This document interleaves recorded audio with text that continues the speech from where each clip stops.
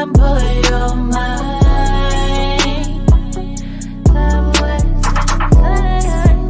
Unscramble your mind.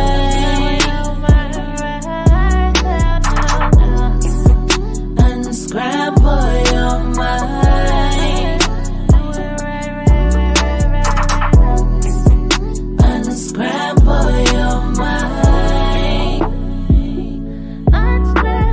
Stop wasting time. Unscramble your mind. Stop wasting time. Unscramble your mind. Stop wasting time. Unscramble your mind. Unscramble mind. Unscramble mind.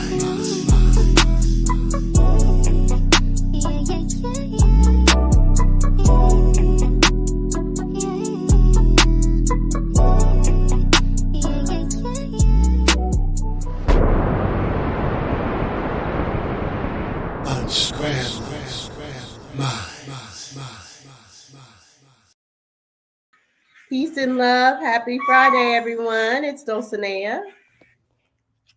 Happy Friday, y'all. It's the Dots. It's Friday, ain't it? I'm so glad that y'all could join us. This Nisha. Peace and love, peace and love. It is Friday. It is Friday. Happy day. I'm Sister Freedom, as y'all already know it. And we're really excited today. We're going to be digging into poly and getting all the ins and outs. I know everyone has questions, so we actually brought Alex Porter from the Portah Family. Peace, Alex. If you could tell everyone a little bit about yourself. How y'all doing? My name is Alex Porter. I'm from the Portah family. Been part of the non-monogamy community for over 9 years as an educator. 10 years? It's been some time. You know, my family's been shared on multiple platforms from Fox News, 8 at the Table, Revolt TV. We just been loving to actually bring light to the community and understanding that this is a possibility to make sure it's choice over default. We don't all have to be monogamous. You can still find a healthy structure, be non-monogamous and honest. I'm excited to be here. Thank y'all for having me. We appreciate you. No doubt. This should be very interesting. We're glad you came. For sure. So you want to introduce, like, you want to start it out, or how you want to do this? Okay, so she stepped away, more than likely. But I guess if you can you just introduce yourself to our audience? That would be great. Again, I'm Daughters of the Sea, but for short, the acronym is DOT. Okay. So if you could give us a little background just about, your story, how you came to be, that kind of thing, until Dulcie gets back. All right, so a little bit of the background that how we started is we didn't start the best way, but we had made light jokes about doing it. Me and Shalon, my first wife, we've been together at this point for 24 years. Now, it was about year 17. For those that don't know the background story, we did start a little bit with infidelity. Yeah, I cheated. It is what it is. Went through those challenges, those ups and downs. I was moving very selfish. And instead of handling the situation accordingly or correctly, I did me. And instead of separating our family or dividing our family, we let out the options of transitioning into a non-monogamous situation, which bringing in who is now my second wife, Chantel. We've been together for 9 years now. And then that's how our union got created from that point. Would I recommend starting it like that? No, not at all. Not at all. It met its different challenges, but instead of going the route of, okay, well, let's just separate and then see where this route, we just decided, let's see if we could get over this hurdle and this challenge that I created and the problem I brought to our family, and then see if we could switch to a non-monogamous structure. And the first 3 years were very challenging, but we still got over those hurdles. And at this point now we're 4 children, 3 parents, and we're grandparents too as well, 9 years later. That's beautiful. And sorry, I had to go run. My son was like right here. I'm glad that you brought that up, because I did have a question on that. And, I know we'll get more into it. But when it comes to when you met your second wife, did you automatically have an attraction to her that was more than just sex, that you knew you wanted to bring her on as a girlfriend, or you wanted both relationships, or did it come on from like just a lustful state, or where would you say that relationship started? At the beginning, me and Shalon, well, at that point, when I met Chantel, which is my second wife, me and Shalon, we just had a lot of trouble in our relationship. And instead of actually appointing it and handling it, I found an escape through Chantel.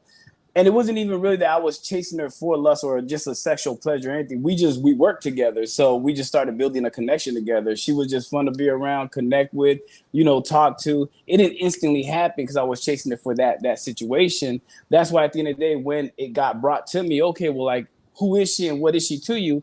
I was very honest and straightforward with Shalon. Like, okay, well, look, I've been stepping out, but I do love this woman. It wasn't there for a lustful situation. It just got built up and created after so much time being together and just enjoying that time together that it evolved into that situation. That's why it was more open to, okay, you love her, then I want to meet her. And that's how it evolved into them coming together. That's good. Yeah. So sorry about the life is lifing right now, but real quickly, I wanna say that because actually we had a guest on last night and I asked him a similar question. And so since you are in an active polygamous relationship and you've been doing it for quite a while now, I'm curious to hear your response, right? So my position is, right, like what I've been seeing in terms of a polygamous or polygynous family structure is that I feel like there's like a lot of picking and choosing, or let me not say picking and choosing, but I feel like there's pieces of it, aspects of it that people will take on and call it polygamy. And then, for example, there'll be a new girlfriend every 8 months, right? Or everyone is cohabitating and they're sharing the same bedroom, for example. Or perhaps so in the ways that I had grown up in terms of my understanding of what a polygamous relationship entails, it also comes with somewhat typical traditional roles, but I know that doesn't necessarily apply now, right? Because everyone works, that's fine. But I just feel like it robs the authenticity of a genuine polygamous relationship when I see a lot of brothers on the internet. And usually when they're on the internet, they'll speak. The women are behind them. They stay silent and mute the whole time. They look beautiful. They just sit there for posing in camera. The man talks for them, right? It just gets kind of weird. So like, I'm curious to hear, what is you? Not with you. I'm not knocking it. Are we going to talk about it or are we going to talk about it? Let's talk about it. Let's talk about it. At the end of the day, go ahead. Go ahead. Talk to me. So what is that about? And what do you think about that, right? And if you can, since you do have a polygamous relationship that is actually thriving, which is a wonderful thing, I would love to hear some of your gems in terms of building that. I know that was a lot. It was. Let's go back to the switching the girlfriends thing, or the so-called they identify as polygynous and then they're switching women every once in a while. It's due to the fact that they're identifying as polygynous because they see themselves as a man with multiple women. Because polygyny is a man with multiple wives. But are these men actually really taking the next step to actually create marriage and union and protection for these women? No, they're not. So they're really genuinely practicing polyamory, which is many loves. And this is where you could be boyfriend, girlfriend, and you could see the change of the switch out of everybody, because at the end of the day, relationships are still relationships. They just don't know that because a lot of people are just identifying with the words that they know. So are they really practicing polygamy? No. And that's fine with them if they want to consider it. It's everybody, because some people stay boyfriend and girlfriend and say this is wifey, right? It's just people, but it's just like at the end of the day, there's no contract to really guarantee that. Now, why do most times the men talk and the women don't? Because sometimes you do find people in these situations to where they don't know what they're doing, but they may be doing it for their spouse. Call it for what it is. So if I'm going to say something, if I'm going to speak, I don't want to say the wrong thing, and because we're being put on public platforms, you know what I mean? And at the end of the day, if I say something wrong, people are going to understand that, well, are they actually genuinely doing this? Are they doing it for themselves? People don't want to answer that question. You ask a woman why she's doing it, and sometimes she may not even know the answer. It's going to be behind him, so he's going to take the lead. He's going to take the charge, and the women are going to stay silent.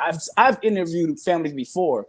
I'm not going to say no names, but as soon as I finished interviewing those families, were the women of what you described, I got DMs from the community like, he's just a pimp, right? And I was like, what? And they're like, he's just a pimp. And at the end of the day, I was like, okay, cool. Because I'm not the one that wants to judge. So I was like, I left it alone. And then later on, when the women will lead them, they will reach out to me and let me know, yo, could you take that interview down? Because, he was just pimping me. It was this and that. So do you see that in the community? Yes. Is that a red flag you should take notice of? Yes, because if a woman really is choosing to be in a polygynous family, she's going to speak and she's going to tell you the why. I mean, it's just simple as that. So, no, I understand why you're coming from that perspective. And yeah, at the end of the day, it's about protecting the women in these situations, because already it's a lot to take from the outside world, right? Because you're going to be shamed and guilt of why you're doing it. The biggest things you hear when a woman is sharing a man is, stop having weak knees, stand up. And at the end of the day, they don't realize some women are choosing this because they see it for themselves in beneficial ways. I got called the pimp too. It was offensive. Yeah, it happens, but at the end of the day, what can you do about it? A lot of people, again, I can't mention, I'm not going to downplay anybody's family, but there's a lot of people that are actually out there doing this for the idea of it and really actually pimping these women.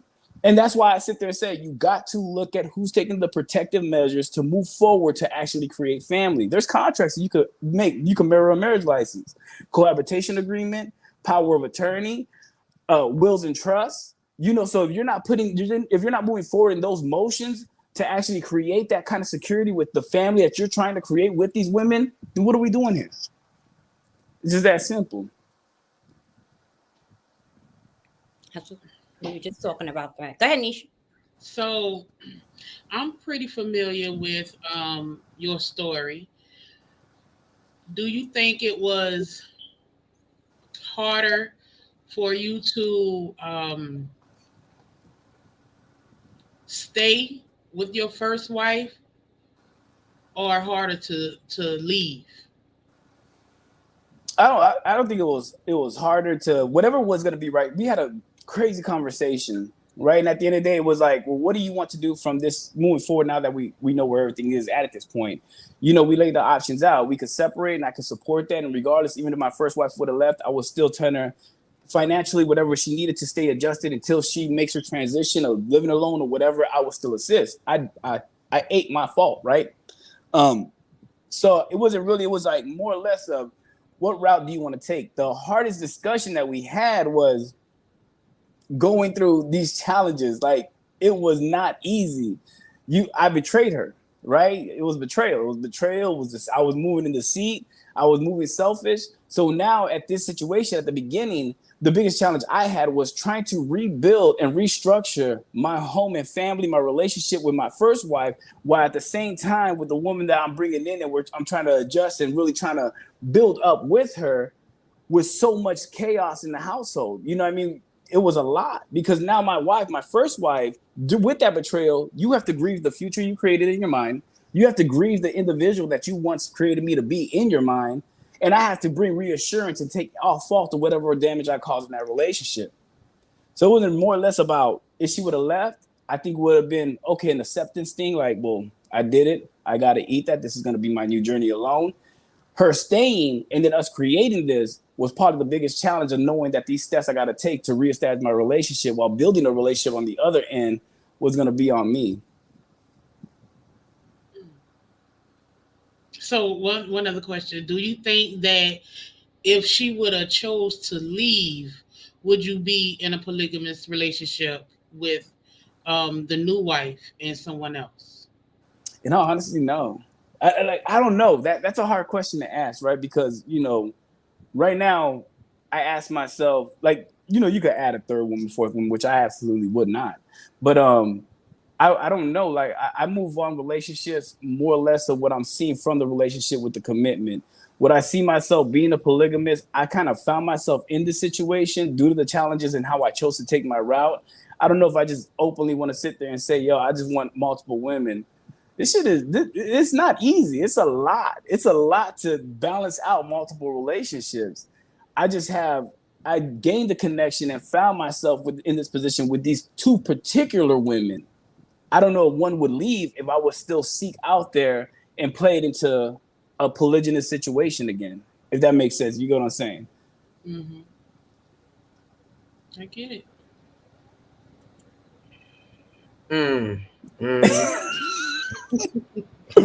I'm ready for it. Now, the manip game that you played to get these women to get along. First of all, I got to ask what their sign is. I love that. Because you really to have, whoa, you had to have some game with you straight up to play this off. Because normally, that wouldn't have happened. You got to be really analytical to play with the mind to make these two get along, live together, and work with you. Damn. I got to say, Taurus, brother, I am just. Well, let's go ahead and talk about this, right? You just tell me what that sign is. One's a Leo and one's a Aries. Okay. I can see that. I don't know why Leo dig us. Now, mind you, with the manipulation thing, no one was manipulated to anything. It's all about choice over default. At the end of the day, like I said, everybody could have left this situation. There was even times that I left this situation. I left my house. I decided I couldn't continue to still deal with the relationship with both of them, and I left my own house. It had they didn't leave. They stayed there. They still held the house down together, and I was not included. Shit. Hold on, but what you trying to get to it? Mm-hmm. Yeah, because you're overlooking the fact that everybody. No, I'm just saying. At the end of the day, if I was manipulating the situation, then in the situation, I would have still made the choice to try to just still always be around. This is overwhelming. When you're dealing with two individuals and trying to create a relationship amongst them, it's hard when you're actually really showing up. So at the end of the day, if I'm able to walk away from it and say, I don't want this, I don't need this, and I'm able to leave this alone, then what am I manipulating? Everybody's making a choice. Like, I chose to come back and say, you know what, we could work this situation out. Now, mind you, also, they were in a relationship together. Oh. So at the end of the day, how can I force someone to sleep with somebody else? So you actually went in on them. Because I'm trying to mentally understand what you're saying. You're saying those two were in a relationship. Yeah, we were all three. At the beginning, we were all three in a relationship. Okay, so now I got this. I just wanted to make sure that I understood what you were saying to make sense out of it. You see what I'm saying? Yeah. So they were in a relationship from the beginning. It seemed like you got into a relationship with them. No. We all decided when we were in a transition, we all decided to go into a throuple, like a triad. All three but that's what I'm trying to say, because so you first with one of the women? Yes, with my first wife. Well, was she in a relationship with the other woman? Until I brought her in. Then we all decided that we were all going to be in a relationship. Okay, so wait a minute, let me make sure I got this right. So you knew that the person that you first got in the relationship was both ways. Yeah. That they were with a woman. Oh, now I see how it works. But they're not doing. They don't now. Mind you, we switched. No. I had to mentally get this in my mind because I'm a Taurus too. Yeah. So I had to, make sense out of it, because I know women. I'm a woman, and it brings competition. Other than that, y'all messing too. That's the easy way, because if you get in a relationship with a woman, and it's just a regular woman, that's it's going to be complications, because they're going to be in it's a competitive situation. So now I understand. Wow, you made that easy for you, didn't you? Well, she wanted to do that, so I took it. No, even when we transitioned, I see how it went. I now I see how it went. You sound okay, Taurus. I'm just so you like it because you yeah. No, now let's move forward, right? So now they transition, right? Because they felt like, okay, well, even though we put ourselves in a romantic situation, they felt like they weren't really connecting. So that's when they switched and said, okay, romantically, we're not going to connect, but still, we'll just still be in a V situation. This is where it makes it like they separated from trying to create a girlfriend situation with themselves. But You they gotta understand. already, Wait, no, wait, hold on. But you gotta understand. So but they already, non-monogamy, when you No, talk about non-monogamy is 8 different things. It is just not strictly polygamy.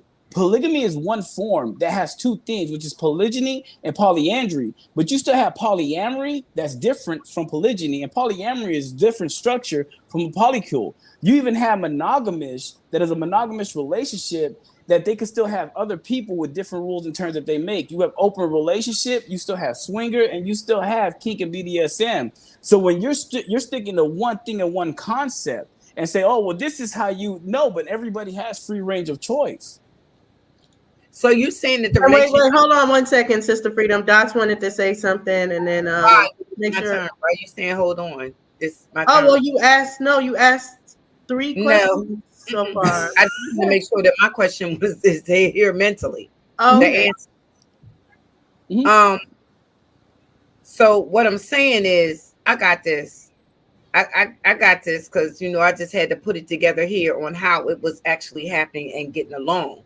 So it's okay for the 2 girls to not want to. You understand what I'm saying? Just say stop, but still want you because you got the tool. So we can give up this because he was the tool. So yeah, I see. Okay, I'm out. Okay, clearly understand. Okay, Dots, I did you want don't. some clarification before I ask the no, question? no. Go ahead. You ask your question first. Go ahead. I'm after you anyway. Go ahead. Okay. So I was thinking it's very interesting, and I did want to go to another part, but then you did bring up this dynamic how they were girlfriends, and then they actually transitioned back into a B.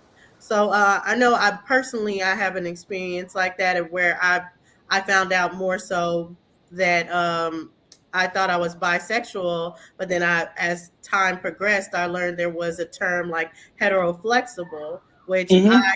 don't feel the same way about women that I feel about men, but I can be sexually attracted to women. So was it more so like once you brought them in, like that they were kind of learning their attraction for women, or were they already like full blown bisexual and they knew about it even in coming into the relationship? Yeah, at the beginning they were more or less bisexual, right? Where they could have a sexual engagement and still be sexually attracted and connected with each other. Now they're more heteroromantic in the sense of when it comes to romance, they could only appreciate the romance from the opposite sex. So they only love the romance from a man, but by their sexuality, they could still have sex with a man or a woman. It was just outside; they couldn't connect. It was too complement. It was too complicated for them. Because a man's approach romantically is going to be different from a woman to woman, and they're both very feminine women. So it was kind of hard for them to connect, and that's why when they had that discussion, they switched over and said, this may flow better and work for us a little bit better moving like this. And then because that's what non-monogamy is about. Non-monogamy is not set on one structure. It's not a destination. At the end of the day, there's people that come in, they are swingers, and then they convert from swingers to being polyamorous to being polygynous. Because at the end of the day, it's about a journey. It's really finding your flow and seeing what works for you and your polycule or your polystructure.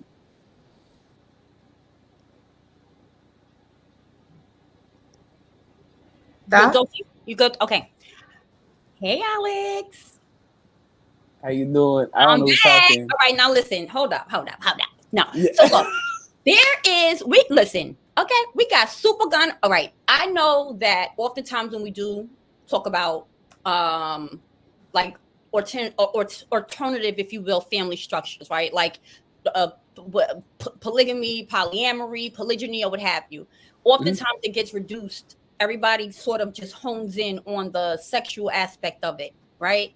And I just want to give credence to the fact that there's so much more layers, right, to the dynamic of any relationship. But oftentimes that's where the mind goes. Let's keep it a buck, right? Like people go straight to the intimacy part. So here's my thing, right? Because I'm looking at these statistics, y'all. Okay. And these STD statistics and rate, they are out of control. You understand? And so Facts. when I'm listening to, the fluidness of sexual partners or the swapping and da-da-da. That's what's up. If that shit kink, if you like it, great, rock out, right? So, but I get nervous. I get real nervous. You know what I'm saying? I do. Because them statistics are scary. Yeah. So, Thanks. how does this type of relationship allows for freer communication? So those maybe think those problems don't happen. Like, how do you safeguard? How do you guys safeguard your relationship, your sexual health?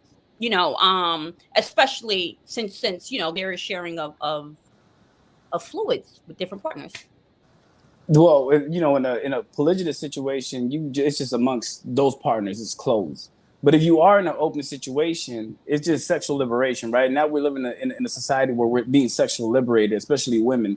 Right now they're being sexually liberated. So when we talk about non-monogamy, the main thing of having a good structure is communication. You have the ability to sit there and say, hey, you know what? I'm getting tested every other month. I'm getting tested every other 2 months. Due to the fact that you are practicing non-monogamy, and your other partners are practicing non-monogamy, so you can have that open discussion. As to where you are in a monogamous situation, that's a harder discussion to have with your spouse that you've been with 15 years and they may be cheating. Can they really come to you? If your husband comes to you and you're 15 years in, and he says, hey, I just got tested, you're going to look at him for what? The whole time you don't even know if he's cheating. So he may be bringing you something back. So the beautiful thing about non-monogamy, you at least have that open, honest communication to sit there and say, hey, I do have this many partners, but I am getting tested this many times. So then I can show you my results. And it won't even be offensive. So you got to look at also that too, what that opens up when you are open, honest, and transparent with somebody who is non-monogamous, practicing it correctly. Because safety is everything. Sexual safety is everything. Okay, thank you. So, as of right now, you and your first wife have 24 years in, and your second wife have 9 years in. So, what's the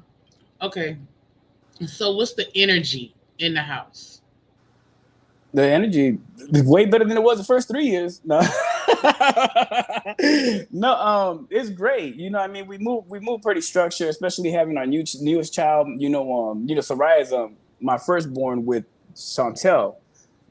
Because I have 3 children with Shalon. Shalon, she's been a phenomenal bonus mom. As Chantel was to our first children. So it's been kind of a flow. It's been kind of a very amazing, easy situation. Now we do structure ourselves a lot more with a calendar because now we got to make sure we do date night, but we got to make sure we're still attentive to our child. We got to make sure who's going to be where and what's going to happen so we can actually have a flow. But the energies are really, really a lot more better. We just have a system.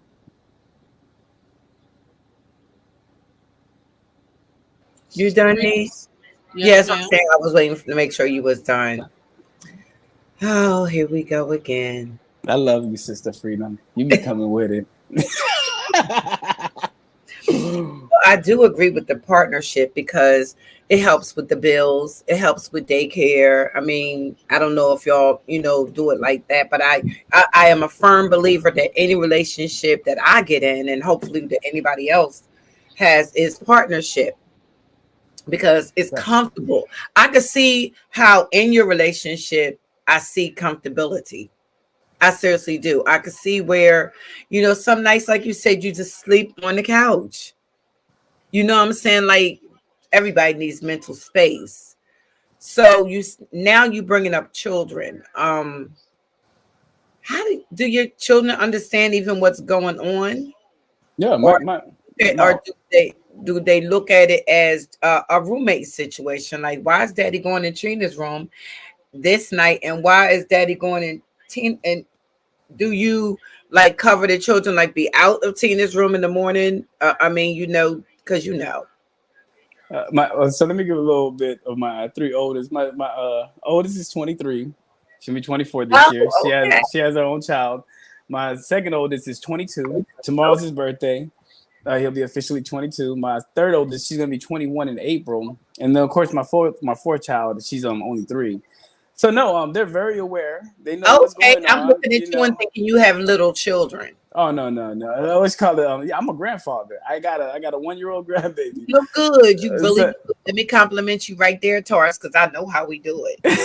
Okay. I But I'm appreciate also that. just going to But say, now that you told me that, so I'm gonna have to. You do have little children though, right? yeah, my 3-year-old, she's just the only Okay. one. She don't understand what's going on yet. She just getting all the love. Yeah, You she's know. just getting all the love, all the appreciation. She knows, she got her Lonnie. That's what she calls my first wife. She got her Wawa. That's what she calls my first wife's mother.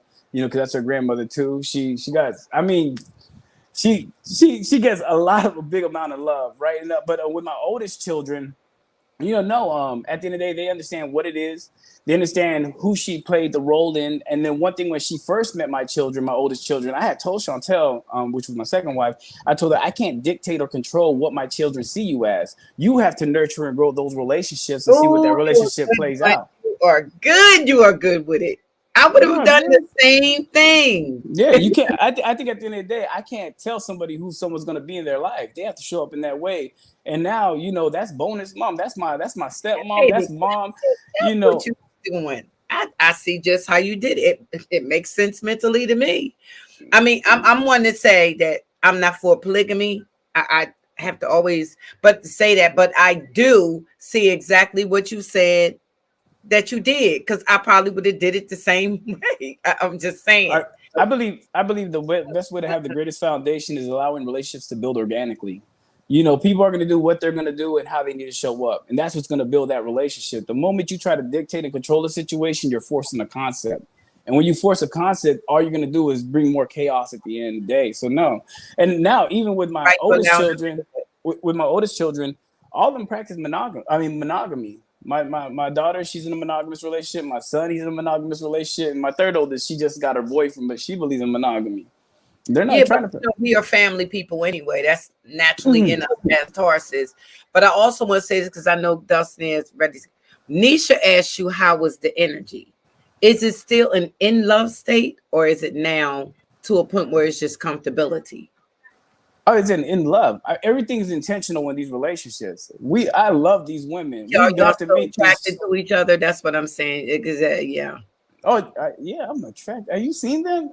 I wish I had. I did. My wives are fine. They're very women. They're very fine. Yeah, women. and one thing. Looks and everything. So that's what I'm saying, because you can start looking at a person that is nice looking at first, but attitude can, you know what I'm saying, can make the nice looking off. Or I'm just sick of her. You know what I'm saying? It just. I definitely get that. But you can control all that, because I'm quite sure, being a Taurus, you control what they got on, how they smell, perfume. That's just how we are, though. We could take a old person off the street, make them look like a princess. I love to support how they want to look, how they want to actually be. I do sit there and say, I'm not gonna hold you. I'll be like, man, you better go out there and look sexy. Because I know how you do. I don't have no insecurities. I need to make sure you look sexy. Most times I walked in restaurants or certain places, I'd be like, man, who's that? And I'd be like, oh shit, I done came with them. That's who I'm with. God damn it. That personality, that clown. Yeah, I want to make sure. I want to make sure they are naturally who they are, how they want to be, and I want to be in a supportive role. I mean, we do have our boundaries, we do have our understandings, so I want to make sure I don't, stop them, because a lot of times in relationships, people do try to dictate because of their insecurities. Oh, I don't want you wearing that. I don't want you looking that. Look, you're gonna see me kissing. You're gonna be seeing me in public. PD, I'm kissing. I'm licking. You stare. I'm gonna do it even more. I know that's right. I'm the same way. I want my man to look good, smell good, look good, all of that. I don't care who's drooling, long as he comes to me. I'm the same way. Yeah. So don't dare to ask my question. I can think I'm almost like, man, do we need 3-minute timer? No, but I'm messing with me and him are Tauruses, and that's why we do that. You ain't say that when Doc was talking. You didn't say because you're over talking to him. Me and him is we Tauruses, like we do this. Go on, Dustin. You got the question. But don't throw dots in it, bro. It's always doing it. But anyway, so my question is, so sweet. So, going Eddie. back, when it in the beginning, and I know you said the first 3 years was very rough. Did your second wife actually know about your first wife? And then how did your first wife feel knowing that? Like, was there a betrayal that your second wife had to work through to even gain that relationship between them? Oh, definitely. Yeah. Okay. So my second wife did know during the whole transition what things were going on, even the chaos that was going at the home. Um, so when she came in, of course, she said in an interview, she had spoke about it in the interview when they had asked that question, and I loved how she stated because it's facts. At the end of the day, she was like, coming into the situation, my loyalty was to him. I knew him first. I was with him, so it was kind of hard. Me, Shalon, which is my first wife, and trying to work that relationship, but it was hard because I didn't want to, mess up what we got because my loyalty was to him first, knowing him. So that was a very big hiccup. Like, at the end of the day, when it was brought to us, and it was so funny when it was said at that interview, we tackled that, like, we had to tackle that situation. Like, damn, I didn't see it from that perspective after that interview. And we kind of talked about it because that right there does make you look at a person like, damn, okay, well, during that situation, how can I start to rebuild this trust with you? And then where are things out at this point? To kind of regain and rebuild this situation because my wife felt, another situation of, damn, you know what? That kind of, I got to side eye you in a sense.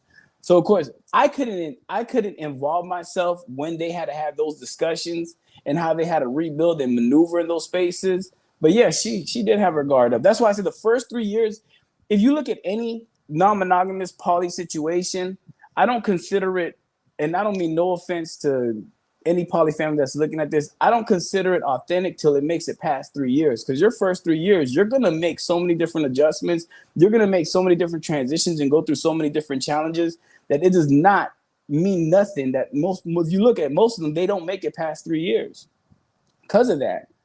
First wife is going through first spouse syndrome. So the spouse coming in, she's going to go through a situation of where she feels like, am I going to be validated? Am I going to be inadequate? Am I not going to be noticed? Is the couple going to actually leave me? So yeah, they had to really go through that whole situation on their own though. But yeah, there was a lot of betrayal at the beginning due to the fact to her loyalty to me.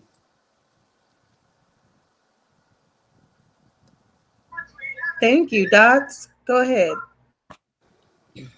I don't know if I have another question because I'm just on it like, listen, you the GOAT. I think any brother that can handle more than one woman, so major salutes on some real stuff. Like, you got to really have some strong alpha masculine energy, because when I think of just like myself and my personality, I'm a hotmess.com.org.net like every other day. Okay.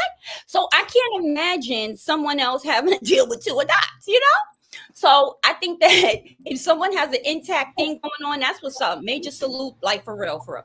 How though do you guys deal when things of like insecurity, jealousy, whatever comes up? Because those are all that's normal, right? Like, Thanks. So how do you guys walk through that? How do you guys deal with that? So whenever it's jealousy, right? Jealousy still is a stem from insecurity. So the best way to actually go through, we try to navigate the root. Try to find a support system behind it, because you don't want to neglect it, right? If there's insecurity, there's jealousy is going to happen, and you never know what's going to make you jealous. There's another person in the household that you brought into your relationship. I mean, there could be times that you feel like you pour more ice and instantly you're triggered. So it's basically, we do have safe spaces. At the end of the day, let's hear you out. Let's see why you feel this way. Let's navigate those emotions together and see what we can do to bring reassurance. Because that's what it's going to take. How can I reassure you it's not what you think it is? But let me not invalidate you at the same time. And let me not be dismissive to sit there and say, oh, you tripping. Oh, you bugging. It's not even that major. It's not that big. No, I can see why you feel that way. I understand your perspective. I want to navigate with you and see why you feel that way and what I can do a little bit better. You have to create safe spaces so people can feel validated and not feel like they're being misunderstood or just neglected in that relationship. So you have to really create that. And I would suggest that for a lot of people, even in monogamous relationships. Make sure you're validating and making sure that your partner does not feel dismissed. That sounds real good, Alex. You've been doing this for a minute, Alex. I don't like hear what. Nah. But to some, yeah, you're right. Yeah, but look, I'm gonna tell y'all this much, right? I study a lot. So I follow a lot of studies of Carl Jung, I do a lot of psychoanalysis, psychotherapy. So it's really understanding and navigating through these spaces. So I'm understanding relationships too. I'm a relationship coach.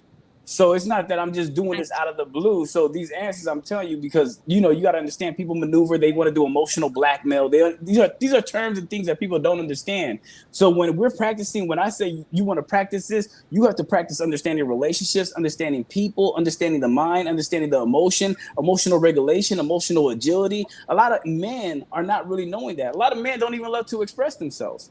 So if they can't express themselves, how can they navigate? And then when you neglect emotions, your own emotions, how can I expect you to validate mine? Right. So my answers are coming from a study perspective of understanding a lot of things, not just off the whim, to kind of give background. Yeah. No, I hear you. I Appreciate you. hear you. Go ahead, Niche.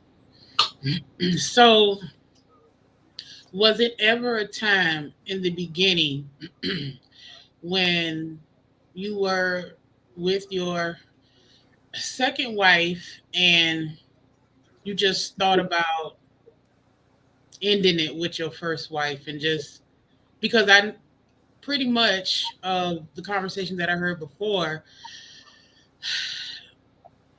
that that would have been what the second wife would have wanted just for you and her.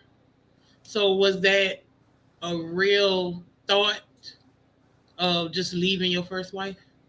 No, no, not leaving my first wife, not leaving either of them. I got asked that question by my first wife, right? She was like, either me or her, what are you gonna do? I told her straight up, I'm not picking either of them. I love you both. Whatever I got to do to show up. This was at the very very beginning. Now whatever I got to do for either relationship, I'm gonna actually do. But if you guys don't want to be with me, either or, I gotta accept that fact.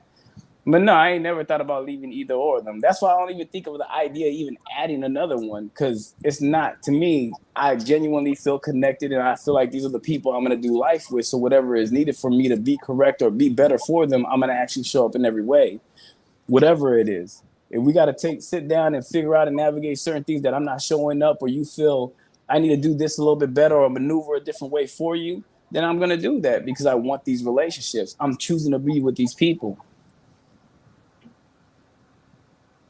Mm. Okay. Well, if I must say so myself, I have always been one to say that I am not, wait a minute, I'm not capable of being in a polygamous relationship with another woman. Mm. But I can see, maybe I could see if I was the controller and I had two men, I can see, yeah. I Only support because that. I'm listening to you and I see so much of my train of, you know what I'm saying, and how I would have handled everything. I could see that. Now, I've never done anything like that, but I could see it. You understand what I'm saying? I have to actually applaud you. No, I'm serious when I say I have to applaud you because you're dealing with two personalities. And Mhm. seriously, Aries are very jealous normally. Normally. And Leos are protective. And they're the type of people that they protecting the whole bit. Yeah. You understand? So you can appreciate both sides, but controlling the two in their mental states of mind is what I applaud.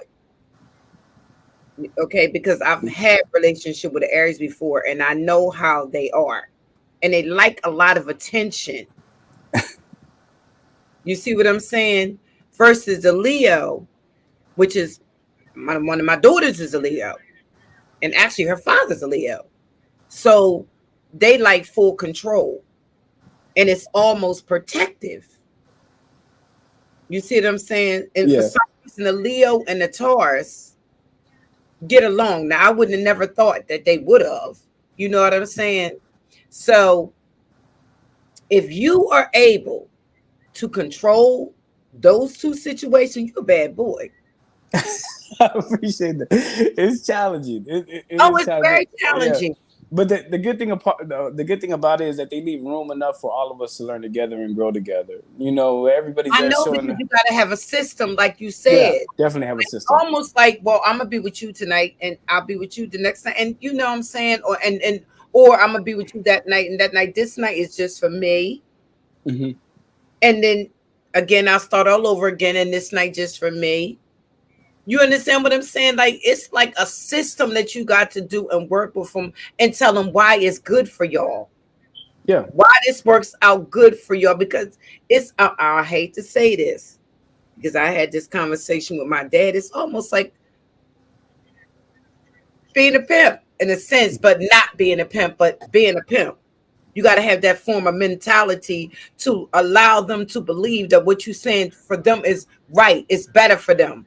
Because if you did X, Y, Z, it's not going to be no different. So you might as well just be comfortable here. You might as well just do it here in a sense. I'm just saying. I'm just keeping it 100. I get what you say. I get what you're saying, but You know what I'm saying? It's a mind game. not too much. Not too much. So when we But walk it in, is, in a sense, it is to control somebody that much that they would be okay with it. But I mean, you telling me Land to your do, plane so he can answer it, Sister that Freedom. I'm okay with me and him is cool. We don't need that. Well, no, he was about to answer. He was about to answer So- about the No, I'm mind gonna game. let him do it though. We Let got him this. answer. But So- I'm gonna say that let us do this.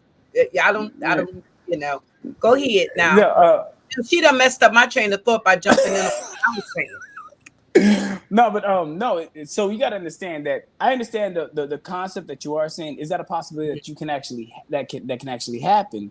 Yeah, people can. There's this thing called OPP, right? One penis policy, and you could play that mind game, manipulate an individual, and sit there and say, okay, well, you know what? Out there, I mean, you do that in monogamy, right? You think you're gonna find someone better than me? You could play that emotional blackmail system with somebody out there that's not really that's going to be naive enough. But no, with us, we understand it's choice. It's choice of how you actually want to maneuver. Choice, So, but go ahead. it's choice. Yeah, everybody has a choice. No one's here with a pistol to their head. And it's free range of whatever you want to do that you feel like you don't align with. Everybody has choice in life. I think a lot of people feel that they'll get guilt, shamed, or manipulated into a situation because they don't have the understanding for self. That's why I said at the beginning that you have to know yourself to know what you want to be a part of. When it's a healthy polygamous situation, if you ask the women why you're doing it, they have to have the ability to answer it of why they're doing it for themselves, not because of him. Now, when they're speaking because of him, that's a manipulative situation. That's a situation that they're not doing it for themselves. But there's women that sit there and say, oh, I see this because these benefits are for me, or I see this because of this is for me. And that's not manipulation, that's self-choice. And that's okay. And there's women out there, just as you said, that can have two men. And at the end of the day, what are men? Now, just like you, that sit there and says, well, no, that's this. Men that share a woman with another man, they'll be like, oh, you're weak. You're this. But those men may be wanting to share that woman through the fact of their own self-choice. They don't have to be weak men. They don't have to be a beta man. They could be men that are making the choice to sit there and say, hey, you know what? I'm okay with this woman having another man. That's their own choice. And that woman doesn't have to be manipulating them. That woman, you see, Kenya from Progressive Academy, I know both her husbands. They're happy, they're thriving, they're making money, they maneuver, they even have their own girlfriends. Passion Jones has her two husbands. They just recently had a kid. So these men or women are making their own choice of what they want to be a part of. I know couples that are staying together that don't even have sexual relationships, but they have outside partnerships with other individuals, and they still stay in the same household. This is choice. This is choice. It could be a marriage of convenience. I get that. But we tend to neglect the fact that no one has to be manipulated into no situation when someone can sit there and say, I'm grown and I see this beneficial for me, or I see this aligned for me, and I'm making my own choice. Mm-hmm. Most people choose monogamy by default. They don't even make their own choice to say, I want to be monogamous. They feel they're going to be guilt or shame, and then they have to choose at the end of the day monogamy. And that's where you get your cheaters. That's where you get your people that feel inadequate in a relationship due to the fact that they felt that they had to choose this to appease everybody else, society. But So some it, people are so good that they make people believe that it was their choice. yeah, that even in monogamy, even in monogamy, I mean, you can make that's them believe that it was actually their choice. And sometimes people, a woman that is interested in another woman. I mean, it was easy, really, for your situation. To me, it was sort of easy, but I'm just saying. But you can make them believe that it's actually. Look, you. I have to say, I applaud you. That's all I'm going to yeah. say. But Because to me, I feel like this conversation would be going different if you would actually met the women, and especially in I person, saw that. because they have strong personalities, I believe especially Chantel. And you would sit there and that's say, the one that's which one? Shalon, Shalon is the first. The Shalon is my first wife. Chantel is the second one because there's a lot of Which one got the strong personality, the Leo or the uh, Aries? the Aries. Mm-hmm. She has a very strong, and you understand, it's choice. It's choice. There's no weak-minded individual around me, No. and it's just not to convince them to make it that this needs to be their choice to be a part of this. No, we have our reasons of why we do this. Like I said, I could, if I wanted to play the manipulation game or whatever. I even clearly said I don't know if I would do polygamy after this. I may just stay with a monogamous situation or whatever it is, whatever it's going to be, because I don't see myself doing this and being with multiple women again. It just is what it is. We make choices in life, but I think people just don't understand what that looks like because people fear making choices for themselves. It's going good. I'm applauding you. Yeah, and as someone that's in poly, for my question, I would say I agree with you definitely because as someone that's in poly, it's not something that you can just manipulate the other people to choose or anything like that. Yeah, it's something that they definitely have to choose or it's not going to work at all. So there's no form of manipulation that can get a woman to be like, oh, I'm going to deal with another woman. They just got to choose it or not. But with poly and that you go and you counsel other people that are trying to do this, have you seen like it's easier to get a second person when it is something that's not like open? Like are people struggling, are guys struggling to be like, hey, my wife knows about this and I'm trying to get you into the relationship more than just cheating on their first wife? I see a lot more men, or I don't want to throw men under the bus, but I see a lot more people choosing to just cheat because it's more easier. It's more accepting. At the end of the day, they don't have to open up more risks. When we speak about from the man's perspective, they feel like bringing that conversation to their wife is going to be challenging because the wife may want to open it up on her end too as well, and they don't want to meet that challenge for themselves. They want to keep, their wife and whatever woman they have on the side. So they choose that the infidelity route due to the fact that they'll have more control of the situation. But no, but some now right now when people are switching to polyamory, you do see people sitting there and saying, okay, well, I'm open to the idea of whatever this plays out and how it plays out. I just rather be transparent with it with my spouse and seeing how we could create our own polycule and how we can actually bring people. So it is a little different now these days, especially with polyamory on the rise over polygamy. So I mean I like it. I mean, I support it. There's certain things that I just support. I don't practice myself, but I see why they do it though. Docs?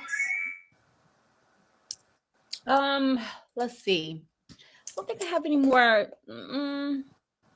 Okay, this will be my last question, I think. So, would you say that a polygynous relationship, it could be a solution, let's say, to help fix maybe, but bring the families back together? Do you think that that's a solution? No, I'm gonna be honest. I love that you asked that question. I am not gonna hold you. That was that question was fire. No, I don't. I don't believe polygyny is the answer to help the problem of to bring Black families in the community together and hold them together. No, I believe the mindset of understanding what it takes to show up in the relationship and how you have to understand relationships, understand how you have to study and show up for these individuals or be patient, show grace in the relationship, know how to maintain those relationships. The mindset of a polygamist can be beneficial to keep families together. But we have to talk about capacity. Some men are not capable or have the capacity for multiple women, and that's fine. But if they have the understanding of what it takes to make sure you are emotionally regulating, you are validating, you are showing up and helping elevate this relationship, if it's with one woman or two women, it doesn't matter. I think that's more or less of what will help keep families together. The idea of just saying, hey, you know what, just because he could have 2 women, it's going to help the community, it's going to keep families together. No, you could bring 3 people together, they could fuck up everything if they don't have the right mindset. So that's why I say no. The idea of it sounds good. The studies of what it is to show up in multiple relationships, to have the capability to show up for one is good. But if you don't have the capacity for 2, it could still destroy the Black community, keeping families together. But you do hear that a lot. I love that you asked that question. Yeah. I don't asked it, I don't believe that. I know that. I've made a video about that, and I got so much backlash. But to me, it's like, so I know 3 people. I know people that got together. It was 3 of them. None of them had financial literacy. They all fucked up the bag. So just because you have 3 people that bring in 3 incomes, if you don't have no knowledge behind what you're doing, you will still fuck up. So even a man that sits there and says, oh, well, I'm polygynous, and then he gets 2 women, he could still fuck up. It's more or less of the study of how you show up for these relationships that's going to make you successful to keep a family together. And that's with 1 woman or 2. All right. Preach. Yes, brother. Preach. Go ahead, Niche. You got it, baby. So even though you got into this the wrong way, what would you tell men that's trying to do this but don't know how to be upfront, open, and honest with their current situation? Be prepared to, if you want to be open, honest, and transparent with the person that you actually want to take this journey on, understand you may not take it on with them. And this is with anyone. This is man or woman, because some women do want to open up their relationship too as well. But if whatever you do, when you bring that conversation to your significant other, just understand they may not choose that, and you cannot force that upon them. Everybody has their own choice. And if some spouses want to choose monogamy, allow them, shift that situation with them. You don't have to bring hate, evilness into that situation. Respect it. Understand if this is who you naturally are, this is you living in your truth, it may not be with that particular person. Be honest.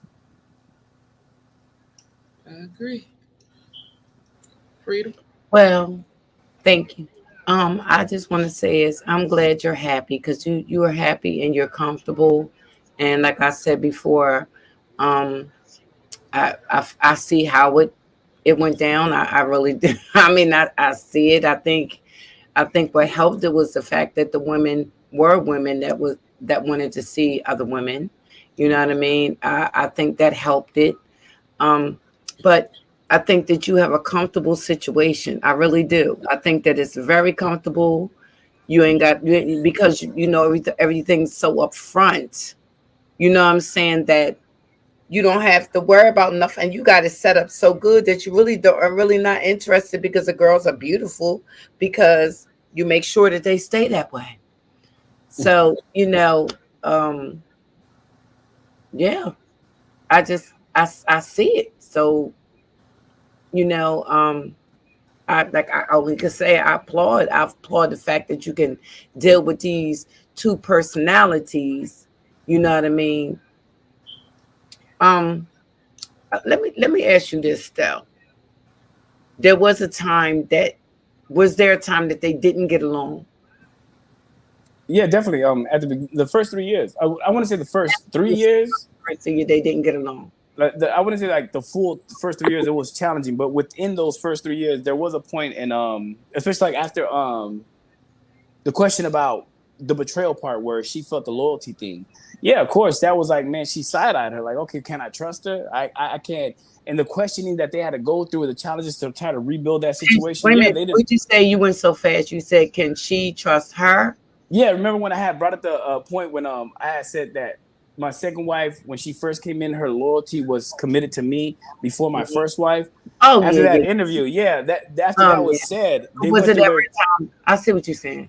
Yeah, during that time, they had to address that. Okay, where do things stand at now? When it was they just had to get comfortable with each other. But was it they have an argument of who you were sleeping with that night, or because you already established that, so they didn't even argue about that? Yeah, no, they didn't. None of that was really. Oh, okay. So they didn't even. You had it made pretty much. You worked that. Yeah, you did that. You did that. You did that. Mm-mm. You did that. I'm just at the hey. You put it in the blender, you blended it right on up, and it became a good mistake. I'm dead.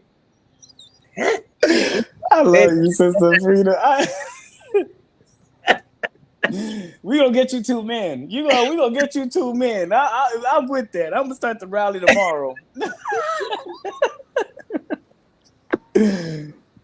Right. Because listen, have you ever seen Queen all the Queens throne all the Queens men? Yeah, my mother-in-law, she loves that show. Oh, My I love mother-in-law and it. my second wife, they love that show. I love that show. I can really see, yeah. I wonder what her sign is. But okay, Dulcie. My All mother-in-law is a right. Leo. She's a Leo. Well, Plus, you know what, Alex, you got you're a Taurus, so you got a strong personality too. You giggling and laughing, and we laugh about stuff, but we really don't. But we it only takes a look. So I we don't respect that. have where our attention span is about did. Yeah. All right, I'm gonna let Dulcie go. Go ahead, Dulcie.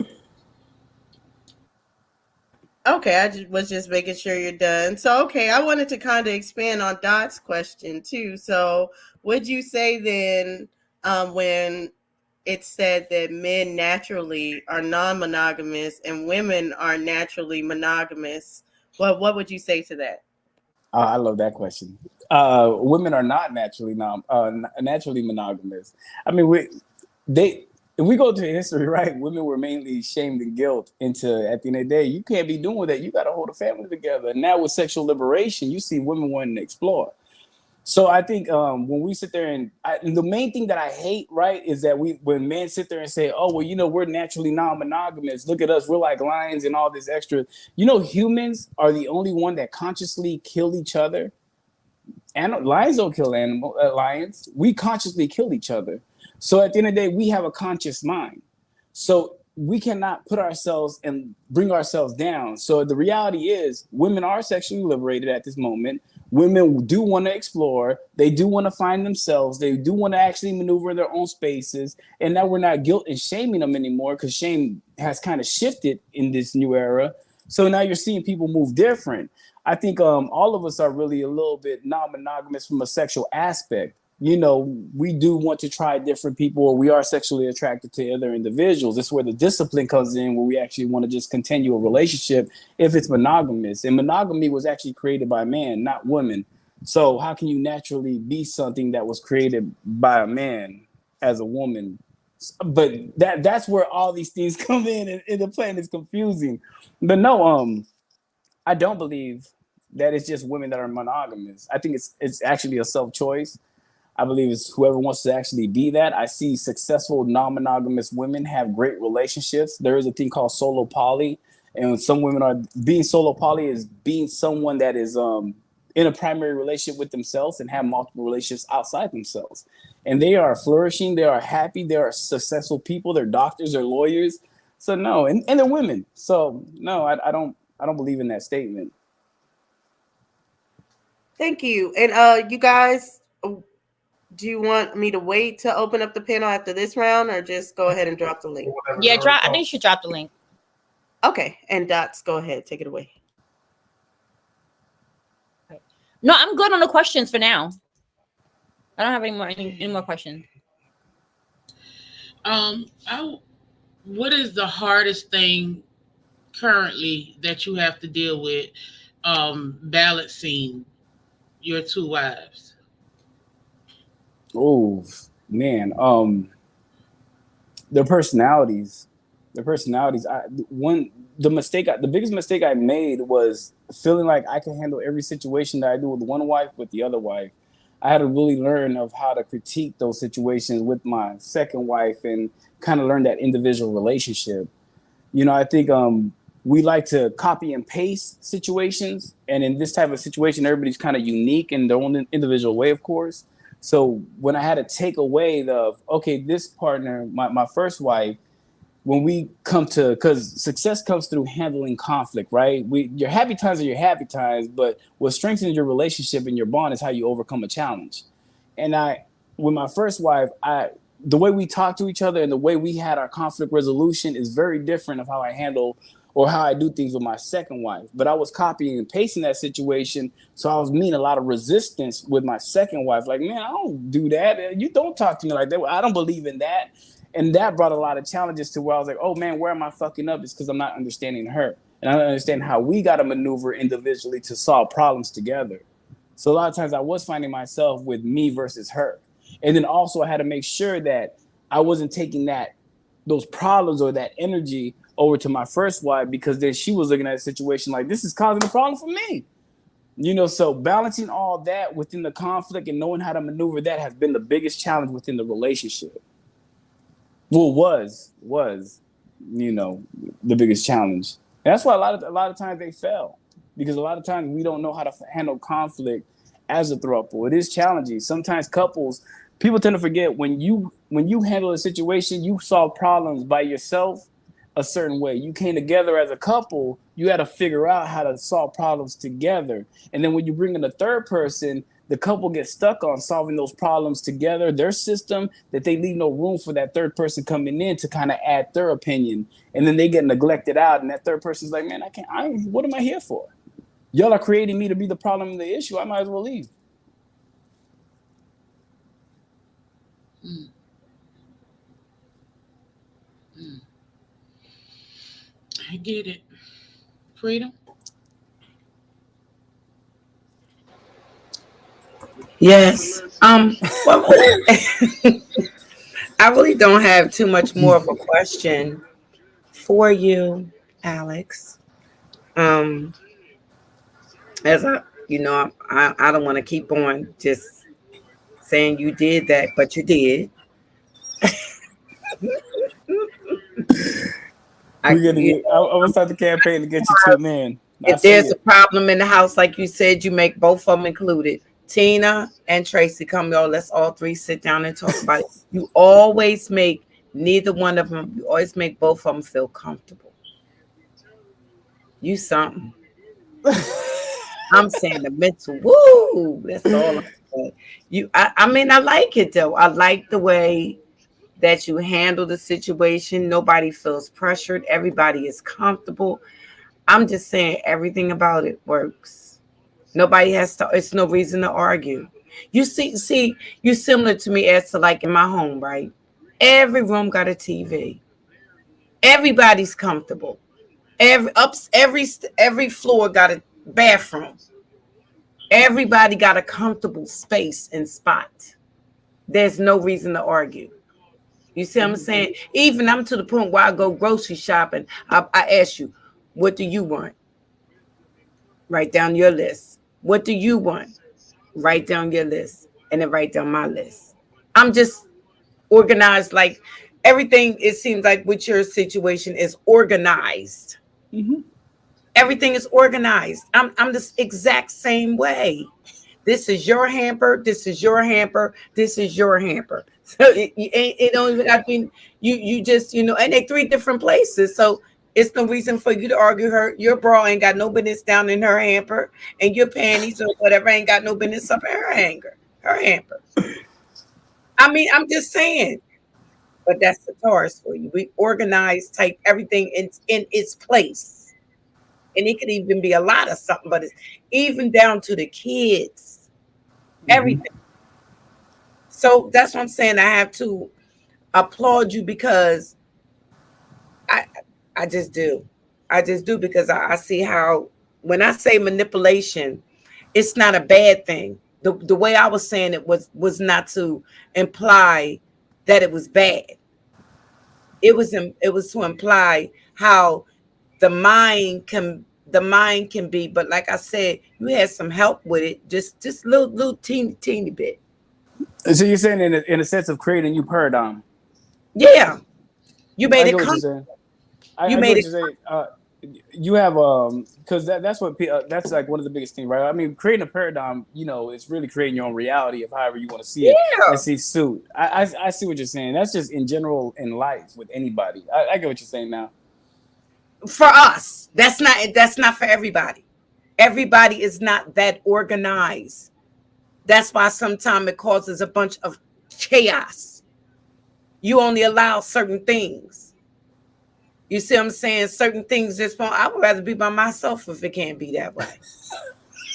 I agree with you on that one. I got signs everywhere. Don't do this. Don't do that. Even in my bathroom, I tell you everything to do. X, Y, and Z. So we won't have no argument. So I can see just, what I'm saying? That's what I'm sitting here saying. Ain't me saying nothing. And I'm just saying, there's no need me because I understand mentally where, I guess Taurus recognize Taurus. So, sis, do you feel like women that gets in a relationship like this has to be manipulated in some sort for it to work? In order for it to work, don't take the manipulation word to that's why I'm just saying to him, it is not a negative. It's almost switching your mind to comfortability. It could work. It really could work. And plus it depends on what kind of person you are too. So I guess in comfortability, it's on a type of person that you are. If you are a person that talk too much, if you are a person that think you can come into a relationship, now you gotta let just him take care of it. Because if you are the type of person that's trying to run it, it ain't gonna work. You could think it's gonna work, you can want it to work, but it just this ain't really for everybody. Even if you want it, sometimes it's only a sexual thing, but for an everyday thing, it ain't gonna work. You got to have a comfortable, organized mind. And you got to be able to allow that person's mental to be open enough. You got to be open enough to see how this works for everybody. It's just some people just want it for sex. Facts. Some people want it for everyday life. It's like a family, like what he has made it to be. Everybody's comfortable because it's organized. You just think you just getting into it and you think you're going to have me doing this thing. And it ain't coming from him. It's coming from you. Ain't no woman listening to no another woman telling her what to do. It don't work like that. I'm not talking about you, Niche. I'm saying that would be unorganized. And you have to have you need the organized person to make it organized mentally for those two.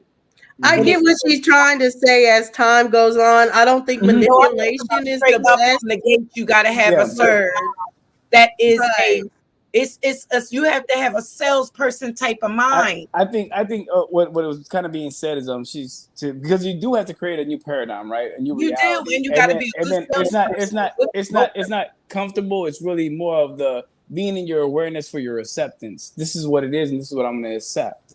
That could put you in a comfortable of this is just my reality of how I'm maneuvering now. So I get what you're trying to. Yeah, it just the word manipulation instantly triggers. It might that word manipulation might be. That's why I said I don't want it to be to say it in a negative manner. It's like switching the mind in a sense. Yeah, that's why. Not like manipulating the mental. Yeah, exactly. I probably shouldn't use the word manipulation. Yeah, I'll take the word manipulation back. But when you started explaining it, when Nisha just asked you, when you started to explain it, I definitely understood more what you meant. And I was taken aback of the manipulation and the fact that you were acting like only Tauruses can do this. I'm gonna tell you another thing. Well, I'm telling you, not everybody or I'm gonna tell you something. A Scorpio can do it too. A Cancer can't do it. I'm sorry. I'm just going to straight up. You can't do it. A Scorpio can do it. Because the reason why I know a Scorpio do because who raised me? A Scorpio. And that is our opposite. Now, I'm not going to say a Scorpio woman can do it, but if you're a strong Scorpio man, because of the analytical, very analytical, very analytical, reading your brain, know what to do, just planning the whole time. But see, that's us in general. That's a Taurus are just like that. We plan as we go along. And if you're not the type of person that can plan with us, we don't got no need for you. We don't even want to. We picking Not out. all Tauruses are organized and all that kind of thing. Well, I don't know. not all Tauruses are like that. Now, come on. I don't know no Taurus that ain't. I mean, you might know some, but I don't know none. You do know one. Yeah, come on. Not all Tauruses No. I know a Taurus that couldn't do it, but I mean, like, Not we legit. still- Well, those are those type of Tauruses are just, I don't know. They're Because see, Tauruses. we only know certain Tauruses for a little while. Just for a little while.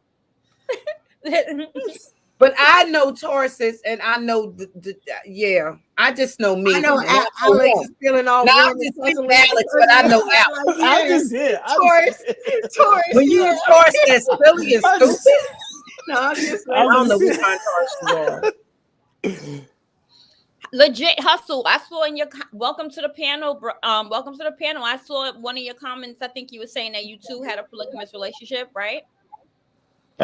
Yeah, I guess by definition, I don't. I Oh guess, no, I yeah. did that from alone because so I'm just sorry. I'm playing legit. So Legit. see, I told y'all she was gonna try to get. I know. He said, I'm afraid to go I'm up. playing Don't with jump you, him. I said, we protect Legit, I'm playing with you. Know that. Yeah. I'm just. I know. I'm. love that I'm country messing with you. accent. I try my hardest to do it every time I hear it. I love it. Oh yeah. I'm a Georgia boy. You know what I mean? Oh, I'm girl, no. You said Georgia boy. yeah. So, you said you in a polygamous relationship? I guess you would say that. Yeah, I have been. Currently, right now, it's just me and my wife, but I have been involved with 2 other women besides her at the same time. Oh, not in the same house, though. No. Oh, you cheating? That's all that is. Nah, that ain't cheating. That was if it was up to me, that's how it would be. But they weren't feeling that. Alex. Would you say it's easier? Is it easier to cheat than to try to be in a polygamous or poly Absolutely. relationship? Absolutely. Oh heck yeah! Absolutely. So when you got to remember, difference between being in a polygamous relationship, you have to show up for these relationships. Cheating, I get an escape. I get to escape whatever reality I want to. If my wife's tripping, I got to go to my escape that my side chick actually plays a role in. And it also makes it easier for her because less responsibility, right? She doesn't take the responsibility of the relationship. She takes responsibility of the escape. So I'm taking her out to eat. She's giving me sexual pleasures. I'm buying her gifts. She doesn't have to take on none of my problems. So yeah, cheating is way more easier. And also Not that I'm promoting it. Don't do that. And also too, the brother, he seems like a very upstanding brother. You know what I mean? A man with character and integrity. So if you're a certain type of man, there's more that comes with being involved with a woman than quote unquote sexual benefits, because there's usually children involved. And as a man, I have 6 children myself, so I wouldn't appreciate a dude inserting himself randomly in and out my children's life. So I'm not going to do that with anyone else's children. So now you don't get that escape. You have to deal with the situation as a real relationship and a family, because that's what my thing is. I'm not into it for relationships. I don't seek out women. I don't approach women. It has to be an organic thing. If we meet and it seems like an attraction there, my very first thing is, hey, this is my situation. If that's not for you, then we can't go no further than this right here. That's just what it is. So it ain't never none of that. Legit, can I ask you what your sign is, please? With your wife's permission, right? Legit. Are Well, you saying That's is crazy. No, not like, or are you saying like the situation would be something understand? So your wife would have no knowledge that there's a alternative situation going on. No. I'm not saying that. I'm saying like the other person, my very first thing to them is, hey, this is my situation. I have a wife. and she will know what's going on. Right, because Because your wife know what's going on. yeah, she's gonna know before me and that other woman take any steps forward. I'm gonna tell her. Got you. Okay. And she chooses this. What you're saying is your wife chooses to deal with it or not. That's You tell you. First of all, can you answer the question? What's your sign? I'm a Virgo. Oh, Yeah, you already know. No, I'm just doing kidding. That's right, legit. That's right, legit. You Big ain't up doing Virgo nothing in but the cheating. house. Period. No, I ain't cheating. Virgo in the house. I've never been with. And the only reason why your wife is saying with you, because she probably saying, "Well, let me weigh the odds. Let me see." So, okay, this nigga play all the bills. He ain't doing nothing but go and get an F from her. So, hell, go on and do it. Nah, There ain't no polygamy going on at all. nah, like None. seriously. I treat every situation as a family situation, because the only reason I was married I'm still legally married on paper, but we were together for 13 years. I got 5 children with her, and I was more than happy. I didn't want no other women. I know This that's right. this was a situation that when me and her separated, just to be honest, without going too much, it's like I got that call and I answered. If you see a need for something in a community, I'm not gonna go march about it and talk about it. I did things. So I stepped in the role in people's lives and children's lives, but that required me to know their parents too. You see what I'm saying? Yeah. So it wasn't like I didn't go out seeking to have multiple women. I was just trying to fulfill my duty, I feel like, in my community. And that required Wait a me to minute, be I got that right. Say it again, because I didn't hear you. I You I said just feel that like you felt as though that you was. Say it in the again. community. I didn't hear you. I feel like I was fulfilling a duty in the community. And Messing with other women? no, not that. I'll give you an example. Like I shared this story, I think, on OTK panel a couple nights ago, but one of the other wives has multiple children. And so when I first start staying over there with them from time to time, the first chance I had to meet, he came to pick me. And so I went out there and I talked to him. I let him know. I said, "Hey, listen, man, I know these are your sons and I'm not trying to be their dad, but if I'm a man and I'm going to be here, then I'm going to be this type of man. So if you ever need me to enforce anything you tell these little niggas to do, you holler at me. And if they get out of line, I'm going to be the first one to call and tell you, hey, man, you know how you tell them they got to do their homework before they get on that game? Man, they ain't been listening to their mama, bro. And she been telling them, I'm that kind of dude. So we shook up. We was cool. He let me hit the blunt. Now, the daughter has never met her father. She's never known, but she sees her 2 brothers leave with their dad every week. So after a while, she asked me if she could call me dad.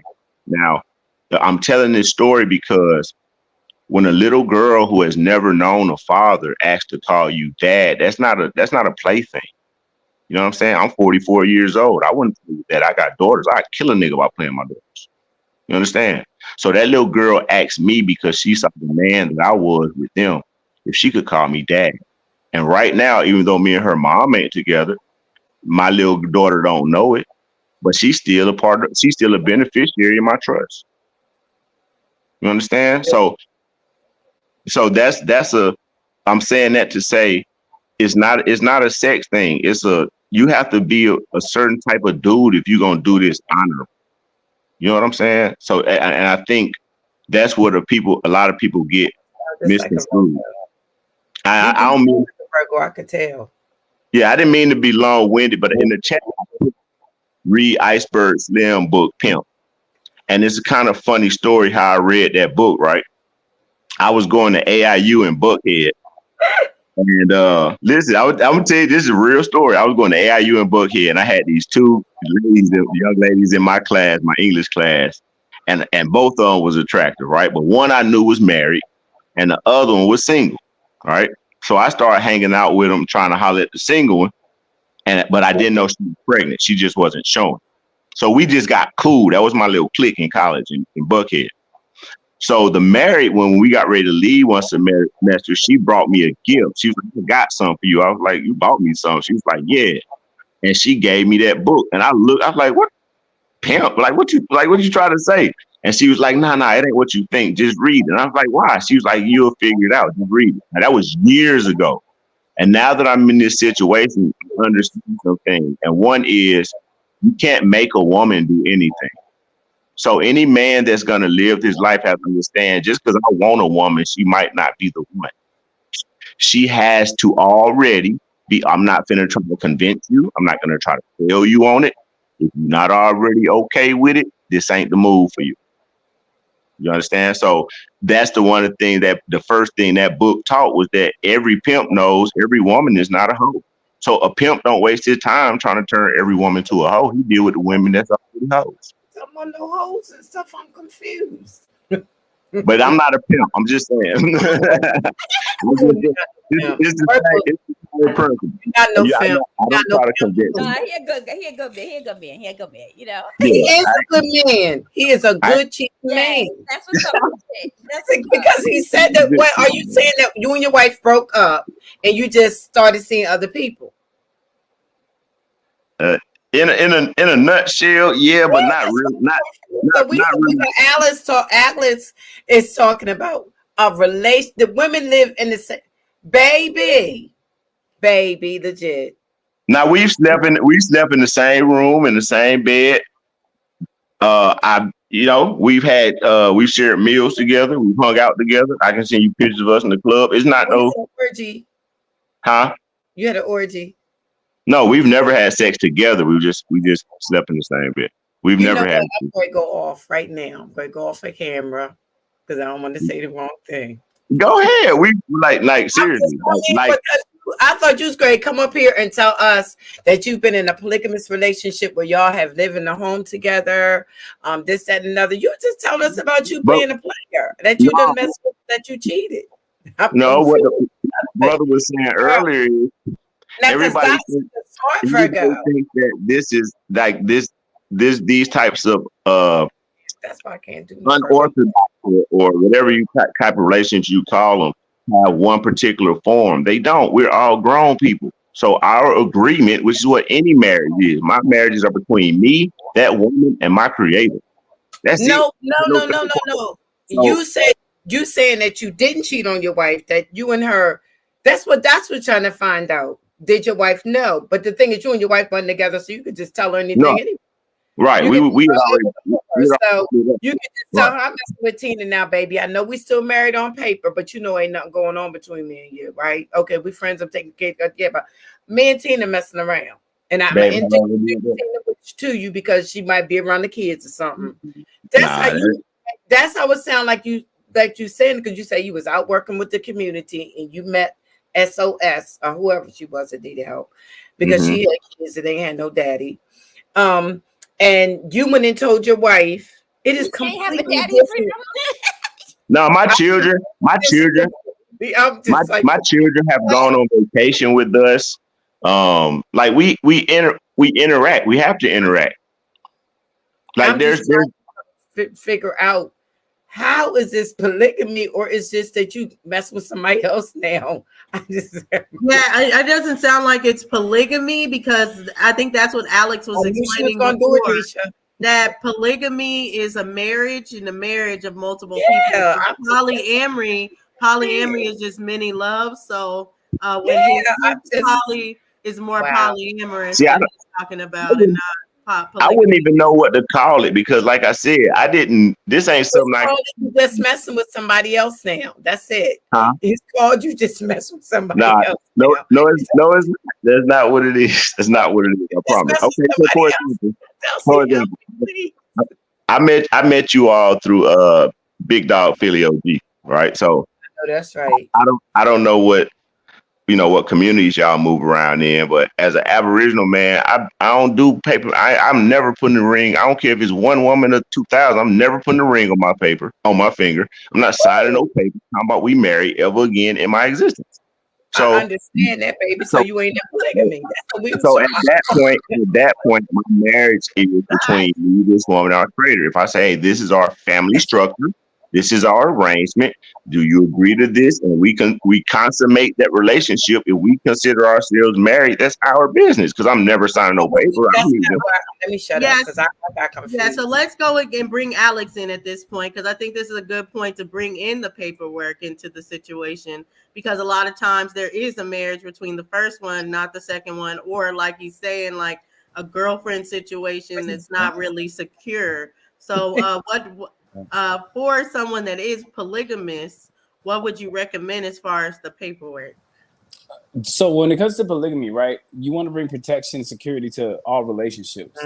So with like my second wife, you do a cohabitation agreement, right? Because this is what mirrors a marriage license. Cohabitation agreement is going to take like how we're going to divide if a separation does happen. You know, kind of look at it as a prenup. Like, well, you're going to get this. This is going to be this for me. However it's going to be. That's a cohabitation agreement that we are living together. We are creating a relationship together. But this is property of mine, and this is how it will be divided.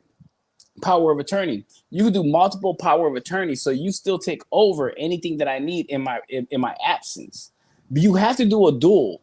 So because if you only do one for the second wife, then that trumps the first wife. So you have to do a dual power of attorney to make sure the first wife still has the same type of equal power of attorney to come to an agreement to make sure when you are absent, in your absence, that she can still talk and protect. So those are two contracts alone right there that you have to get with a lawyer and an attorney to actually sign with. And the third one will be wills and trusts. So God forbid something that happens to you, everything is divided, everything is protected, everything that gets inherited will be amongst how you divide it on everything within your family. Those are three different contracts.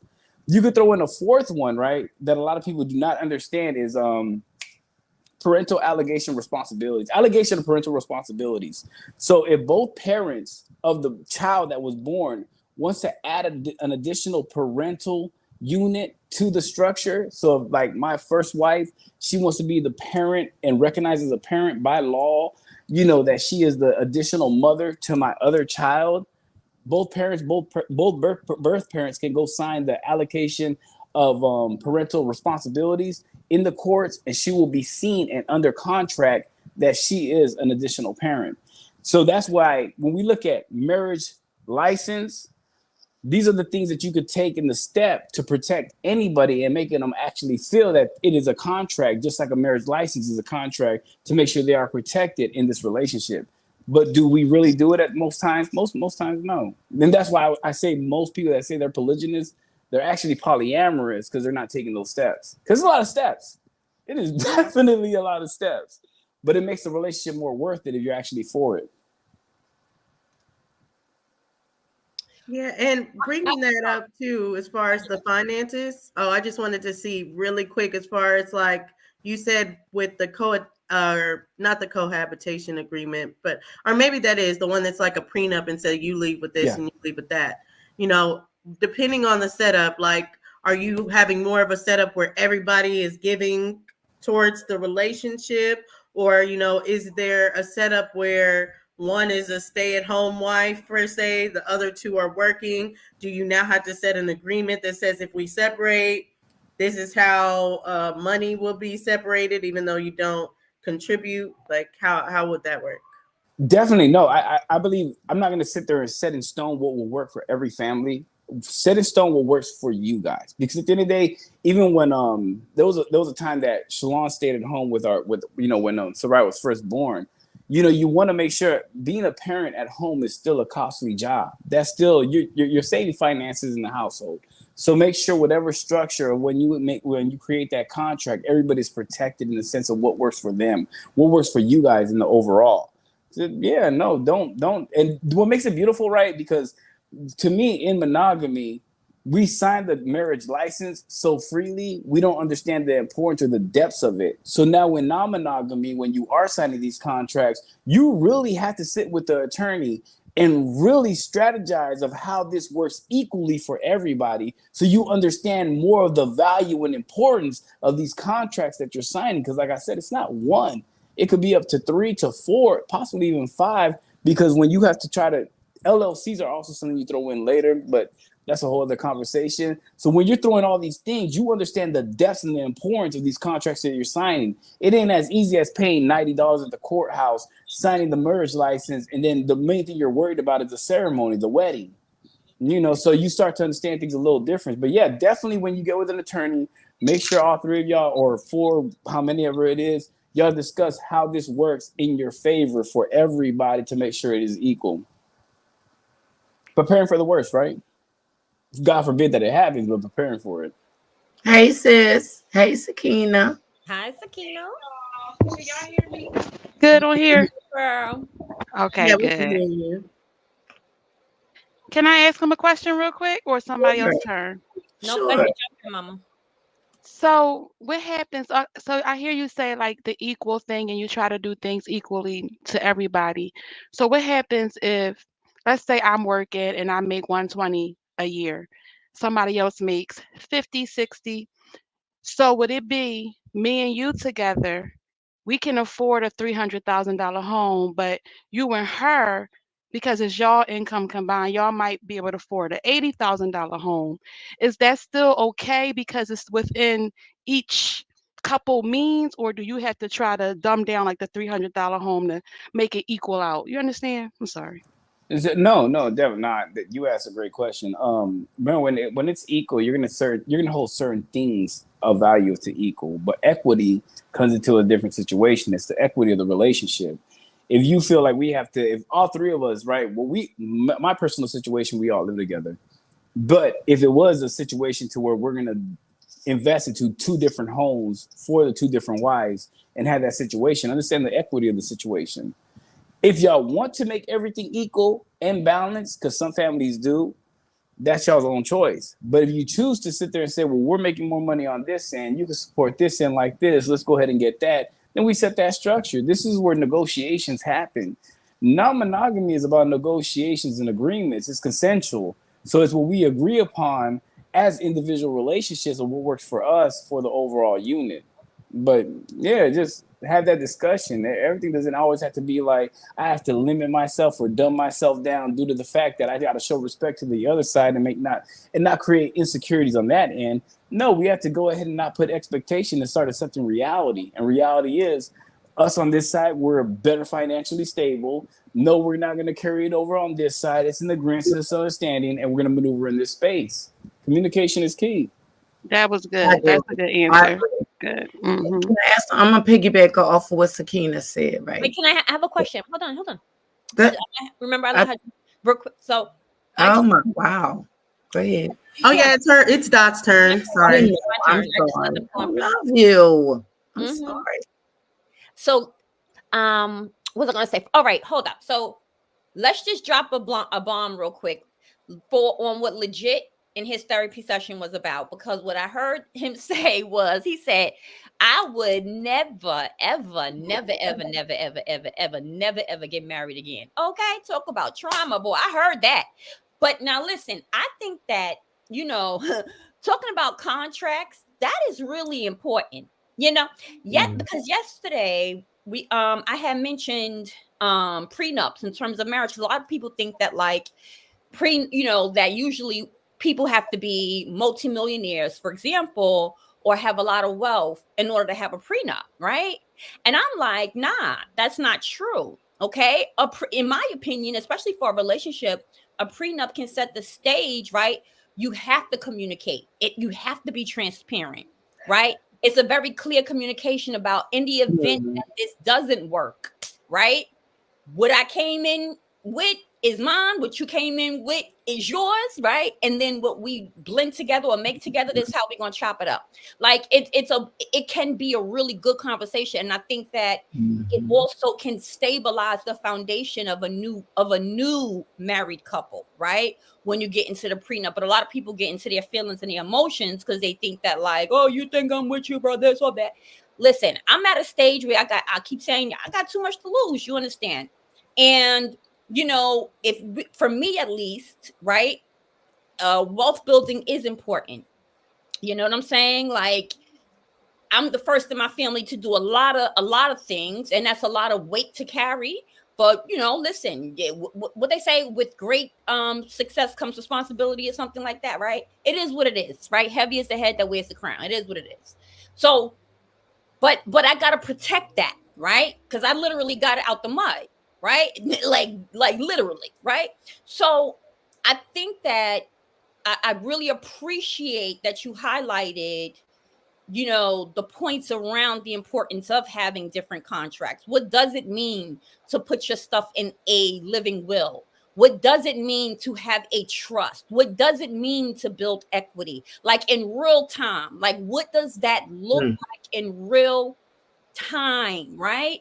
And how can we, in essence, flip that to make it work, right, for our family?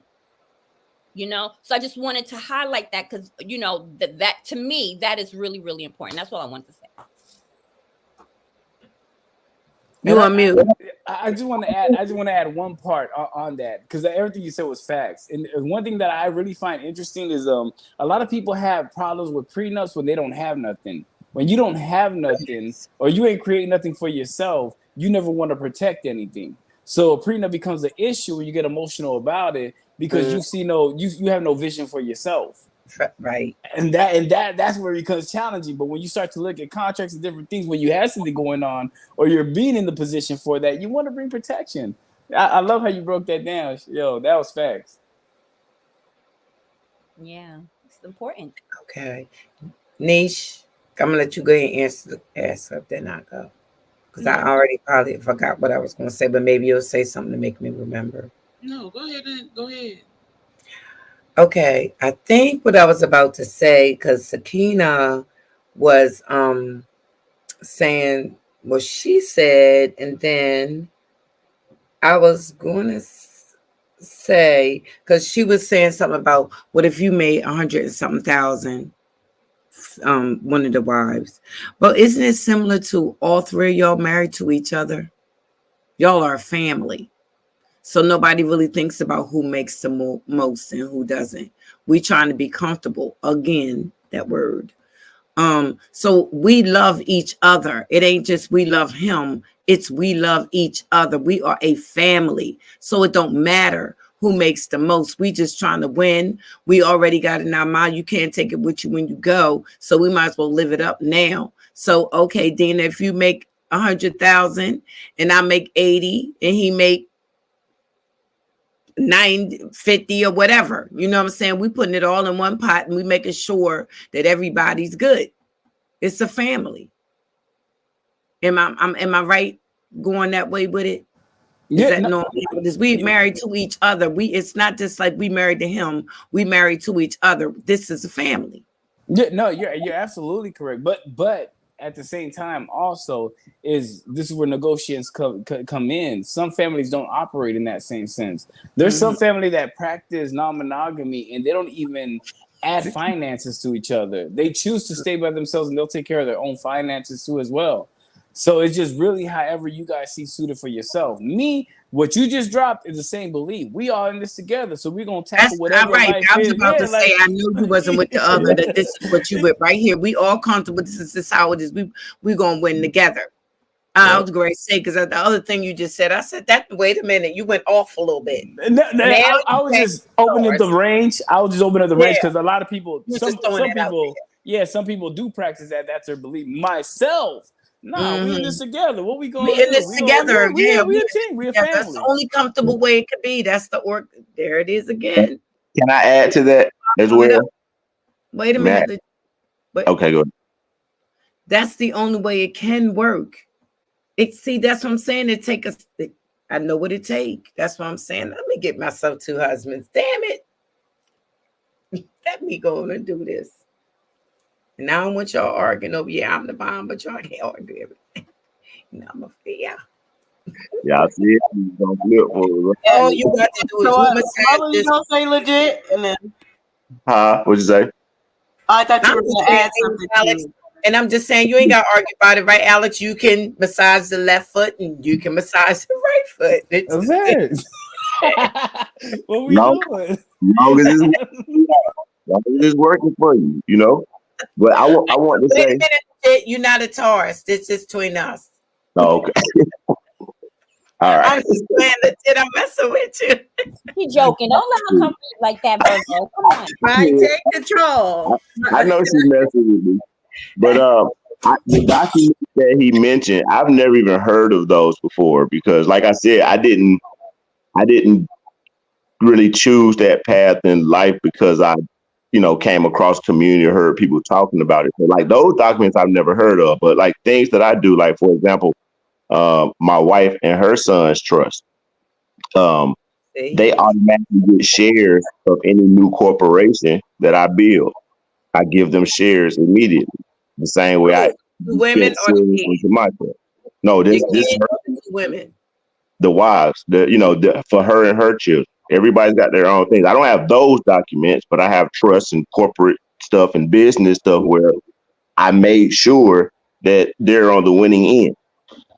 You know what I'm saying? Because I I mean, don't know. that's what I'm just trying to get what you're talking about, legit. Are you saying the two women that you're saying, you make sure that they both got money in some Yeah, capacity?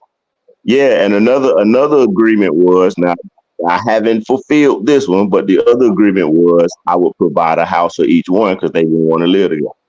So I have to do things. You have to put yourself in a position. It's not like it's just saying, "Hey, come be with me." It's like, no, if I'm gonna ask you to make that kind of sacrifice, then I have to be willing to bring some to the table or bring some That's to the right. table that somebody else can't. So that's my particular thing that I'm able to bring to the table. I know how to build, I know how to structure things. I'm good at that. But those documents, now that you've mentioned them, now you see, now I know I need to add something else. But I did make sure that people secure. Like I said, it's a girl. I'm not even with her mother, but she's still a beneficiary.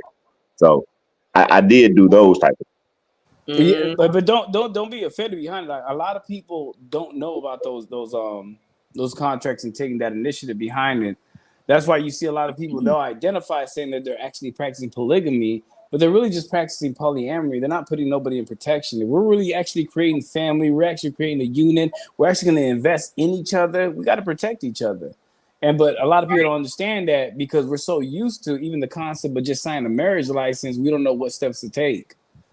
So I appreciate that you at least still take the initiative to gain trust and do whatever you need to do as the ways that you know to protect things. everybody. So don't sell yourself short, brother. And Mm-mm. Sakina, I saw your question in the chat about the wives. For me, this is my thing because, like I said, literally, like no cap. Let me see how can I put this. Do y'all love the children in your community enough to make a personal sacrifice if you knew you could help, even if it was just a small dent?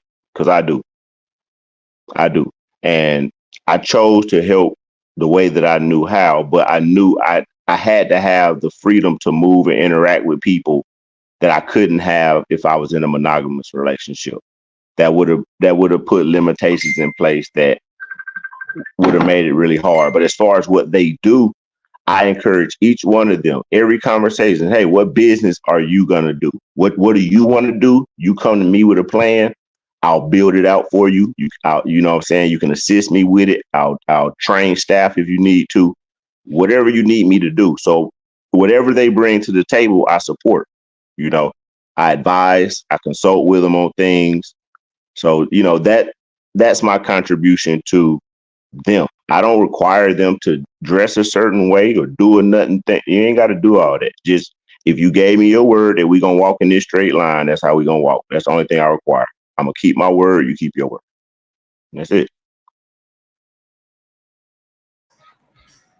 All right, and then we did have a question from Joe47. He said, if the women had about 3 husbands, we can say 2 or 3, would dudes be fine with that like these ladies are? Now we know about polyandry and just different forms of poly, but what have you come across, Alex? Do women struggle with finding 2 or 3 men that are okay with sharing her? You do see that in the less percentage side. The people that I mentioned was Kenya. She does have 2 husbands. Those husbands do have girlfriends themselves, and then Passion Jones, she has 2 husbands as well, but they are bisexual and they date each other too as well.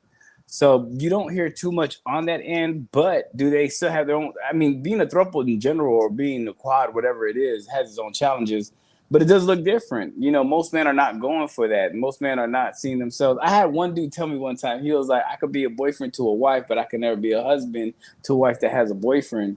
I was kind of blown away with the concept of what he presented, but it is what it is. But I think women right now, at the end of the day, solo poly women do have multiple men, and I see them being more successful because they're relationship anarchists. I don't know if y'all know what relationship anarchist is. Yeah, can you explain it?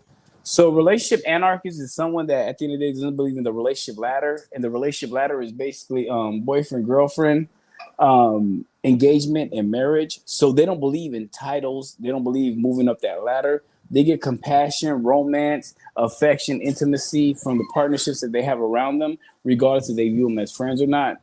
So them moving in solo polyamory, they could sit there and be relationship anarchists and still get everything that they need: sex, love, compassion, romance, anything from anybody they feel that's suited for it. It's just different. So as you navigate those spaces, people do move different.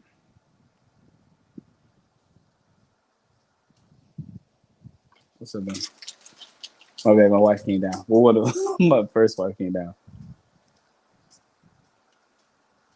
Well, I would say that just thinking about what the question that Sakina asked about um, the amount of money that is made or brought into the relationship. And I think that question could be posed more to the people that's polyamorous versus the people that are polygynous. Because I don't see myself with my family in different houses. That to me is a waste of time, energy, resources. Now it seems like it's too much. So I feel like if you're in this thing for real, then it to me the games is polyamorous, and the realness would be for me in my mind polygynous. So I don't see splitting up anything, or just because I make 150,000 and she might make 75,000, but I don't. That's also comes with choosing right, Mm-hmm. choosing the type of people that you are um, dealing with, and it's bigger than just the physical. It's bigger than all of that. If you're trying to make a family, you can't look at it as um oh, I just want to have sex with another person, or we just around here playing games. To me, it's serious. To me it's about building wealth. Even though I don't have biological kids, and I'm older now, so I'm not about to bring in a wife that has small kids. That's just something that I'm not doing. But we are there to build for, because like they have kids that's grown, so the grandkids. So it's all about building. So as long as you bringing in something and adding something into this mix, then we gonna be all right. And it's not who makes this and who makes that. It's the bottom line for me. No, definitely, I agree, and one thing we gotta Me take too. take in is about polygamy is marriage based. Polygamy is many spouses. Polygyny, many wives. Polyandry, many husbands. When you go into polyamory, when it's many loves, those connections do look different.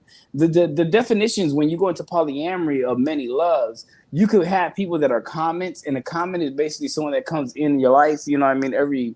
Probably once every 6 months that you are still connected to and you still have a relationship with, but they're not there consistently. They only come once every 6 months. You have situations to where you don't have to bring in finances together because you know that's an outside partner. They won't even look at your children as an additional parent or anything like that. They wouldn't even want to meet them at times because it's about, and I hate to put it down like this because I still want to validate that type of relationship, but it is like kind of endless dating. We're creating the relationship with ourselves, and however that looks like, we're not putting no overall goal of marriage at the end of the day. If it is seasonal, if it is whatever, you are just one of my many loves when it comes to polyamory. And that's what people need to understand. What do you want to practice? Do you want to practice opening up your relationship to have many loves? Or do you want to open up your relationship and bring somebody in to actually start bringing structure of marriage in? Not that you can't have marriage in polyamory, it just looks a little different. Right. Can I wanted to respond to Nisha. I'm sorry. But I agree with you to a certain extent because, but I think a lot has to do with the intention behind doing it. If you're a person that is going into the situation as a woman and you like the whole idea of that sisterhood and, you know, you thinking about having somebody to go shopping with and decorate the house together and y'all, and you have that intention going in, it would definitely be easy for you to be in a situation when y'all are living in the same home because you wanted that type of situation. But sometimes people go into polygyny for religious reasons or scientific reasons because they believe that's the way the man is wired, and they understand that even though that's the way the man is wired, women still naturally have jealousy, and to allow the man to be a man but to protect themselves from jealousy, they keep their self kind of separate to maintain that privacy and to also not have to it be in your face so much, like out of sight out of mind. So you might know that your husband is with the other wife for 2 3 days, but during that time you might say, I'm going to AC, you know, to try to keep your mind off of it. But if it's right in the house with you, it's hard to look the other way. So I guess it depends on your mindset going in. right, it's your intentions at the beginning. And as for me, I'm not looking for somebody to go and get my nails done, or no, that's surface. And that's surface. That's nothing to me. I don't do that now with friends, so I'm not looking for that. um I deal with females also, so it's not anything that's out of character for me to enjoy a man and a woman.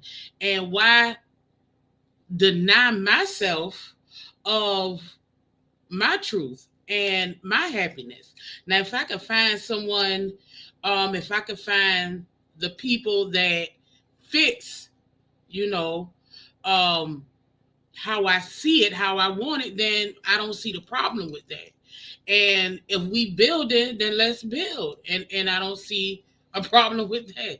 So it is your intentions, it is how you are going into it, and it also is the bottom line, what you want out of it. So that's how I look at it. You know what it sounds like to me though when I listen to you guys speak, those of you who like have experience with this. That, and tell me if I'm right or if you agree. That is more, I feel like for it to work, it seems to be more, it's really, really essential and more important for the ladies, right? For the women to really have a relationship more so than the man and the woman. Does that make sense? That makes sense. Yes, makes What, sense.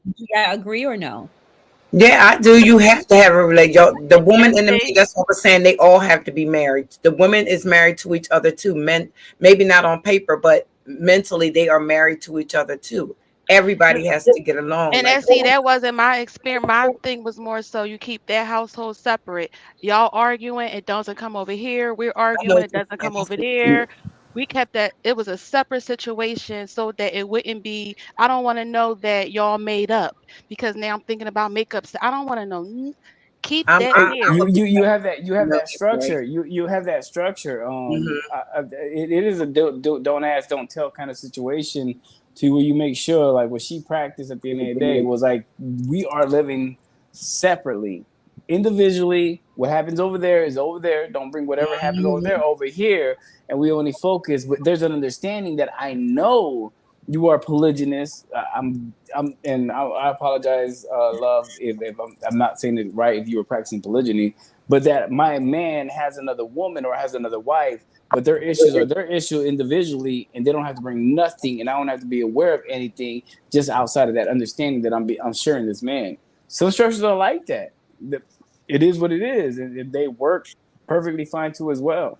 You know, Yeah, I Sakina. understand what Sakina was saying too. I Right, Freedom? understand that, Sakina. Right, Freedom. That's good. Like what Sakina's just said. I didn't think of it in that way. Like if No, you have an argument, you know what I'm saying? Like if you have an argument or a disagreement or what have you, keep it over there. Don't necessarily doesn't have I to think for include her, me. I understand exactly what she's saying. I never thought of it in that way. That that actually might make the relationship work even more seamless, right? Yeah, Well, I've No, met, I think I've also met it's the, men. Because I've met. sometimes I don't you know might. because in Islam, she was married in a polygamous relationship in Islam, and sometimes they be like, "You should want your sister what you have," and I'd be like, "I do, but just not mine. That's I want her funny. to have everything I got, but I, not mine." And it So might be what you times when you're beefing with your husband and y'all might not be on the best right, but terms. this what And I you would don't tell want him to see. this Go is ahead. going over here is over here. I don't want my business over there. I see exactly what you're saying. I've met men that practice polygyny, and they were full force with it, and even the women would come around them. They wouldn't show affection to either wife when they were in front of each other. He Yep. would keep distance. Let me He would maneuver in a different be space. done, Alex. You know, he'll make sure that they felt Yep. like we were just all equal at that same realm. Mhm. But then when they will when they will go in their individual time, he'll be more affectionate. You know, so it's just really that's where the understanding comes from. Practice how you want to practice it. Me myself, oh, I'm gonna kiss my first wife and my second wife And my right then second and wife. there. I know exactly. It just is what it is. We all know what it is, and it's in front of us. So when they tell me that, I understand it. I don't relate to it, but I see how they maneuver because it works for them. Whatever works for you, make it work. Apply it. Let There you me have ask it. you a question, Yeah, Sakina. that's true. I'm legit. Let me please. I'll forget what I gotta ask her. Now, just say you were making the 120, and she was making only 50,000 or whatever, and they got and your husband was working, but he is trying to help the both of y'all. Now, is it okay for him to come to say, "Well, listen, your sister wife needs some help, and this is Islam. I need for you to let me get couple $100 to help her have her rent or mortgage all paid up this month." Do you think that you would do it? You think you would be okay with doing that? This Seriously. month, I'm gonna be honest. This month, of course, because that would be helping my husband handle his responsibility, but it's never going to become my responsibility. But I Okay. can help him out for Hmm. sure. To help her out. Oh yeah, he could do it. I If mean, I'm helping him, he could do wait a whatever he minute, what wants because happened I'm to her? helping him. But But it will what never happened become. I'm sorry. Go ahead. I'm saying, would you be like, well, wait a minute, your responsibility is to be there for the both of us. So what happened to your part that you were supposed to pay? Because you don't get to go spend your money however you want to spend it when you know that you got into this all well and good, knowing what you had your responsibilities. Because see, that would have been me. Well, I'm What gonna be happened to honest your with you. I'm not gonna be in a situation where the the situation that I'm living in is a check to check situation, right? and I um got so I would be able to probably say, oh, you need a few hundred. He don't even have to tell me what it's for. If he need to borrow a few hundred, he can borrow a few hundred. Now it will never be a conversation to say, I want you to pay 20% going to the other household. No, y'all can't afford that. Y'all need to downgrade because y'all can't you. Heard inc- that. that's just, you know. I'm in agreement with you 100%. Now, I don't. That's I would facts. still, if he come to me and just ask me for a couple $100, I need to borrow and not tell me what it's for. I could see me being okay with that. Well, first of all, I would be in the Alex probably more so than this. But if and I need to be in Alex's place. But what I'm saying is for what I'm talking about with Sakina, it will make me ask questions because it's too separate. I would be like, well, what you do with your money? Because see, I do want my sister to have what I got, but just not mine. You're gonna have to get another job or something, baby. Because you going to, because see, that's your relationship over there. Now, if he never told me what he wanted the money for, then I might be okay with it. But I distinctly made the rules in the beginning. I don't, by no means, and we can be cool because I need organization and comfortability. I don't need to hear anything about her over there, her kids, what's going over there. You know, they your if they his kids biologically, and my kids are his biologically. You know, they sister and brother. I can't do nothing about that. But all that, I don't even got the patience for it. I don't. That's what I'm saying. I picked my battles because I'm going to say, you not come to me saying, I need money to help. I need, Freedom, could you loan me $200? Because Trina don't have enough to pay. And I know I'm supposed to pay, but I just don't have the money to do it this month. You don't? That's on y'all. Because I told you from the beginning how it was. You wanted two wives, and it's your responsibility to take care of the two wives, not my responsibility to take care of her.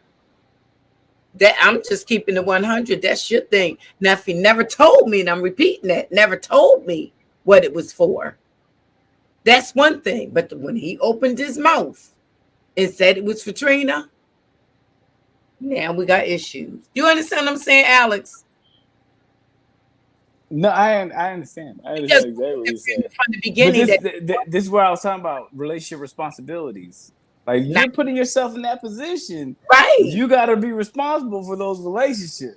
Yeah, you can ask me to help you. What? But I think also because it's going to be different, like what Nisha was saying, different motivations will cause you to act differently in your situation. If your motivation, and generational as well, like you may be able to separate it to be like, oh, well, I don't care that my children have half siblings over there. They don't have to have a close relationship. But that would be, I would say, a different motivation than someone that's very family oriented, that is automatically going to see those children are an extension to my children because they're siblings. They're siblings through the father, but I don't see it any lesser just because I didn't have them. They're siblings. So I want the situation to be different.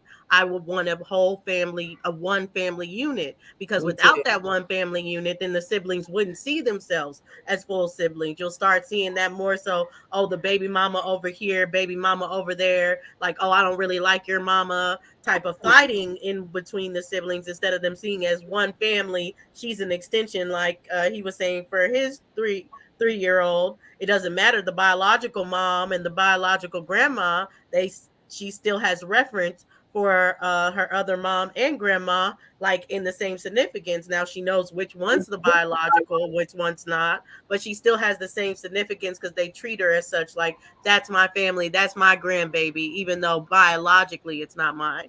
So you have to understand, as far as that, this setup is based on your motivations. If you're coming together younger and you're building and you're like, oh, we want to have children together, you're going to be totally different than someone that's like, oh, I want it to be separate, or I don't even want young children, like Nisha is saying, like your children need to be damn near grown and then we can give to them. Or someone that's saying, hey, we want to build together and build our finances versus we just want to have fun or anything. That's where poly can be different for many different people, depending on what they want to see out of it. It's not our responsibility as the woman, the wives, to keep the kids. They his kids. If I got kids by him and she got kids by him, they're his kids, but her kids ain't my kids. So and my kids ain't her kids. That's why I say it is his responsibility. Now that's how I look at it. I would see it as one family. It's not going to be his kids, so right. I see it as a one family. No, I mean, I'm with you on as far as I'm an extension, as far as that, for them to respect as another mom. Like, they can come to me. Sometimes it's easier to even, especially once they get older. Sometimes you don't want to talk to your actual biological mom. So a lot of people in these relationships, when they have grown up and then they have two separate moms, they see it first as, I have two separate moms. I know my biological mom, but this is my other mom.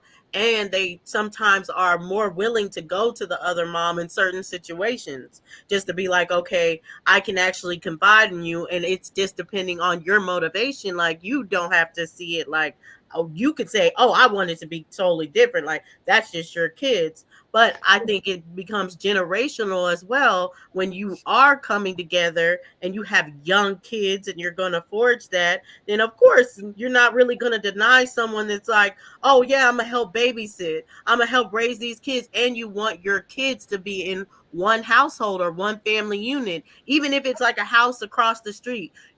Whenever they want to walk into the other house, they can, because they know that those are their siblings and they can see them at any given time. And that's just a motivation of what one looks for when they want a one family polygynous unit. I Which don't know how she raising her kids over there. I don't know. Dulcinea, let Maybe me I'm just different. Dulcinea, let me ask you a question though. So if you was in a situation, and let's say you had children with him, she had children with him, but your mother, your sister, y'all close knit, so your children are close to your mother, so you get a break a lot to go to you. Now, this other woman, she doesn't have that. So, do you become that babysitter and not have your free time and you're free? You free for kids, but now y'all this big old group. So, are you really free? Or are you not because her kids is still in the home? Absolutely. I mean, like, well, you said I would have my mother and my mother's deceased, but like in the situation, my mom would consider all the kids to be her grandkids. So there would be Oh yeah. my mom would definitely take, because she took other kids not in that relationship in. I don't think she heard. So my mom would definitely take in her kids at that point and be like, y'all have y'all's time. Those are my grandkids, whether it was from me or not. She's going to Dulcie, see it she as an said you got extension of the mental free family once space. they're siblings. Dulcie, you didn't hear her. You just talking. No, She I said did hear it. you heard her when she said you finally got somebody to watch your 3 kids. Yeah, His she gave the fact that you have a good family source, right? What she gave is your that sister, it's yeah. me, my sister, and my mother that babysit for me, but she doesn't have that in it. Would you sacrifice time? And what I'm telling you is, I know for a fact that if for my family, how my family is, they would not see anyone as different. They would not be like, oh, I'm only going to babysit your kids and not hers, and then may force me to have more responsibility or anything like that. They're going to see it as extension, like these are all the kids. Mm-hmm. So Right. when the aunt takes the kids, she's going to take all of them, not just mine. She's going Right. to take hers too. When the It's grandma takes Mm-hmm. the how I kids, was she's going to raised. take Yeah. all of them, not I just mean, mine. She's going to take them all because they're all an extension of each other. Even I my said brother that has time around. my niece, I see them as all my nieces and nephews. They're not all my brothers. I see them as it's an all my nieces extension. and nephews, and we get them as far as You raised I, how my I, I I could go I as could it's even because I raised them. I help raise them. I could even say that to with my family. You know, my mother-in-law, my first wife's mother, she lives with us. So my child with my second wife, that's still, even though that's not her daughter's daughter, that's still her granddaughter. There's times where I can't pick her up from daycare. My first wife's mother would be like, I'm gonna go pick up my grandchild. Not, I mean, it is what it is. And even with my oldest, from my second wife, her mother, those are her grandchildren. They're in the military. So then she there worries is about them and what. So it's really how you create family right. and how open you guys are at the end of the day. But that But wasn't a question, but still. Because she said yeah, that what she was saying was that now Dulcie has a free time. So she said, would you sacrifice your kids already gone because your system is that your sister got your 3 children? She just it was being hypothetical. Your sister or your mom got your 3 children. So you finally saying, damn, I got a break. But because the other mama's 3 kids is there, would you sacrifice your free time that you got to watch her children? Now, I mean, you just got finished and got rid of yours. Well, That's what I'm she saying said. we all would. That's not something my family would have to deal with because we all would. But that's not the thing, Dulcie. Like, She said yeah, your I sister got would. your I'm kids. what I'm saying is it is the thing, because I would only have to say from my mentality, and my mentality is one, we wouldn't separate the kids like that. So I can't really answer of the fact like, oh, I Right. got mine babysitting, now I got to worry about hers. No, Mhm. if we're have a one You ain't family got to worry about unit, her. She do. if we're one family unit, they're all siblings. I want them mhm. all to see each other as a one household, one family. They're Right. all siblings. So I can agree to that. wherever mine are is wherever they're gonna be. And if mine or theirs aren't accepted there, then neither are gonna be there. They're all I gonna be with me at that point. Then I would just be like, cancel the trip, I guess. If you're saying I had a sister or mother that wouldn't take the other people, okay, then I would be like, cancel the trip. That's what I would do, because at the end of the day, I want a family unit, a one family unit, to be like, they understand they're all family. I don't care if it's she already had a child. I want my children to see that child as their sibling, and we are Right. one family home, and that's my motivation. Well, the And way naturally, she's gonna drink, but naturally, yes, everybody will agree to that. It just was a hypothetical question that she asked. You answered it well, but you know, I'm just saying. Well, My Sakina, dad did got I 30. answer it? Were you confused of my answer, Sakina? You're basically saying that that won't happen because your family is going to take the kid in. But that's because me and you look at it at the polygyny different, because you will want your children will grow up, and when they will reflect back on growing up, they would say, I had a blended family, I had Mm. my mom, multiple mothers, and da da da da. Where my children would look back and say, it was like a regular situation. My mom and my dad, and da da da da. It would be, they would have recognized a relationship with their mother and father and them.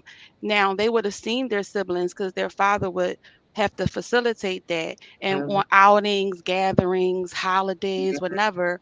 But we're two different households. So my kids come Right. home, do homework, I feed them, they go to bed, and we have our routine, they have their routine.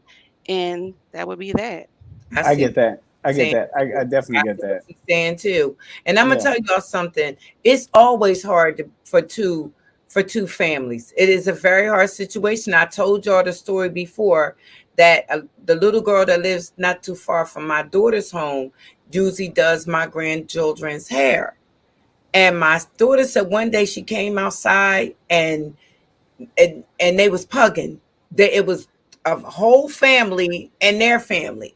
So she said, now she run out. They call the cops, call the cops. They outside going wild, like 5 kids here, 7 kids here.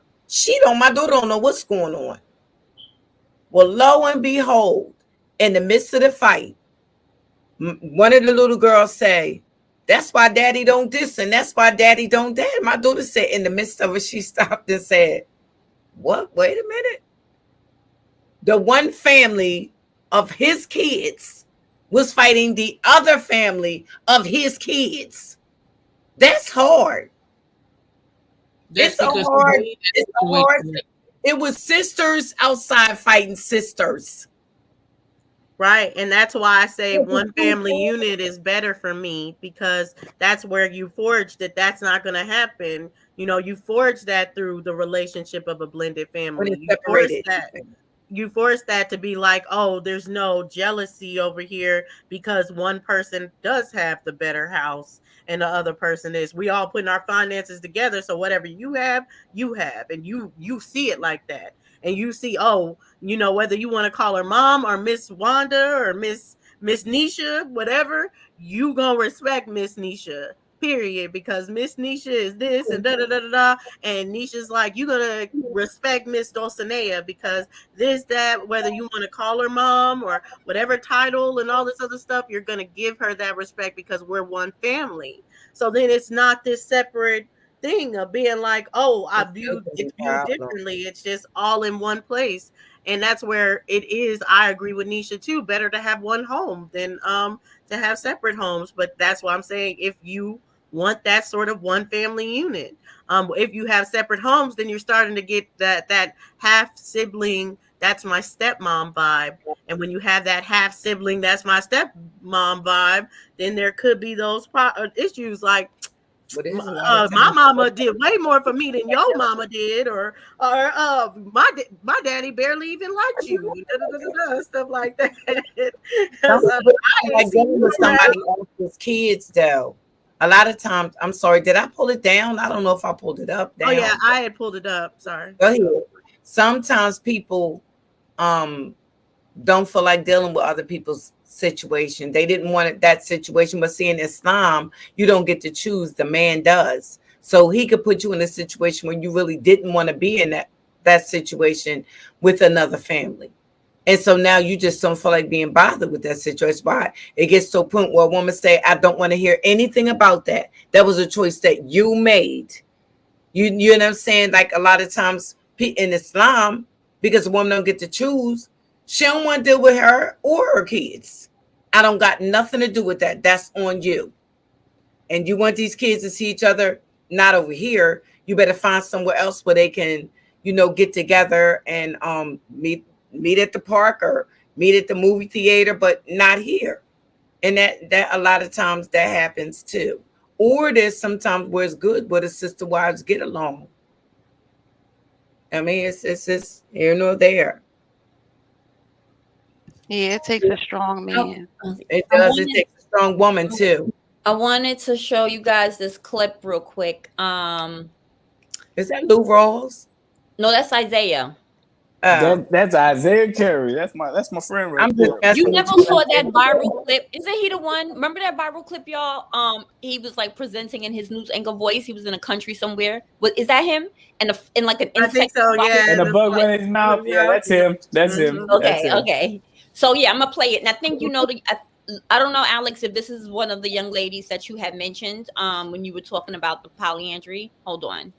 So yeah, tell me what y'all think about this. Now, Kenya K. Stevens is at the center of her relationship. You're looking at him there. Family portrait. Look at God. Right. She's married to two men, Tiger and Carl, and they will be sharing part of their lives on TLC's new series, Seeking Brother Husband. They join me now in the studio, and of course, the premiere will be this Sunday. So explain to me what's going on here. Obviously, these two ain't getting together. It's just you and you, and that's it. Yes, they call this a poly V. So I'm in the center, and I'm with my husband, Carl. We've been together almost 30 years, and my husband, Tiger, and I have been together almost 10 years. So when you say husband, though, is that allowed? Is that allowed under the law? Or are you talking about spiritual husband one, legal husband the other? Yes, this is my legal husband, and we added this husband by having a spiritual connection ceremony. Okay. And so how did you guys come to this situation? Well, yeah, I mean, it's kind of complicated, but we had genuine feelings for other people, and Kenya and I talked about it, like, hey, I'm feeling some feelings of love for someone. She had the same thing. We talked about it. We said, well, why don't we actually explore this and see where it leads? And that's how we got into it. Yeah. And how did you open your mind, though, as a husband, as a man, to that? Yeah, at first I was close to it. So when she brought to me that she wanted to date other men and that she should be able to do that. But she didn't say, I want to leave you.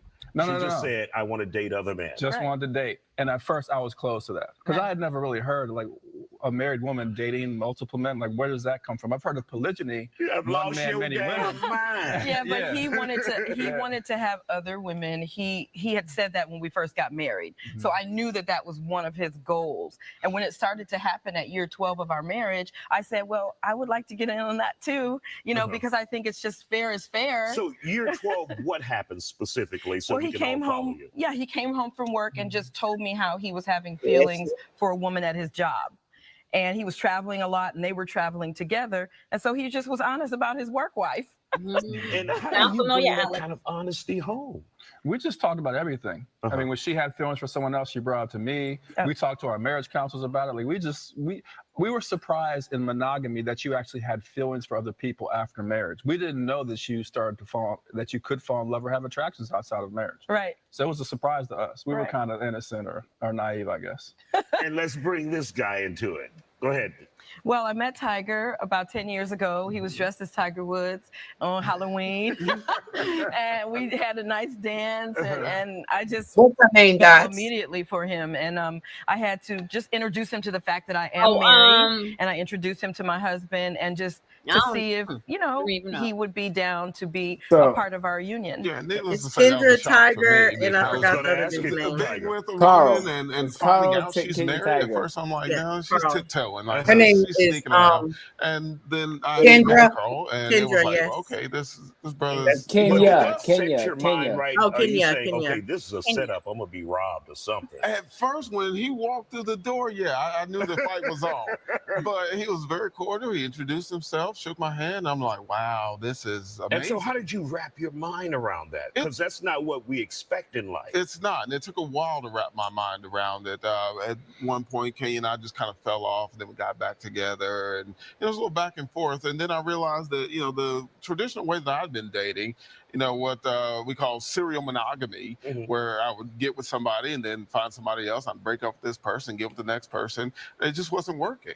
And so after seeing the connection that Carl and Kenya have, and discovering that, okay, with, Carl's wisdom and, ability to open up, there has to be something to this whole thing. And so I kind of, entered into the fold and really grew as a person. And right. And the we have the relationship tools flourished. and the technology. We run a love academy. We train couples all over the world in these technologies on how to do this lifestyle correctly and safely. And so do you guys like have a calendar, or you like, okay, Kenya? We do have a Google Calendar. We have a Google Calendar. A Google Calendar. Yeah, because they both have other partners. He has another wife. They're in town off and on, and then I have other partners as well. So they have to have a calendar. Keep up with all of this. That's too much work.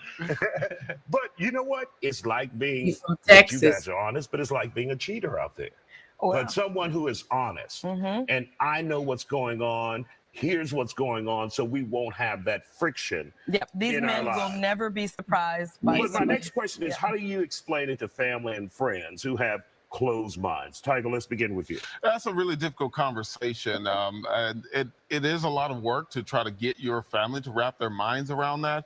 It's not an easy process, but that's where, the Progressive Love Academy. Did you have to say with some, okay, whatever, I'm moving on? Yeah, you might have to say that with some. I personally have not had to say that with any of my family members, but, for each. Yeah, so I definitely know them. If you see right here, it's Kenya. I'm actually the one who wrote Isaiah to put them on, because I knew Isaiah beforehand. I definitely know them, and they do live a little different. They were the ones that I said she has multiple husbands, the two husbands, but they have, Carl has a wife himself, an additional wife. He lives somewhere else, and then she stays with Tiger, but Tiger has girlfriends back in North Carolina, and then, she has boyfriends and other partners too outside of herself. But they're polyamorous. They're married polyamorous. Are they? Oh yeah. Are they open? Like, does it ever close? Okay. No, very open, very open. Like, she even has boyfriends all the way to Africa, because she has a business out in Africa. Yeah, she has, man, I don't even know how many boyfriends she has. Her energy is don't crazy. seem like no polygamy. It just seems like it's not polygamy. No. What's her sign? She nasty. So what's her sign? I don't know. I don't know her sign, but no. I've been sitting here trying to look it up. But no, she does believe in sexual liberation with women. I know. And her and her husband, like her first husband, he stays with his new wife, but they still have their connection romantically, whatever. They still have their children. Her second husband, Tiger, he has his girlfriends. So, and again, like, she has all her boyfriends. They're very open. So would she really be considered solo poly? Is that the term for her? Nasty. It is almost of a sense of solo poly, but she is more or less polyamorous, where she has many loves. She's married polyamorous. Like, you do see that at the end of the day. Like, you can still be married in your situations, and then so her nesting partners and her core partners will be Carl and Tiger, but they're open, so that at the end of the day, all of them get to have additional partners outside of her. That's what I'm saying. They just playing. I'm sorry, I don't see nothing in it. Just playing, and just got one person she's still legally married to. But man, that's a whole mess. Can you answer this and like be as honest as possible? But do you see that for most part, if you are gonna go with polyandry, that you either need to have be open to the husbands to deal with other women, or they're going to deal with each other, or is there this closed V that can happen in polyandry that can happen with a man and two women? No, I think in polyandry you don't have to settle for a man actually having Yes. other women. No, I know a throuple that she has two husbands and they're only monogamous to her. She is strictly Kenya is strictly polyamorous. Like it now, mind you, polyandry again, the percentage range is low because most men are not going to really do that, but it is possible at the end of the day. And not you will end up in a situation where it's polyamorous like Kenya, where the men do want to sit there and have their own women too as well. Of course. I mean, she did that. Yeah. But it's possible, but it's rare. It's just that they all screwing different people. That's all it is. To keep it all the way honest, I mean, most men have to it's conditional. It's conditional. I mean, it's conditional. Either I'm at a certain stage or age in my life to where I'm open to the idea as a man, and it's just like, okay, well, I see he could fulfill certain things that I can't. We got to remember that when it comes to non-monogamy, we still may have disabilities or certain shortcomings to where we have to sit there and accept within ourselves and say, okay, well, this person may have to come in to fulfill, because we don't want to limit somebody to experience life fulfilling because due to the fact of ourselves. So take that into account, right? Take that into account too as well. So, yeah, but it is possible. Anything's possible, right? Yeah, I mean, they all just screwing different people. I don't see nothing to that except they just, I want to get in on this was crazy. That didn't even, it just didn't even feel real. Let me get in on this too. No, you always been in on it. He always been screwing around on you. Y'all just described it to screw around with different people, point blank. And you probably always been doing it. Baby, I want to see Trina. Okay, because I want to see Tim. I swear, people make more out of stuff. It's just weird. She just like doing it, and so do he. She like being done too. I was like, hey. Any excuse will do. It's just use your story. You can make it big as you want. Yours. But I'm gonna do. You know what? That's why I was asking. Remember, in the very beginning, I was asking about, just in terms of a woman's and a man, of course, sexual health, right? Mm-hmm. Like because, like I said before, and I'm guilty of it too. When I think of polygamy, polyamory, or what have you, it gets reduced immediately to the sexual part, to the intimate part, those kind of things. And I was being dead serious, and I am really, really, really, really serious about that, because the statistics, especially in places like Atlanta, Houston too. Oh, Houston, big. Yeah, that's where that woman's from. She from Houston, Texas. When you meet, that's out of control, out of girl. You better say. The explanation I was giving was off healthy, right? Now, at the end of the day, when you have healthy practices of non-monogamy, you are being transparent with each other. Of this is what I'm doing. It gives the capability to sit there and be transparent, because we both know we have multiple partners. Not myself. I'm not open to that extent. But in non-monogamy, when you do have multiple partners, you have the capability to be transparent on. Well, I'm talking to so-and-so and this, but so I get checked every 2 to 3 months or whatnot. So that's the beautiful part about it. When you find sexual liberation and you find transparency and honesty, where you cannot see that in monogamy. But yeah, the risk of somebody still being deceitful, because there still is cheating in non-monogamy. There still is deceit in non-monogamy. There's still betrayal in non-monogamy. You do have, when someone does practice that, you do have a higher risk, because they present that and they are dealing with multiple people, still deceitful. And at the end of the day, you don't know what type of exchanges you are getting. And sexual, man, protect yourself by all costs. Know who you're dealing with. Can I ask another question? To Anybody me, else got a question? Yeah, it's to you. Yeah, go ahead. No, definitely. Now this is not to niche situation because niche situation make a lot of sense because she's basically not limiting herself and so she's fulfilled and I get that.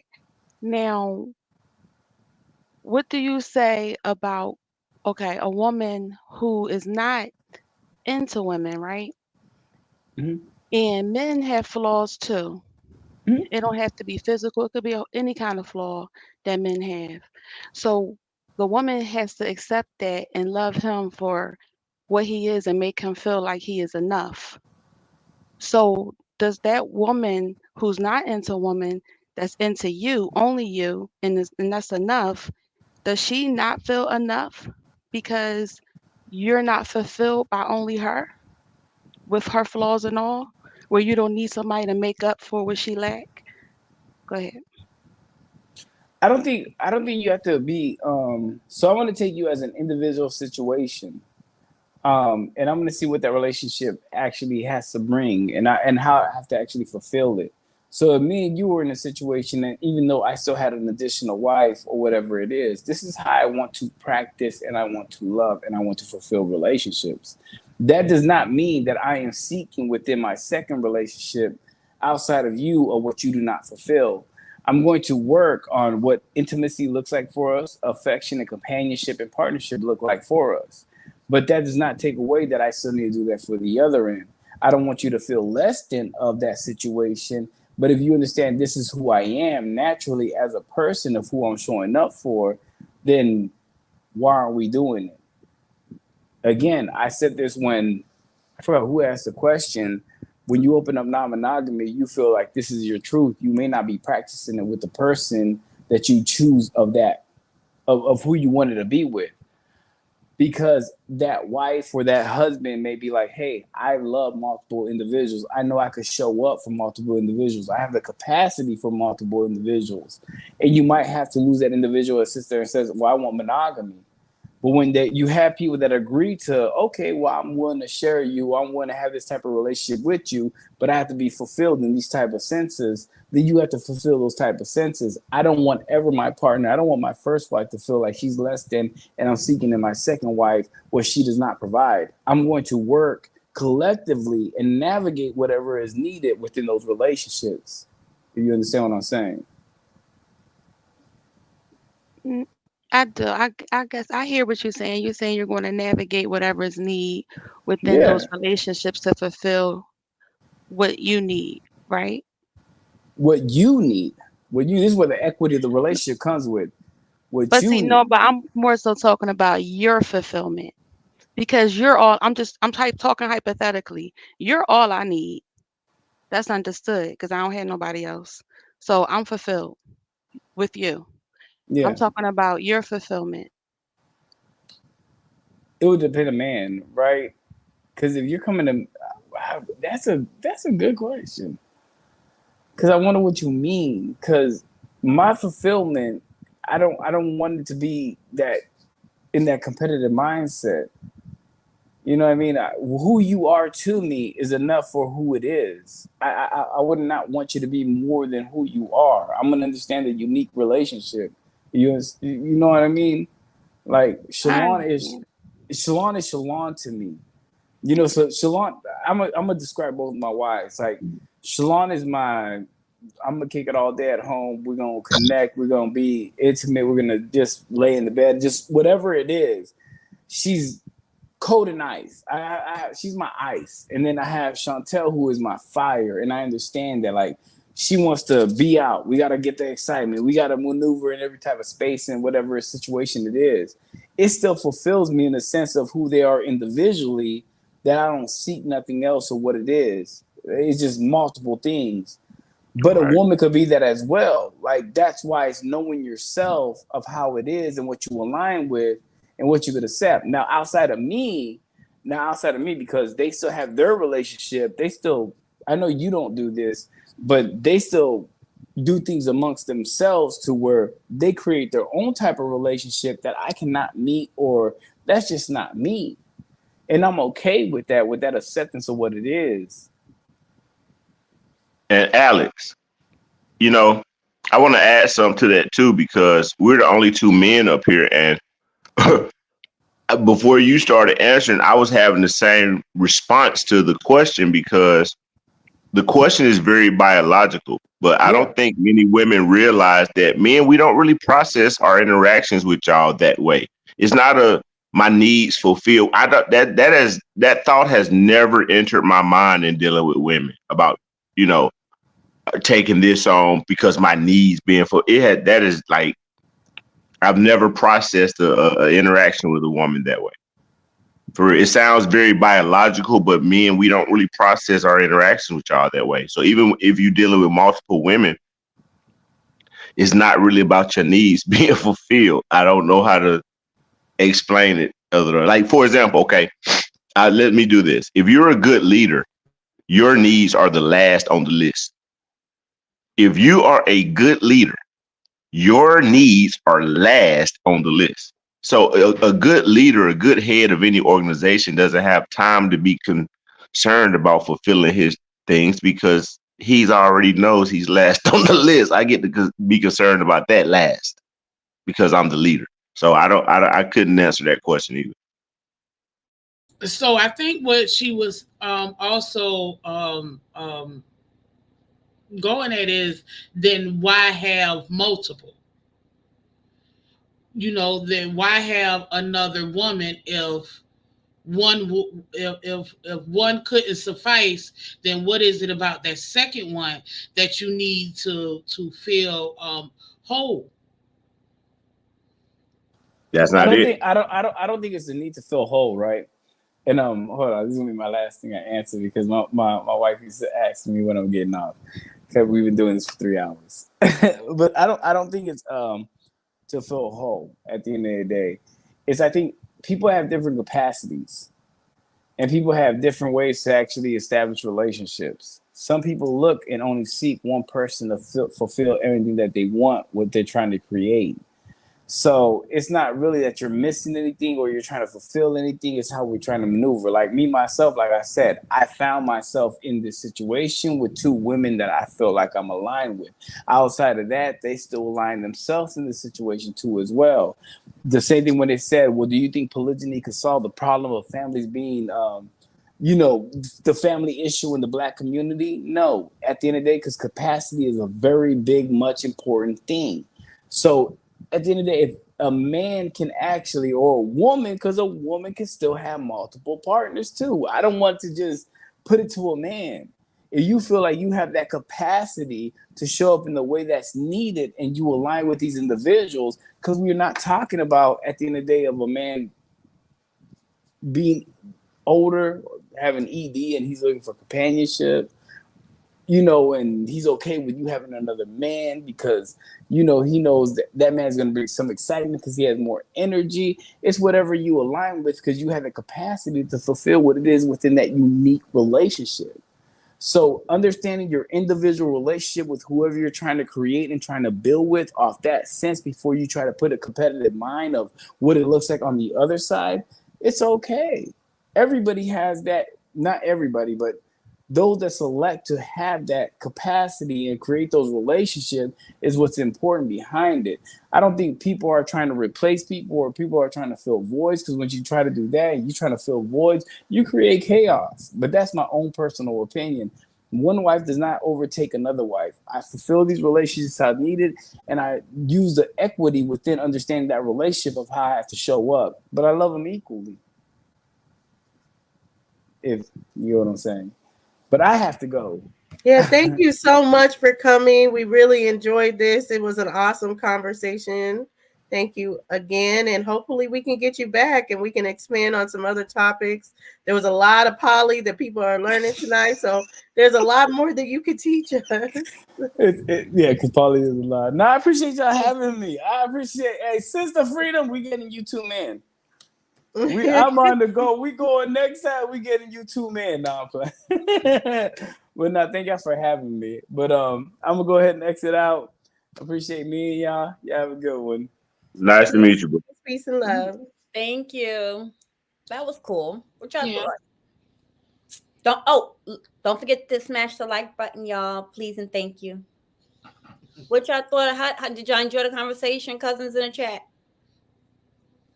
Yeah, let us know what y'all think in the chat. But yeah, I thought it was a good conversation. We got into a lot of stuff, the other points of poly that I didn't even know those points would even come up, honestly. Even like um, the hierarchy and different things like that. I wanted this to say, but I just kept it to myself. But comments, we would call comments F boys, period. They come in and out your life. They're good flings for the time, and then they disappear again till the next time. That's what they call comments, and I think they're just F boys, honestly. But or F girls, because I guess a girl could be a comment. But yeah, so a lot of it's I guess it's kind of explaining it because a lot of the stuff that we just see is like Sister Freedom is saying, like, oh, just that's just someone that just wants to have sex, or that's this or that. But you can really see the dynamics of how different people can construct, how they're having boyfriends or girlfriends, or how they're experiencing love. And to each his own, because how you define it, how it looks to you is how it looks to you, and it don't have to make sense to nobody else.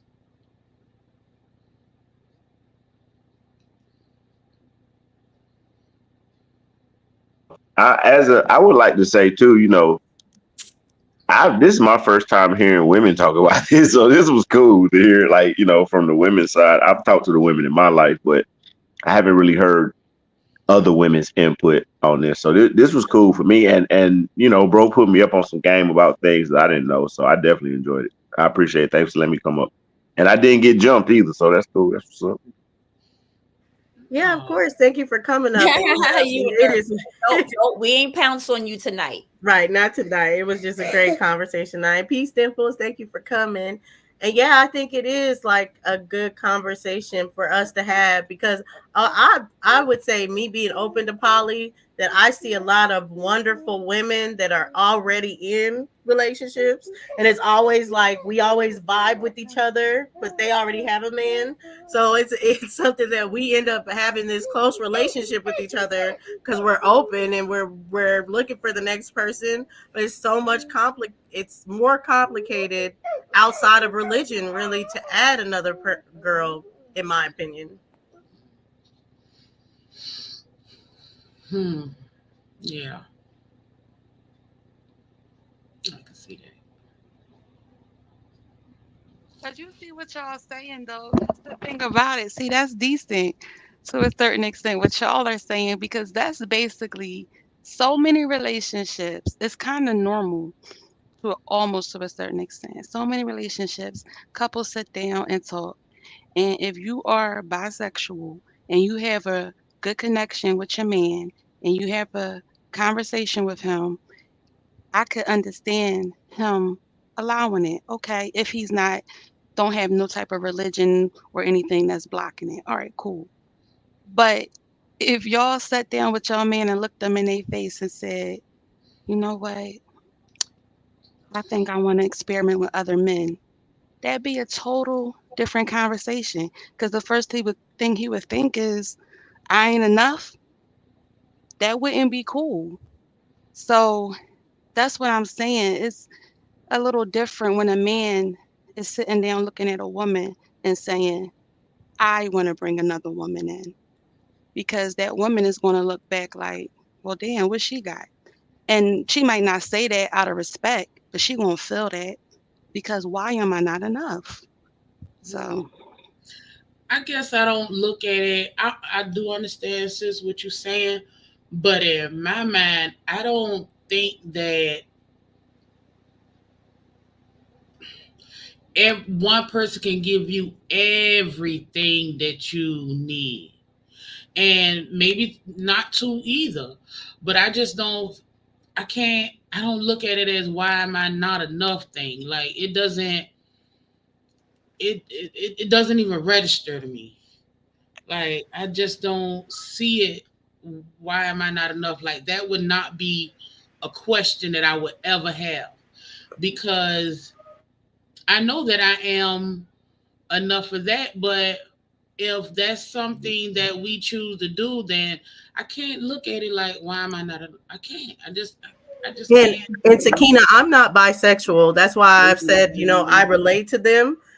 finding out they're not, and that's what hetero flexible is, because it's like, yeah, I'm basically a vixen. I can see the situation as sexy and this, but I wouldn't prefer it. I don't want, I mean, I learned it when girls would start flirting with me and sending me naked pictures and all this other stuff, and I was like, oh, I don't want this. I don't want this naked picture of you. And it's like, I can't even get into the mindset of being like, this is for me. It's not for me. This is for him. So, like, I had to learn, like, oh, I can do the activities, but it's not like, and it be enjoyment in the act when everybody's enjoying each other. But I can't, that, like, it's more than just romance that I don't have. Part of the sexuality part I don't have for other women. I can see beautiful women, beautiful bodies, and be in the act, but I don't want, I don't know how to explain it, but they call it hetero flexible. What's that other term? It's a category for it. You like to watch? You want to watch? Oh a yeah, woman- voyeur. Yeah, I would Voyeur. so much prefer just watching. Oh my God, yes. But so Nancy, that's cool and all, right? But that's one thing if you at a gentleman's club. Not that I'm into that, but I'm saying that's one thing if you there and you watching and you get a kick. But what happens once your man has an emotional connection? Is that not gonna bother you because having a sexual thing and y'all both go home and then y'all go crazy because he turned up from what he just experienced is one thing. But for him to have a bond, an emotional relationship, babies, and that's different. Unless you looking for, like you before, a sisterhood. Yeah, I'm I looking would. for sisterhood, and I do work on conversion. I would say it's like being happy for your mate when they're happy. I would say sexually, it's easy, honestly, to be like a voyeur type, and it's like he's enjoying it, and you're enjoying that he's enjoying it. It's harder when he's enjoying phone conversations, and we've been together so long that we don't have those kind of phone conversations other than, hey, how's your day going? Or, like there's these in-depth conversations that it's like, damn, we don't have in-depth conversations like that. So yeah, that part is hard, but what I try to do is just understand, the conversion side of it. Like, it's comparing apples to oranges. He loves me. He's forged this relationship for almost 10 years now with me, and I'm the apple, she gets to be the orange, or I'm the grapes or anything. He can like both fruits at the same time. Yeah. And for men, like I would say to men, like men that's listening, my recommendation is this: if you are in a relationship and there's something you curious about or interested in, and your wife isn't with it, love that woman and stay with that woman, because you know this isn't something I would recommend people try to convert somebody over to. If you were in a relationship and this wasn't understood from the beginning, just leave it where it is. And like I said, if me and my wife had not broken up and I was already single, I don't know that I probably wouldn't be doing this. This isn't what I would recommend somebody do. But if you're single and you're looking for an alternative way to structure your family, then just be an honorable man at the end of the day. No matter how you decide to do it, be honorable. No, I totally disagree with that. Listen, men, we're not gonna play games like that, because that's a game to me. What you just said. If you feel like, even if you didn't say it from the beginning, and y'all are 5 years in, and now you want to live your truth, and you want to deal with other women, let her know. If she's not with it, then you have to go. Or what's going to happen in that situation is you're going to start cheating, you're going to be lying, you're going to be miserable, because this is something that you want to do, and now you got to not be who you are because of that. No, it's going to hurt by the breakup, but at the end of the day, it's going to be better for you and her. So she could go ahead and be in that monogamous relationship with the person that she want to be with, that only wants to be with her, and you could go out and do what you want to do and find that relationship, however you see it, find that for yourself and be happy. Don't cheat you or nobody else out of something just because. Come on, man. Let's talk No. about this for real. So let me so let me clarify something, because there's a reason why I specifically addressed that to men and worded it that way, because if that's the advice that a man would give a man, and I'm a man, so I can tell you, everybody be getting divorced tomorrow. Because if you ask a man, hey man, if you can have more than one woman, would you ain't none of us gonna say no. That's not to mean that we ain't satisfied with one or that I can't be satisfied with one. But if you're gonna give us the option, none of us are gonna turn it down. So if that's the approach that men take to it, I would be advocating for the destruction of family units. I can't do that. I know men because I'm a man and I'm around them. So I wouldn't advocate that for every man because he thinks he wants to be with other women. Tough, nigga. It's called honor your word. You made a commitment. Now, if for some reason it would, he wouldn't be able to be himself and he would violate, then by all means, before you betray somebody, man, go do you. That's why I said be honorable. But you can't give men that option, because all of us are going to exercise that, and then we'd have no family structure. So I mean, I'm not disagreeing with you, but I'm just saying this isn't for all men. It's not. Yeah, but I could see it, because I think I get what you're saying, and I see it from a woman's point of view, and I know it's a woman's point of view. But I could say, as far as like, this is maybe where I'm more open to poly versus other people, because there's women literally that are like, I'm okay with not being in the know, and he loves me more because he doesn't want me to be in the know. But I've always felt like that's not love to me. Like, I don't care if that's your main chick, all the stuff you do for her. That's not love to me, to be out of the know, that I don't know what's going on. Love to me is that I know. So like, that's where I would be like, okay, that's a deal breaker for me, to be out of the know versus just coming to me and being like honest with me. Right. But I think it just depends on the type of woman that you have.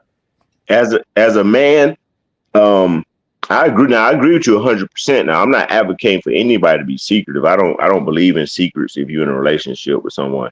But I guess the bigger problem with that is, as a man, we can't afford to take that approach, because I can't raise my sons to be honorable men and to keep their word and to have certain values as a man if 10 years into my marriage they saw their dad, because 10 years later he decided he wanted to do something that he never talked to their mom about 10 years earlier. I can't advocate for that as a real man, as a respectable man. I couldn't advocate for that. But don't we all? So I'm 45, and the things that I wanted at 25 is different than now. So don't we all grow? So in a relationship, okay, so if I had a son and he got married to this girl and he was 22 years old, but he's 35 now, and he's really starting to understand and know exactly what he wants. So you're telling me I should advise my son to stay in this situation, denying himself what he wants to paint this pretty facade? I would say everything except for that last part, because we didn't say anything about the relationship being in duress or it being fake. This is him realizing that maybe he wants to do something that he didn't realize at first. Now, I'm saying absent any kind of toxicity or, he wasn't happy already. I'm not talking about that. I'm talking about if you just thinking that, I don't want to cheat, so I'm going to talk to her about doing this, and she's not with it. As a man, I would say, well then, brother, be a stand-up man. Be a man about it, because you gave your word about that. And I understand, but as grown people, we all have to suck things up sometimes. A lot of things maybe I wish I could do or I want to do, but it's not necessarily the wisest thing for me to do that. Because what if I go out there and experiment? I destroy my family, the dad in at home with the children 24/7 no more. And then I went out here and got these two women, and 6 months later, I can't stand either one of them. What was Okay. it? Can you answer this question? Being that we talked about all opens and this comes up a lot. What if she's like, oh, okay, I'm okay with that, but I want a boyfriend too? What would you advise him to do? As a man, learn how to negotiate. you gotta be open to it. You know, you can't bring something to the table. I don't agree with asking people for things that you're not willing to do yourself. So, you know, if that was her counter, then, you know, he'd have to respect that and consider it. Yeah, he'd have to, because you're introducing that after later on. So I would be like, yay, that's at least it's a step in the right direction.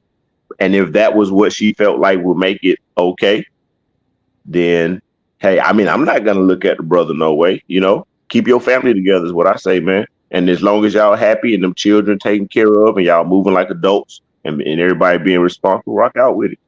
But just be honorable. This might sound crazy coming from a lady, but I would say it's not really the step of the right direction. Right. I'll only say this because where I see it is that I like what he said is true. There's a configuration for everybody, and this is not, I'm not saying 100% of anything, but I'm just talking about majority wise.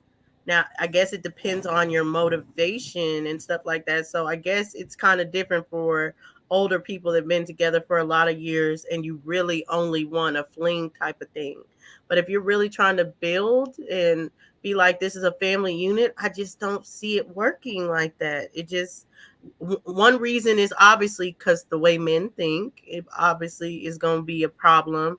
But also, like, I just don't see the other man, even though it can be easy to get another man for certain things. I just don't see the other man just coming in and saying, I'm a build on behalf of something that's not his family. And that's where you're going to come to a crossroads when you're saying, oh, okay, I'm willing to go outside of this poly that builds or the foundation is family, and then go to another poly where the foundation isn't family. I just don't see building as easy. I see, you know, connections easy, sex is easy, but it's building that easy. I agree. That's why I don't move that way. Like, the last woman besides my wife that's in here, Cassandra, the last woman that I was involved with sexually, it's been over 2 years. So even though this is our family structure, it's a family structure. So I don't run around having sex with women because, oh, I can. Nah, that ain't it. If you ain't part of the plan, if we ain't building something together, then that's not an option. You know, we're going to keep it wherever it's at. So I agree with you 100%. That's why I said, you know, you have to be a certain type of man. And I'm speaking from a man's perspective and also from the position of being leaders and leadership, not just in your household, but your community. You know, me leading my children properly means better, more balanced citizens for my community come from my household. So even just that means I'm positively impacting my community. So I have certain values as a man for those things. And like, for example, okay, at the barbershop, y'all ladies, y'all should like just hear some of the conversations men have at the barbershop. You'd probably be shocked at what we talk about when y'all really not around. When we lock the doors, we fire the blunts up. We have tearful conversations. We talk about everything, you know, with the ones you can do that with. I'm noticing all of those really deep, heartfelt conversations between grown ass black men, y'all. I ain't talking no young dudes. Is that all of us were happy to make the sacrifices, whatever sacrifices, for our family, that one woman, if that's what it was, because that's what's ingrained in us. Is not even about my preference.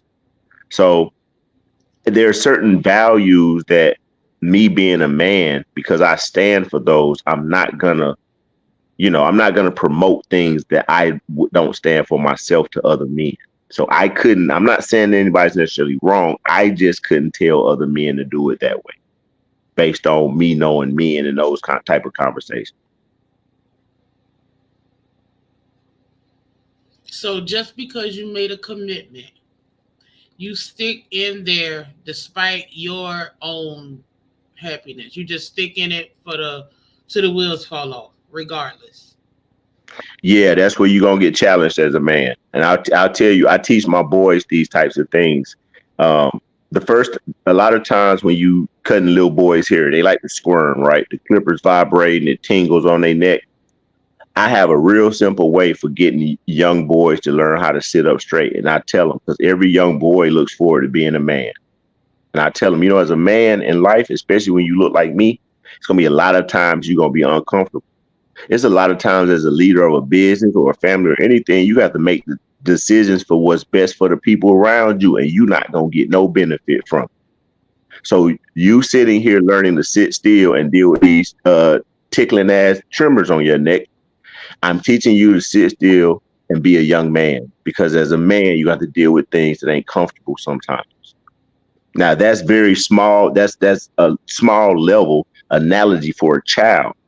But the truth is, as men, yes, you have to.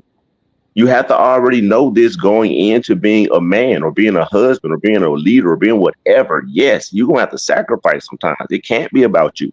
No good leader is selfish. You have to put everyone around you first.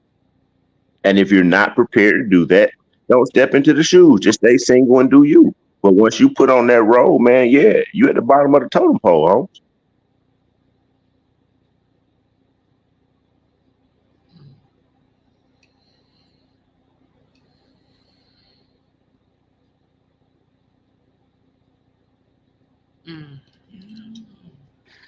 Well, So like for example, as women, right? I'm not saying that men cheat more or less, but I'm talking to ladies, so I'm gonna use this. If you're in a relationship with a man, you expect him to keep his word.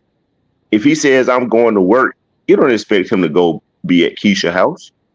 If he say I'm going to Keisha's house, you don't expect him to be at Daryl's house. So yes, men, we should keep our word. And most of us grown as men, this is our critique of other men as places where we need to step up. Be fucking men.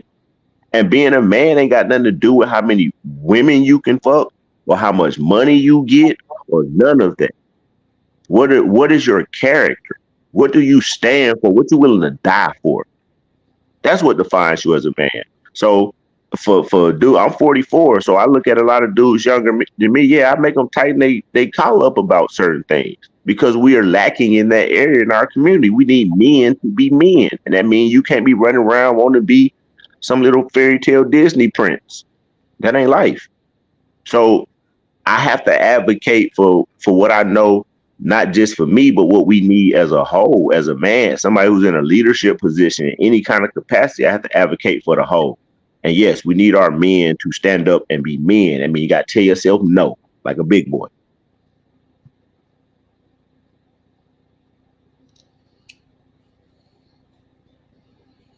Yeah, Docs, you still on, Docs? I'm here. I stepped out real quick, but I'm here. I'm listening. Docs, what would you tell your sons if they wanted to I'm here too. Lifestyle? If they wanted what? If they wanted to practice this lifestyle, what would you give them any advice on it, or what would you say? I would laugh so hard that would really tickle me. I'm laughing already, just even imagining that.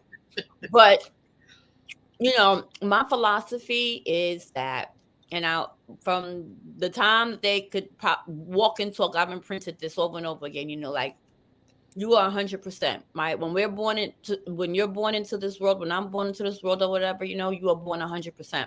When you find your mate. Okay, whether that's your forever mate, temporary mate, you know what I mean? Whatever that may be. But when you find your person or what have you, you know what I mean? Understand that they also should be whole. have that mindset. It's not I don't go with the 50, you make me and I make you. No, you don't. No, I don't, right? Like I am in completion. Okay.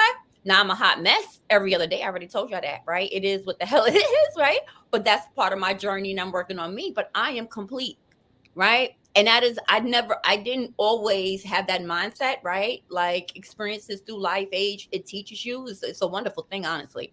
And so the one thing I know is that I am 100%. So when I am entering into a relationship, right, I'm not looking for my mate to complete me. You understand?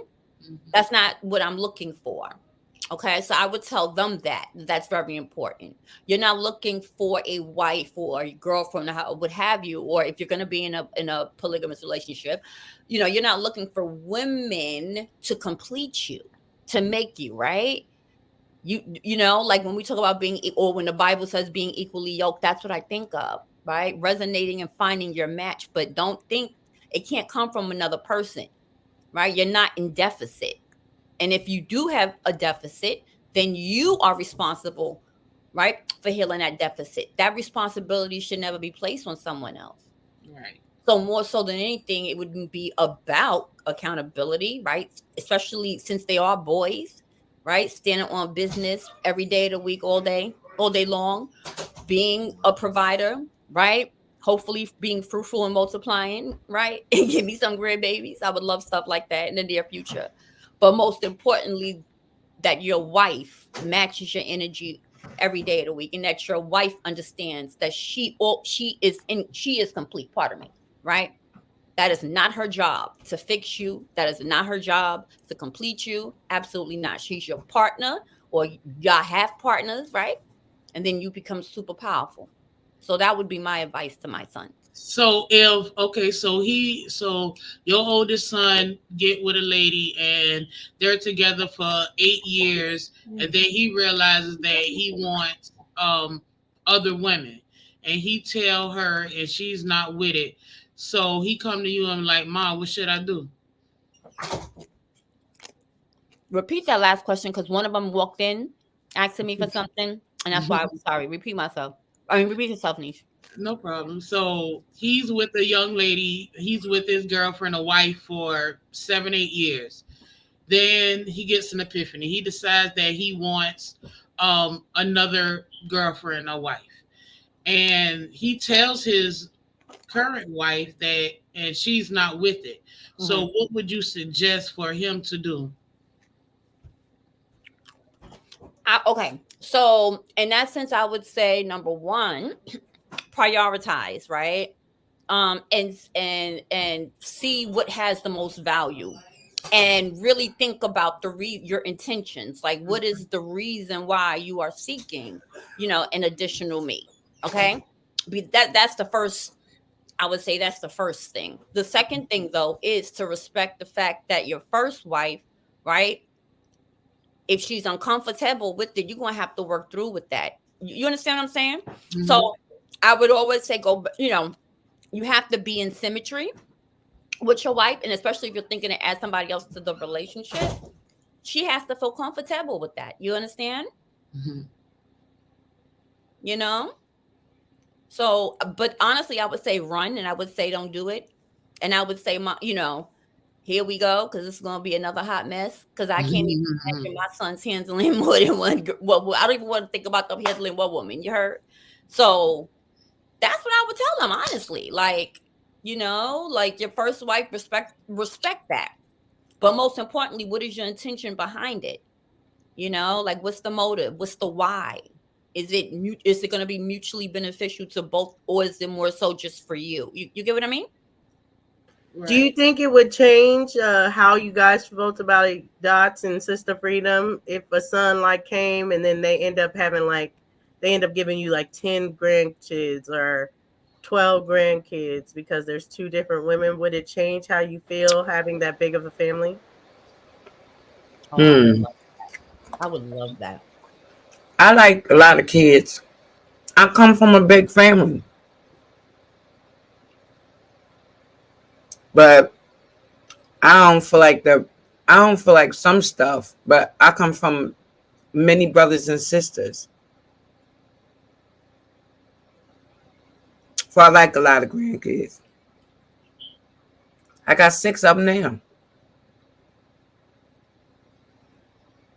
Mm-hmm.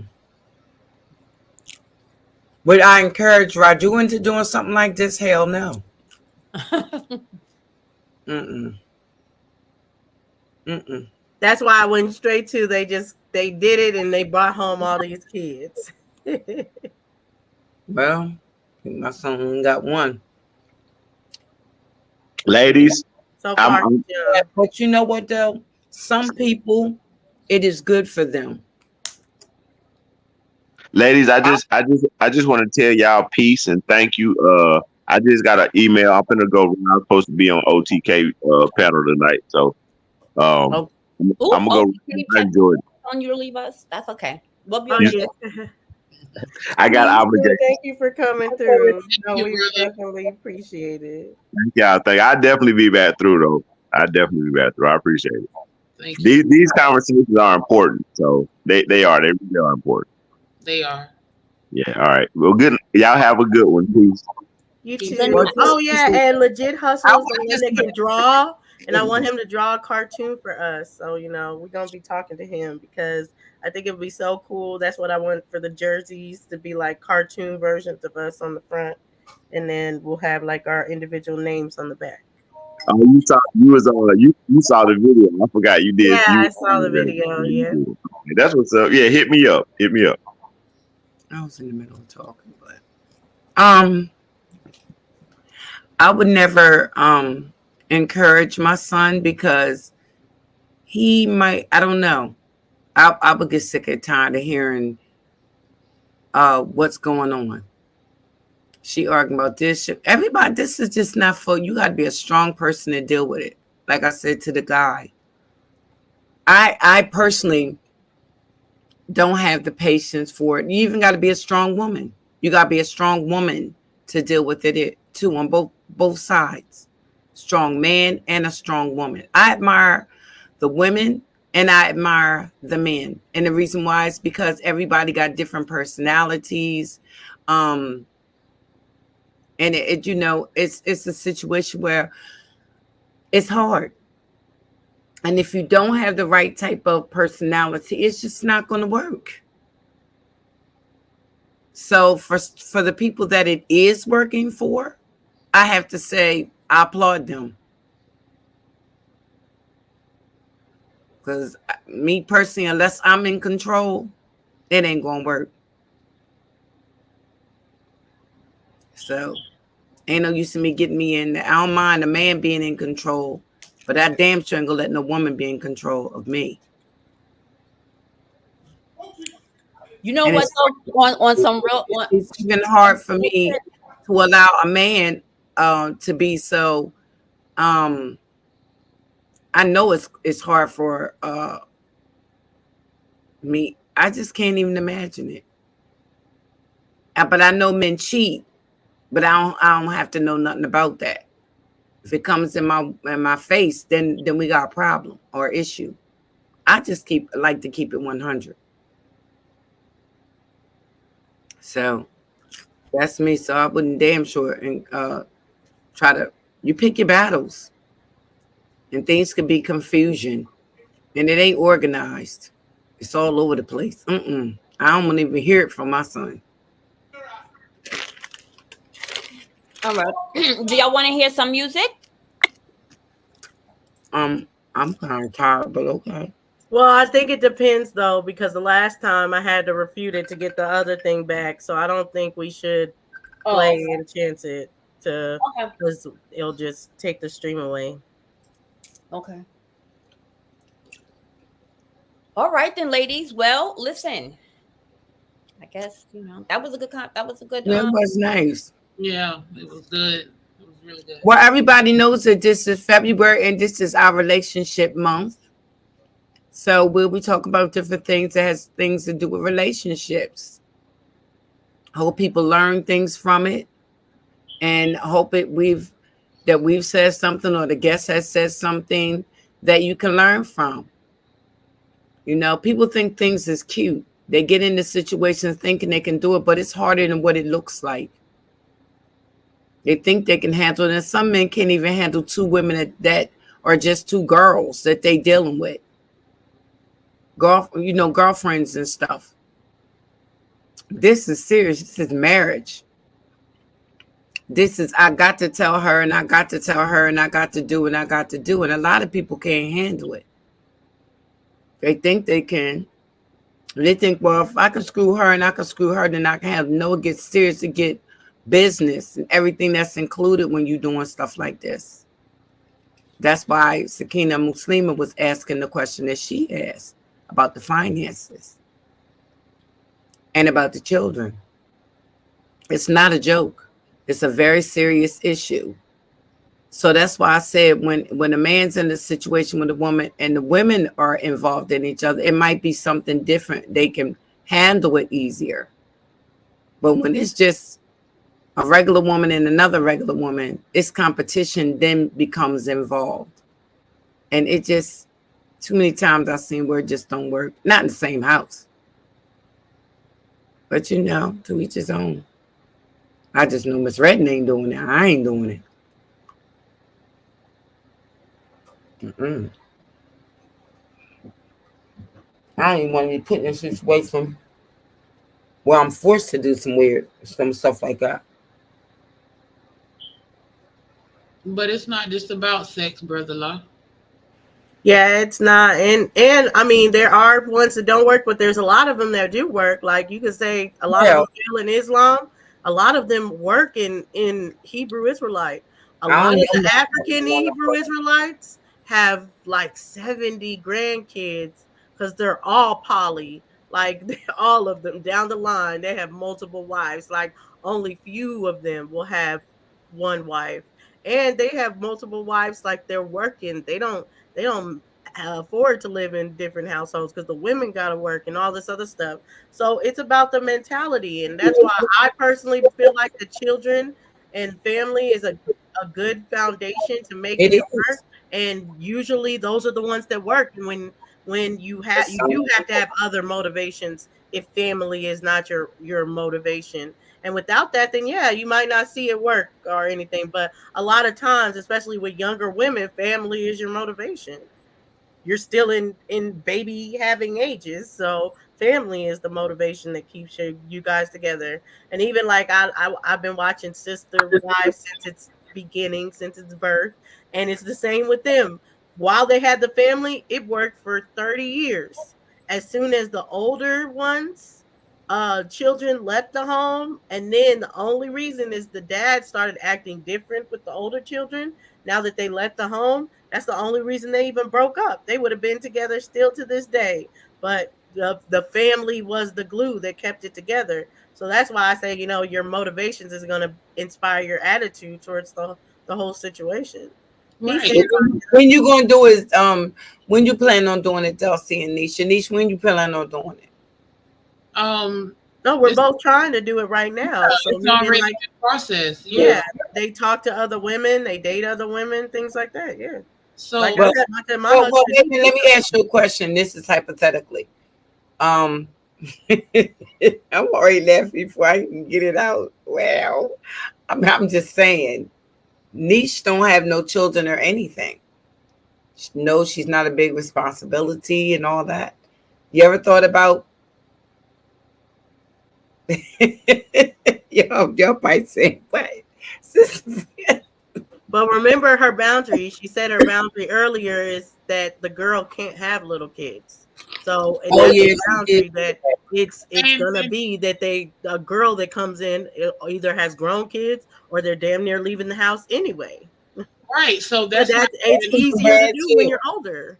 When they it's still bad. Even when they teenager age about to leave the house, it's so sick. Okay, so it's already was set in the things that we are looking for. So it's not, if she have no, it's already a no for that, because that's not where I'm see. Someone pull up in the bike. I don't know. I mean, the grandkids could girl me either. The grandkids, and that's not a hard requirement for older men. Older men don't want to pull up with any little new kids. There's some that are fine with that, and you have to find the right older men. But a lot of them are trying to start over. I know my brother; he's like 46. He don't want no more kids, so that ain't nothing for his girl being like, "Oh, you can't deal with a girl that's gonna bring little kids." He gonna be like, "Hell no, I ain't dealing with no girl that's bringing little kids." I know that's right. Even but when we're 35, we turned 36 this year. We're still planning on having little kids. So yes, we definitely are open to bringing a woman that's going to bring on more kids. It depends on your motivation. Right, and that works for those in their situation. And mine is different because kids is a deal breaker for us. And I'm 45. So who the hell I don't want to be I'm not meeting a woman that's in her 20s or her 30s. So that's already out because no. So it's already things already set in place, and children is a deal breaker. Period.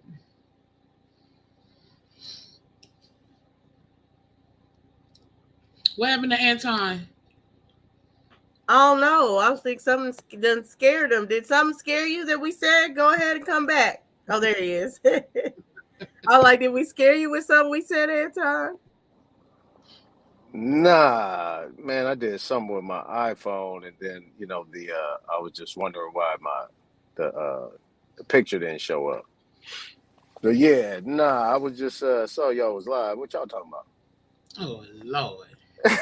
We had have you ever heard of the Portah family? They're a poly family where Alex Porter, he had a wife and he cheated on his wife, but they were able to come together and build this polygynous family from there. Oh, okay. Yeah, y'all know. Well, y'all don't know. I'm boring. Like I said, I listen to y'all. I listen to Top Cat, Dane. Well, you can't anybody that come got from some a powerful stuff. background that's polygynous. Do you push polygyny still, or do you say that no, that doesn't work in the community? Nah, it works. And here's my thing. The only reason why I really didn't do it is because the issue with me is I'm not doing it. The woman got to do it.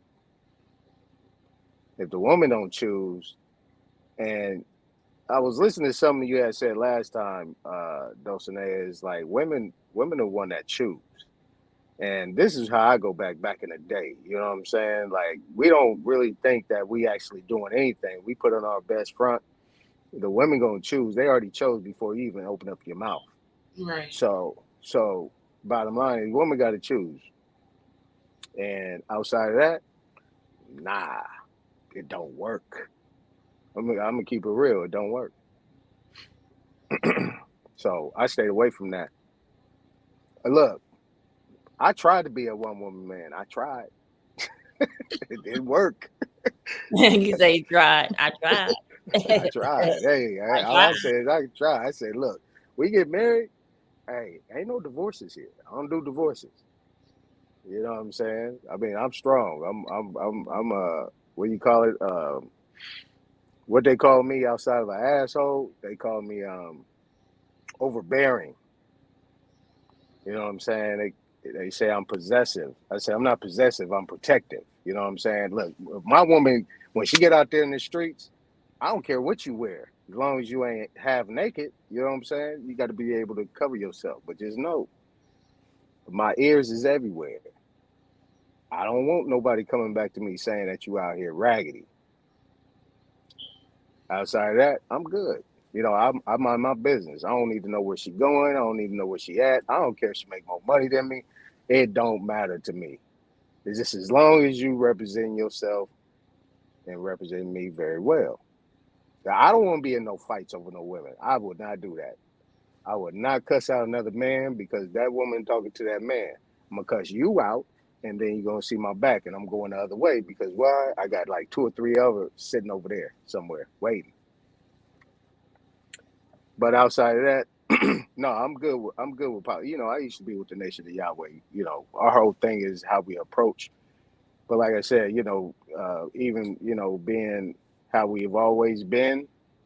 And even going back to my mama and my grandmama and things like that, you know what I'm saying? It was just something that was just done. It wasn't really talked about. It was just about how it was arranged. It wasn't sloppy. You know, they got along or they didn't get along. You know, it worked or it didn't work. So I'm all right with it. I just think the women got to choose. It's not for me though. Just not for me.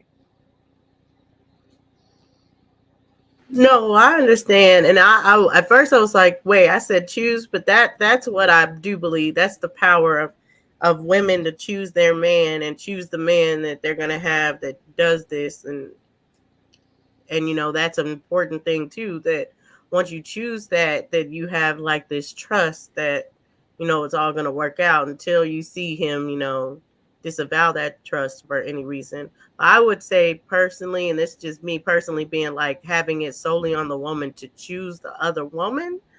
I mean, I know there's a lot of men that like, oh yeah, the women gotta choose. I mean, the only way it's gonna work is if the women go out there and choose the woman and bring back the woman. That's just really not my thing, and I don't think that's authentic. And I think that causes problems in the long run too, as far as like now you're always choosing the other woman, but what if he comes across the woman that it's really like he would have rather? Then now those other women, or maybe even you, there's not going to be those feelings for her, because now it was something that it was like, okay, you choose, it's not important. And then now it's like, okay, it's built organically. So you want Okay. the basis of it to always be organically. She's choosing him, but he needs to be the one in the process to getting her to choose him, and not a woman getting Okay. Okay. So her to choose Pete. her man. Okay. So Pete. Yeah, I feel you on that. So let's get back to this. Y'all women, right? Let's get back to this. Now, this is what I know. Remember, I tell you guys, I got 4 sisters and a mama. I got 11 aunties, right? So here's my thing. This is how I knew growing up, right? At the end of the day, a woman knows what she likes, and she kind of sticks into that realm. Us men, we be all over the place. And I tell men this: if you think you controlling something, think again. So my thing is this: a woman's going to be all right if she knows she want to be in that situation. She's going to go out and look for somebody that she can get along with. Now, at the end of the day, once she bring her back, the man is still going to say, "Nah, okay, I'm cool with that." You know what I'm saying? Try again, or okay, let's see how this works. I mean, this is where men's strength is, because men's strength is stability and kind of well, I would say, as I do my thing, boundaries, rules and regulations to the thing. You know what I'm saying, on a physical level. If the man ain't feeling her, he ain't feeling her. Nah, I'm cool. But at the end of the day, the woman has control of that emotion, of that feeling, of that essence. If they're going to do that, they got to be able to get along. They got to be able to go out, have food, and I mean, trust me, I've been around and I've seen it. I see how it operates. I seen it go good. I seen it go bad. And the ones that go bad is that man going out there snatching them and bringing them back, and she like, who the hell? Nah, nah, we ain't doing that. So, and then he forces it on her, and then next thing you know, all of them gone, and he by himself. Then you got some that say, okay, it's good. Now the first wife is the one that regulates the other wives. So if you ain't in your position where you need to be and doing what you need to do, then guess what? I got called to get you out of here. And he can't say nothing. And guess what he gonna say? Nothing. Because that's his first wife. That's the wife he loves. That's the wife he trusts. That's the wife that ain't going nowhere. Like you said, cheaper to keep her. The other ones, yeah, they on borrowed time. They just got to do what they supposed to do. So I saw him go both ways.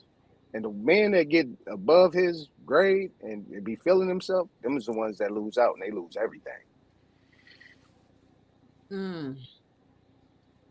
Wow. A T to the O to the P to the C. A. Hi, Top. How are you, baby? Anton, let me ask you a Top question. cat. Top cat in the building. That's good. Yes. Let me ask a quick question about that because, all right. So I know that you said that, unless I misheard, you said you were in a polygamous relationship before you said, did I catch that right in the beginning? No, no, You, no, no, no, okay. no, That's no. what I that. mean, I've had offers, but no, no, no, no, no, Wait, no. wait. Yeah, Pause. offer. Yeah, you're gonna have to explain the offer. So you had two women that were like, I think this will work with you if you just come No, in and they had a contract. What does it mean of having an offer? no. I've had one that said that she would go ahead and do that. She'd go out and do that and so on and so forth. You know, if I see some woman I like, I'll bring her over. I said, well, that's on you. You know what I'm saying? Ain't got nothing to do with me. I said, but I mean, I'm cool. You know what I'm saying? I don't need all that attention. I really don't. Mm-hmm. Mm-hmm. So go ahead, Dots. No, that's what I wanted just to clarify that. But so you really are anti, you're like, nah, this definitely cannot work, right? Like you don't see that it being sustainable, those types of relationships. No, it is sustainable, but it takes a rare man to be able to do that. Now, can Yeah. I do it? Can I do it? Yeah. Do I have the patience? No. You know what I'm saying? It takes a rare man to be able to do something like that. That means The that you bottom, can't do it, right? it takes a rare man to do it. I just don't have the patience. I mean, because here's the thing: like, if you actually understand your scripture, right? We just gonna talk about scripture, and we just talk about way back. You know what I'm saying? Great grandpa said you gotta be able to afford them. Can you afford them? Can you take care of them? Are you willing to do the certain things that you need to do to take care of all of them? You know what I'm saying? And my thing is, I have that fortitude, but I just want one. I don't want a bunch. You know what I'm saying? I did that in my younger days. I had fun. You know what I'm saying? Outside of that, So you don't think hey, you all should be building together and like with finances wise, it's not necessarily you afford them, but everyone contributes to the household. You're like it should be you that can afford everybody. I think I'm just talking about. No, you're right. You're right. No, it's a partnership. We all together. My thing has always been partnership. Love, yeah, but it's about partnership. We got to be able to get along. You know what I'm saying? We got to be able to do business together. We got to be able to make money together. We got to be able to do all these things. But when it comes down to that emergency money, and when shit get down and it gets rough, guess what? Guess who they're gonna be looking at? Me. And that's just how it's always been. Mm. So when it get down to it, when the shit get gritty, yeah, they're gonna be looking at that man. What's up? You got to be able to have an answer. You got to be able to move. You got to be able to make it quick and snappy. A lot of men ain't got that. I think a lot of men is in this reality show and they just think that this shit is cute. Nah, this shit ain't cute. Mm. But if you You got got to other you got to people be in on you got to be on some emperor shit. You got to be on some big emperor chief warrior priest type stuff. You know what I'm saying? You got to really have a program. You got to have something for them to do. Not Mm. just sitting around, having pictures and you kissing one on the left and kissing one on the right and y'all walking around and all. Nah, that's garbage. but why would you choose those types anyway that ain't got nothing going on? No, no, they would be having something going on. No, what I was saying, what Dosey was talking about, yeah, they would have something going on. Like I said, I don't care if they make more money than me. I don't care. The bottom line is when things get in a situation where problems need to be solved, the woman's gonna look at that man to solve them, and that man got to be able to solve them right on the snap. No, that's not reality, man. Ooh, I don't know. I mean, maybe in your realm, maybe in your realm, maybe in your realm. But at the end of the day, I mean, how I function. See, I'm just talking about in my function, in my world, how I get down. You know what I'm saying? Like, just type of woman. We ain't saying a woman just gonna be sitting there like, oh no, What do we do now? No, we ain't That's how talking you about made it that. seem, though. That's how you made it seem. No. All right, my bad, Nisha. No, I didn't mean it like that. I No, was trust gonna me. say, to an I got extent, four. I do Look, agree with Aton I that got four you're sisters going and to expect the man to lead, and that's it. also That's all like I was saying. he's like the quarterback, or he's the face of the situation. If things are going well or anything, he's gonna get all the praise. If things aren't going well, he's gonna get the most backlash. But I would say that I think the whole thing is that you believe in the multitude of you guys coming together. Like, if you don't think you can sit down and have a cabinet and just be like, okay, what's your idea? Let's come together, let's figure it out. Then, I mean, it should alleviate some pressure than just saying, okay, here's all the problems, you figure it out, we're gonna go get our nails done or anything. That's not really what you should be looking for in two women. Right. Yeah, once you get past the honeymoon and all the good, the bells and whistles and all that stuff, at the end of the day, you're going to see crust in the eye.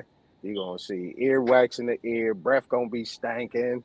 You're going to see the woman on her worst day. You're going to see the man on his worst day. You know what I'm saying? Once you get past all the honeymoon and the bells and whistles, then that's when it's going to become real. That's it. You know what I'm saying? And I wasn't saying it like that, Nisha, but like I said, in my world, when it's, I'm quiet. Women do all the talking, they do the cooking, they do the moving. But once shit get greasy, when it's time for a man to raise up, yeah, they're going to sit and wait. They're going to be looking for that man to raise up. It ain't got nothing to do with money. It got something to do with problem solving.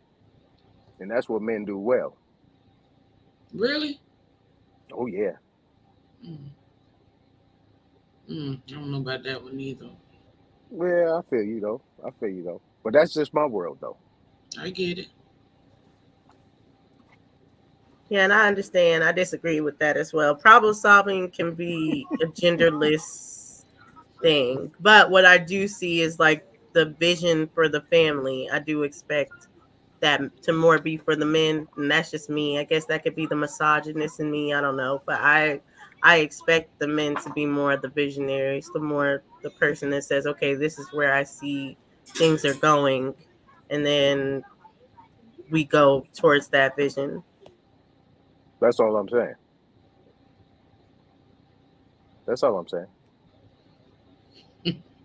Y'all got y'all dukes up. I need to put y'all dukes down and hear me what I'm saying. I'm trying to help you. It's all good. It's all good. Like I said, like me, like what I do, what I do is, I raised a lot of youth that wasn't mine. You know what I'm saying, in California. You know what I'm saying? Young brothers just like myself that was stupid, wasn't thinking, thought he was the best thing since sliced bread, didn't know shit from Shinola. You know what I'm saying? So, at the end of the day, I always raise these youngsters to be better than me, just like my sons and everybody else. You know what I'm saying? So, I teach them, what not to do. You know what I'm saying? Or to think it through. And when you do make that decision, it's your decision. But anybody doing whatever that they want to do in life, get it done. Just think it through, make it right, and do it right and be clean. But like I said, the pressure, like, people don't understand the power of a woman. You know what I'm saying? And you got to be able to handle that. You got to be all ears. I mean, you got to be Dumbo ears. You got to be Dumbo ears, and you got to listen to the woman, because if you don't, you're not going to win. But Miss Nicole, I think, if you can't lead one, you can't lead two or three. But I think we were talking about this earlier, Miss Nicole. Some people want, the separate households, but I personally want it to be one household. So I want you to lead one household, and then we're all going to be within that one household. Right. I second that. Well, I disagree. Shayla. Let me. Yeah, go ahead, Sister Bree. Hold what you doing, Aton. Absolutely not. Wait a minute. Let me ask a question. Okay. I disagree. when you say you want a man to lead the one household, but what if you got a strong woman and she the one who's really leading? I mean, if the woman is a strong woman, how that's gonna work? If you want the man to lead, but the woman is stronger than the man, the woman is the one who makes all the suggestion, who tells the man how everything's going to go. This is how we're going to do this. This is how we're going to do that. We're going to do this way, do that way. Because some women are very controlling, and they actually are leader type women, alpha type women. What do you do when it's that type of situation? But the woman is the one who really wants this. Okay, so first and foremost, woman runs the house. Sure do. That's why I'm trying to figure this one out. No, all I was talking about for some houses. Let me just say some. I'm gonna say some. Well, my thing is how I was raised. Women run the house. That's it. You know what I'm saying? How that goes inside the Not house. in a polygamous relationship. I can't see how that's gonna work. In a polygamous you would relationship, still it's run. definitely gonna work. It's definitely the women run the house. It's just you don't see it as a woman, and it's her house. If you're in one normally. I think that in a polygamous relationship, the man put down the rules. Oh, well, I can see where you're saying that, and there is some portions of that because most women are in those relationships. But I'm talking about like the household, like how it runs of being like the cooking, sweeping and cleaning and all that, cooking and all that. I'm not talking about that. like all this other stuff. It's a work together. I ain't talking about that. I'm not talking about that. Okay, I'm talking about like who establishes the rules. Like what kind of rules? Be more specific. I know what you're talking about. I just said I was being specific. No, you said you're not talking about. Some women are the type of women that run their mouth too much. Just won't shut up. They got to run everything. No, I don't think it should be done that way. No, I think it should be done this way. And this just too much. Just run their mouth too much. Yeah. They trying to rule everything. Now you got another woman in the house and you trying to rule her too. Trying to tell her what to do. You're already telling him what to do. The only reason why his stupid ass is doing it because you want him to do it. A lot of women don't even realize that that's what's happening. Well, first wife got called. I mean, if we're talking about etiquette, first wife got called. What I'm trying to say is a lot of women are alpha women along with the men. They leaders too. True. And most of the time, women that want this, because I don't want to say nothing that's going to sound like really crazy. No, but you good. But when a woman knows she wants another woman and knows she wants a man, usually they are controlling too. They have a way about them that because normally that situation is not normal. So then you think about like, what is it? What is this? Well, how would you know if you've never wanted another woman? I've never wanted one. So how would you know what a woman? Because I'm seeing how it's going. I've never wanted one. I can't even imagine it mentally. But the reason why I'm saying that is because it's just like it seems like a man would want a woman.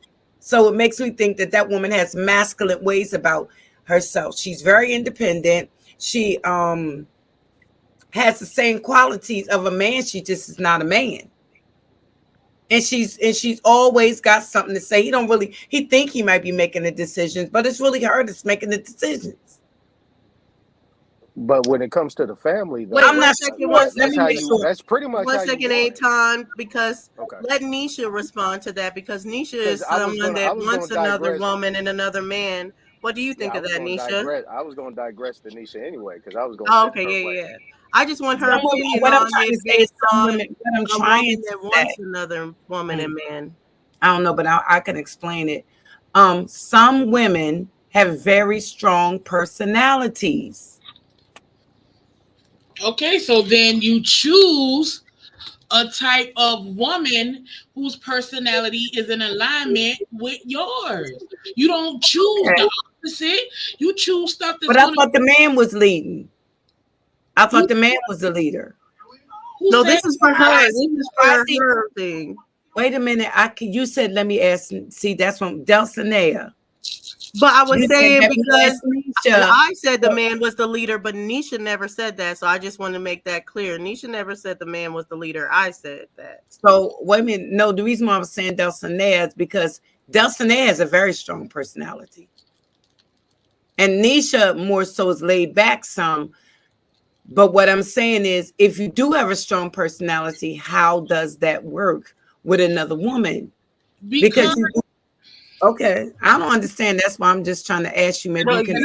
you're a very strong personality. Nisha try to answer. That's why I know damn well I couldn't do it. Not in a thousand years. It ain't for you, sis. But what No, I'm I already know that. That's not. I'm asking how that works with another person. You gotta let her answer. She's Oh, yeah, I answering was you. trying to. Y'all was saying it wasn't for me, and that wasn't the answer. This is what I'm saying. What I'm saying is you're not gonna, put it like this. I'm not gonna go out and find someone who is in conflict with my personality. It's all Okay. about who you choosing. So why would I bring somebody in a situation where I know she is not gonna compliment us? Okay. So I was that's trying to figure that's out. crazy to even think that I would go out or me and him would go out and look for someone that's going to be in conflict with us. That's crazy. So just You because probably, well, the way you might, even with your strong personality, if you have a strong, not you, but you might, I'm saying in general, you might even be just as, conflict with our personality. Your personality is probably going conflict because you and him both are have the same strong personalities. you missing the point. The point is if we're out if you go into the store to get you some jeans, you a size 8, you gonna buy a size 6, you gonna buy a size 4, or you gonna buy your size so it can fit? I mean, because you would have to know it, meeting a person. So I guess when you applicant people, that you have to be around them for a while because people Right. don't actually start showing you who they are until after a while. I just don't know. I'm just asking. You're not bringing anything. This is not like, oh, we see a girl, is she coming back to move in? No, it don't work like that. That's not reality. I don't know how it works, baby. That's why I'm asking. Yeah, no, that's not how it works. So you're not just gonna have someone in your setting that's completely going against everything that you doing and trying to build. Then what's the purpose in that? That's what I'm saying. It don't seem like the man would be the leader. It seems like the woman is the leader. That's all. I said when we doing it. It's not about it. It ain't got nothing to do with leading anything. This is what it's about right now is the courtship. So you can see if they are a good fit. It's a courtship. It's not I'm going to the club tonight and she coming home with us that same night. No, it doesn't work like that. So she got to be on the same page, on the same page. What you got going on? What you doing? What you about? We got to get to know who this person is. They just ain't coming in like that in the gate and now we beefing and this, that, and the other. No, that takes time. Oh, okay. And you get a woman that if you do have a man that's a leader, you get a woman that is also going to expect the man to be the leader, the man to be the visionary. It just depends on the relationship. That's why when Alex was talking about it, he kept emphasizing that this isn't a one way type of thing. Poly will never be this is the way it works and all the other ways it doesn't work. Poly is this numerate of ways that you can make it work depending on the people that you're with. And that's why Dodge showed us the Kenya girl, which we can see it crazy. We can be like, oh, I don't understand that at all. But either way, she's married. She's legally married. She has a spiritual husband. She got some boyfriends. They got wives. They're doing all kinds of configuration. They're doing all kinds of screwing. Yeah, and all kinds of screwing that you'll never understand, but it's their poly configuration that works for them. So it's the same. No, I understand. And if you have the leader portion of the situation, then you got to get a woman that's going to accept that. But I want to say, Miss Nicole, you could say that never works, but it does. I mean, like you would have to be with the right women, or just a women that I will admit there's some women that won't admit. They'll be like, oh, no, I have sex every night. I never sleep. But there's a lot of women that will admit, oh, they sleep. So on the nights that they're not with the husband, they're sleeping. And the husband is with the other woman. Right. And I they're mean, getting good quality sleep. it's not about where y'all keep getting this idea that it's all about sex all the time. It is No, not. I And then don't. I'm older.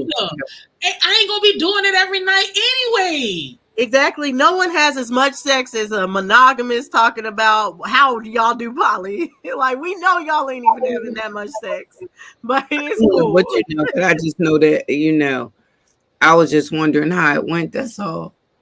I don't know. I was just wondering. But just know, nah, never, netta, neuter. Nope. Never even thought about anything like that. But I see how it is and how it may work. But from what the guy was saying, that's all. But, I can get down with what Nisha said too. She's saying that you got an applicant of people for a while. But I just, Yeah, I think it's important. I think that's what is a main strength of being a poly woman, is that you. So the main thing is, as a monogamous woman, that you should know that you're a monogamous woman and that you could never do it. That doesn't mean the entirety of women. No one could ever do it. Women aren't a monolith. So what one woman can't do, another woman would do. There's a lot of things women don't like to do. Like, couldn't be me. And another woman will be like, oh, well, I love doing that. Right, That's true. We're not a monolith. That's true. Exactly. We are not. We are so different. We like things. Some women like getting choked. I like getting choked. So I like being choked too. I know this is a late night. Oh Lord. Oh Lord, I can't. Freaky But Friday. Yes. What the And some heck? people don't even like sucking lollipops, and it just is what it is. That might not be your thing. No. So, but listen. So, Dulcie, you saying that you just want a straight relationship with the next woman? No relationship, excuse me, with the next woman. You just want her to be like a co-wife. Yeah, I mean, I would prefer that. I mean, I can't say that I would never do anything because I am flexible. Like I can look at a woman and like Sakine was saying, and be like, oh, in a voyeur situation, and be like, oh, this is turning me on and stuff like that. But yeah, if I don't have to eat, I wouldn't eat, and I'll be like, you eat, and I'm good. I don't need to eat. And I'm sorry, Sister Freedom. You're like, what? Guys, it's time to vacate the premises. I'll be super excited that you're eating, but like I'm good on that. And then like I'm I would prefer to be like, more so, like a voyeur, if anything, or separate. Like you have your time and I ain't got nothing to do with that.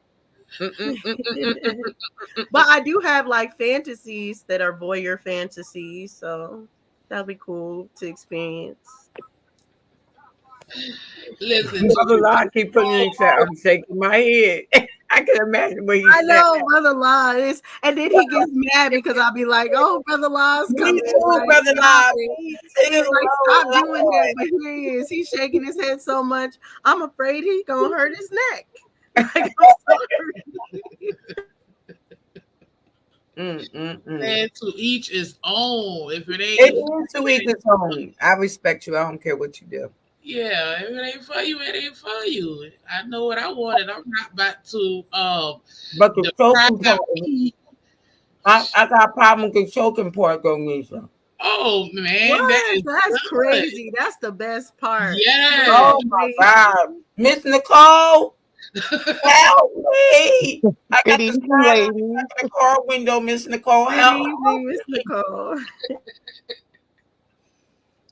I just wanted to say the comment that I put. When I'm saying sleeping with my man, it's not all about having sex, but I want to be in the bed with my man every night, and I don't want to have to wait my turn. And that's what I'm saying. And I don't think 3 grown women in a household trying to share one man will work. I'm not going to give 100% of myself to a man to get 33% back from him. Not at all. And that's just how I feel. Me and too. I think it depends on wanting the 3 or anything like that. I don't know if we would ever get to 3 other than a 2, but I think it just depends. I'm okay with a body pillow sometimes. I remember being pregnant. It wasn't that bad to be in the bed alone pregnant. I was hot. So I was like burning like a heat wave and all this other stuff. So there's just different things, you know. It was good when it was just me, my body pillow, and just my pregnant belly, and I could just sleep sometimes. I liked it. Oh, well, to each his own. I just know 3 grown women in the house. Like I have a sister, just me, my mom, and my sister. Sometimes the 3 of us just being in the house together. It's chaotic sometimes. I can't imagine living with 3 grown women trying to share a man. It can't work. It It can't can't work. y'all are all aligned and y'all have the same end goal. Or we It's gonna get into a fight. difference with sisters and mother. That's a whole different setup. But if you are aligned and y'all have the same goals, then it'll work. Of course, it's nothing is perfect, nothing perfect in a monogamous relationship, but it can work. What's the goal? It's whatever you want it to be. It's different for everybody. Well, me personally, I don't see what my goal could be would be with 2 other women and my man. If Because we're trying to build wealth, I can build wealth with my man. I don't need to share it with 2 other women in his bed or our bed to build wealth. that's fine because it's not That's fair. what I'm saying. It is personal. I'm sorry, Niche. I'm sorry. It No, has to be a personal preference. It's got to be something that you just desire. It don't have. It can't be about building this, building that. It's got to be something else. Sexual. It is sexual mentally because I just can't see it being just because I want to build wealth. Nah, it's got to be a desire, and then I'm trying to figure it out, but it got to be some form of desire, something that turns you on. It got to be. Well, not all the time because of I mean, like yes, for the man and stuff, but when you're going and Well, thinking the about woman too. poly, well, no, when you're thinking of poly as far as for your other motivations, then no, it's not something that you're looking for the moment for anything. Like you don't see the woman as a sexual vice for you at all. So it's not something like you're getting something out of it, like sexually or loving or anything else other than you're seeing it for a family. So yeah, I get something out of it. What I get out of it is family, and that's my motivation is family. I would say we even with a So big ass you head. being with another woman, you think family when you could just have a family with your man. That's what I'm No, saying. because I want a big family. I don't want a little. I don't want a little one man family with just me and my man and all this other stuff. I want a big family. So I would definitely be happy for my man to have kids with more than just me, and then for us to have all those kids to have the potential of grandkids, and then ending up in a situation that having 20 plus grandkids. That's the type of situation I want, and that's what poly can give for me. But that has to be based on your motivations or what you want.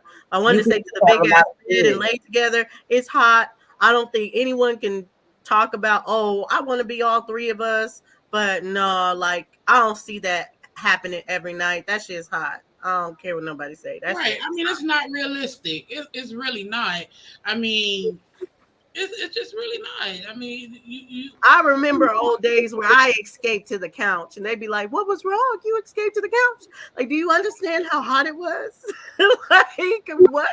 It But was those Fernanda, that was a choice for you to escape to the couch. It's not because yes. it wasn't your turn. Oh, That's a choice. well, So yeah, even but if every night I'm in I'm the bed with saying my I'm man, if okay I with want to go to taking the couch, turns. I can. But I know another woman's not going to be in my bed because I'm on the couch. Oh, I get it, So but oh, it wouldn't be like when I say one house, it wouldn't be like another woman's in your bed. No, like oh, I wanted to say that too. Like there's houses with master suites and all this other stuff. Like you would want something, a situation where you could be all comfortable together. So someone asked about the decor. I would have my own room, my own bedroom that I have, and it has my decor, and she would have her own bedroom that has her decor. And if we do want another one that's just a space for us to all come together, but it wouldn't be every night. And like I'm saying, for me, most likely I would escape to my bedroom because it's hot and I would want to be comfortable and go to bed. Because Well, even like when I'm snuggled up and all this other stuff, there's a point in the night where I'm like, okay, that was enough snuggling. I'm about to turn over and go to sleep because I can't go to sleep snuggling with you. It's hot. I'd rather just go to my side of the bed and pass out. And that's just me. well, what I would say is like the way I was gonna approach it was minimum 5 acres, and we're gonna build a house, couple of houses in the back on the main house. See, because the main wife wanted the main house, and anybody else that came in, they got to have their own spot. Everybody ain't gonna be in that same house. They have their own spot. That's the way I wanted it. I don't want 3 women, 2 women. I don't want more than I want my wife in there, and anybody else that come after that, they got to have their own spot. But we gonna be on the same compound. Like you guys are saying, Mr. Cole. I think everybody is saying this. It's like all that in one area. That's a lot. That's a lot of energy. It ain't gonna work out. But I agree. Dulcinea, let me ask you a question real quick. But after you and your husband have all your children, and then he goes to get someone else, and y'all living as a big family, and he has 3, 4 children over there. You're the first wife. Things don't work out. It's over. That's cool. But it's 4 more children involved. The complications that that would bring to your marriage now, because it would just be, it's not a loved one anymore. It's just more so basically probably a child support. And it would be taken away from your home now. And it'd be like a situation that y'all kind of brought into your family. You understand what I'm saying? You're saying like he has 4 more children by another woman and that relationship doesn't work out, right? Or are you saying my Yeah. relationship with them doesn't work out? No, theirs doesn't. But now he still has that obligation to that woman for the next however long till them children are grown. And that's going to take from your household. And Yeah, it's not, and go ahead. that is a chance that you take. I mean, I don't think you can say that. Oh, you're gonna know for sure, and that's not gonna happen. But yeah, that's a chance that you take when you're in this. You hope that the people have the same motivations, and that's where the vetting and everything is important. You would need someone that aligns with you, just like Nisha was saying. Hey, if you're a certain mentality that Sister Freedom is talking about, then you need a woman that fits that mentality.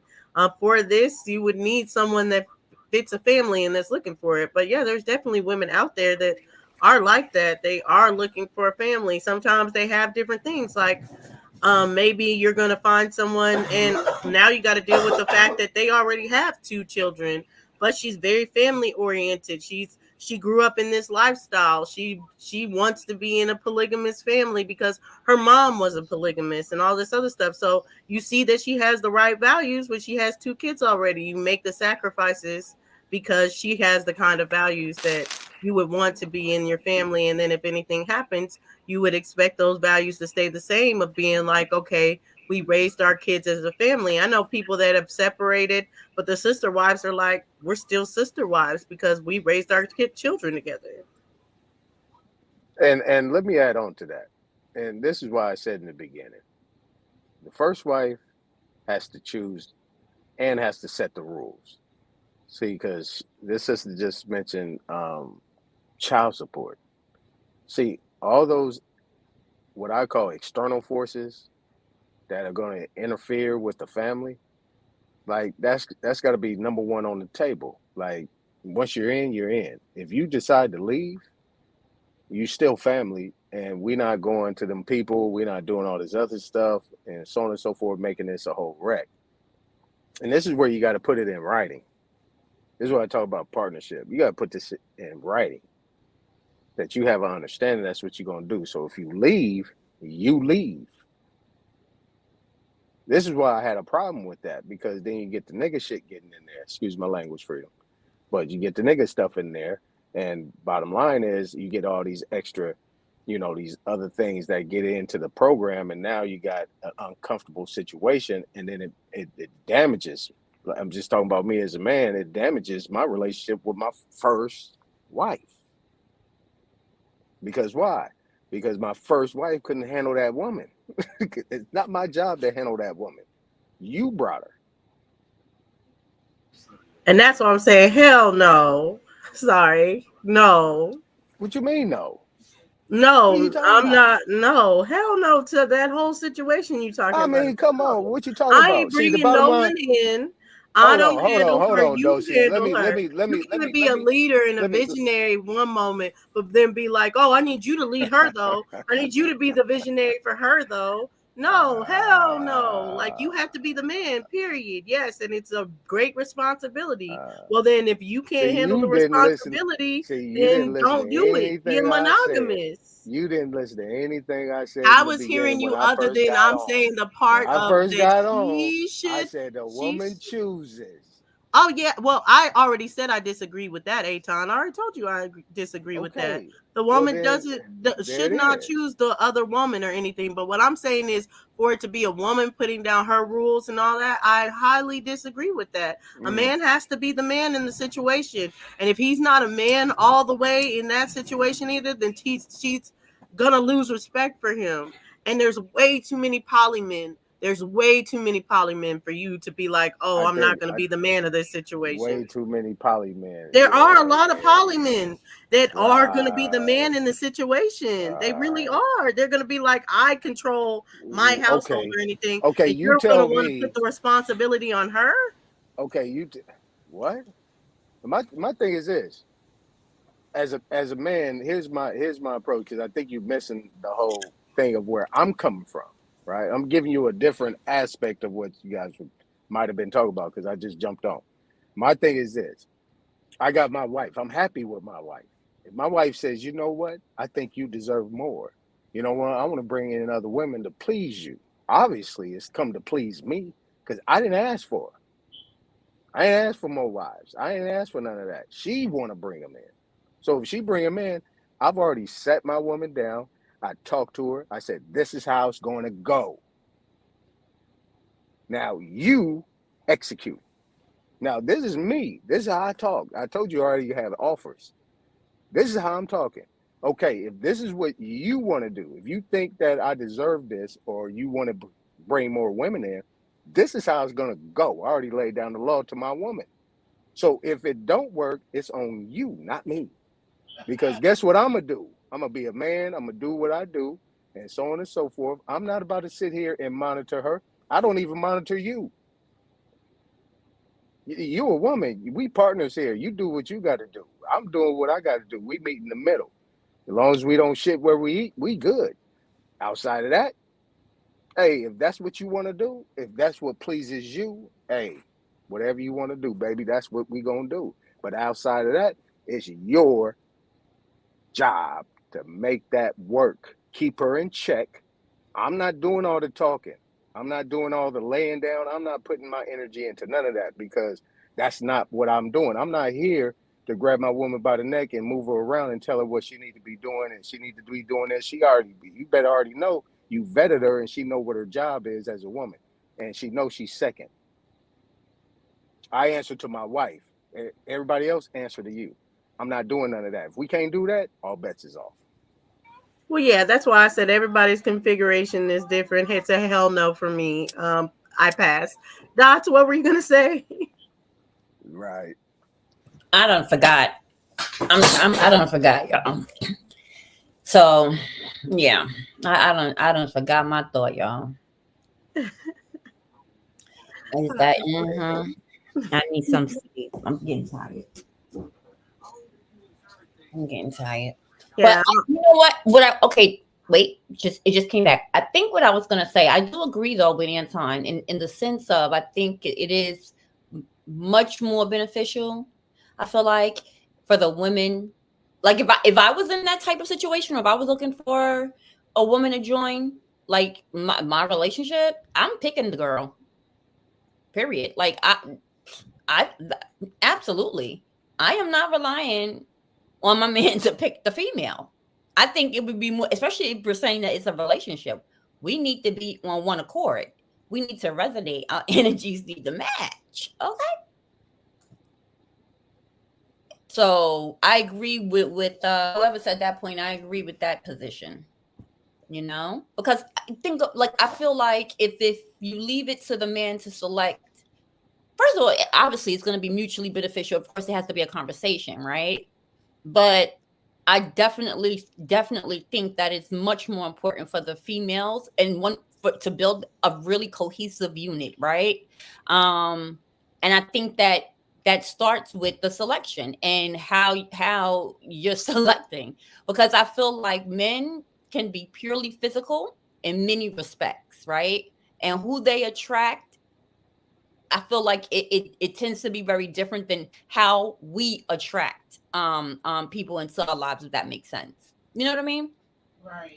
Yeah, I think that's why you're introduced in the beginning, though. It's not like I'm going out or I have to do the work or anything like that. The whole thing is we're not moving to letter with all three of us. If we're not cohesive or anything, that doesn't mean I have to go out do the work. I'm on the dating apps. I'm like, what do you think of this girl? And I'm out here working like a slave to bring in another girl. Hell no, hell no.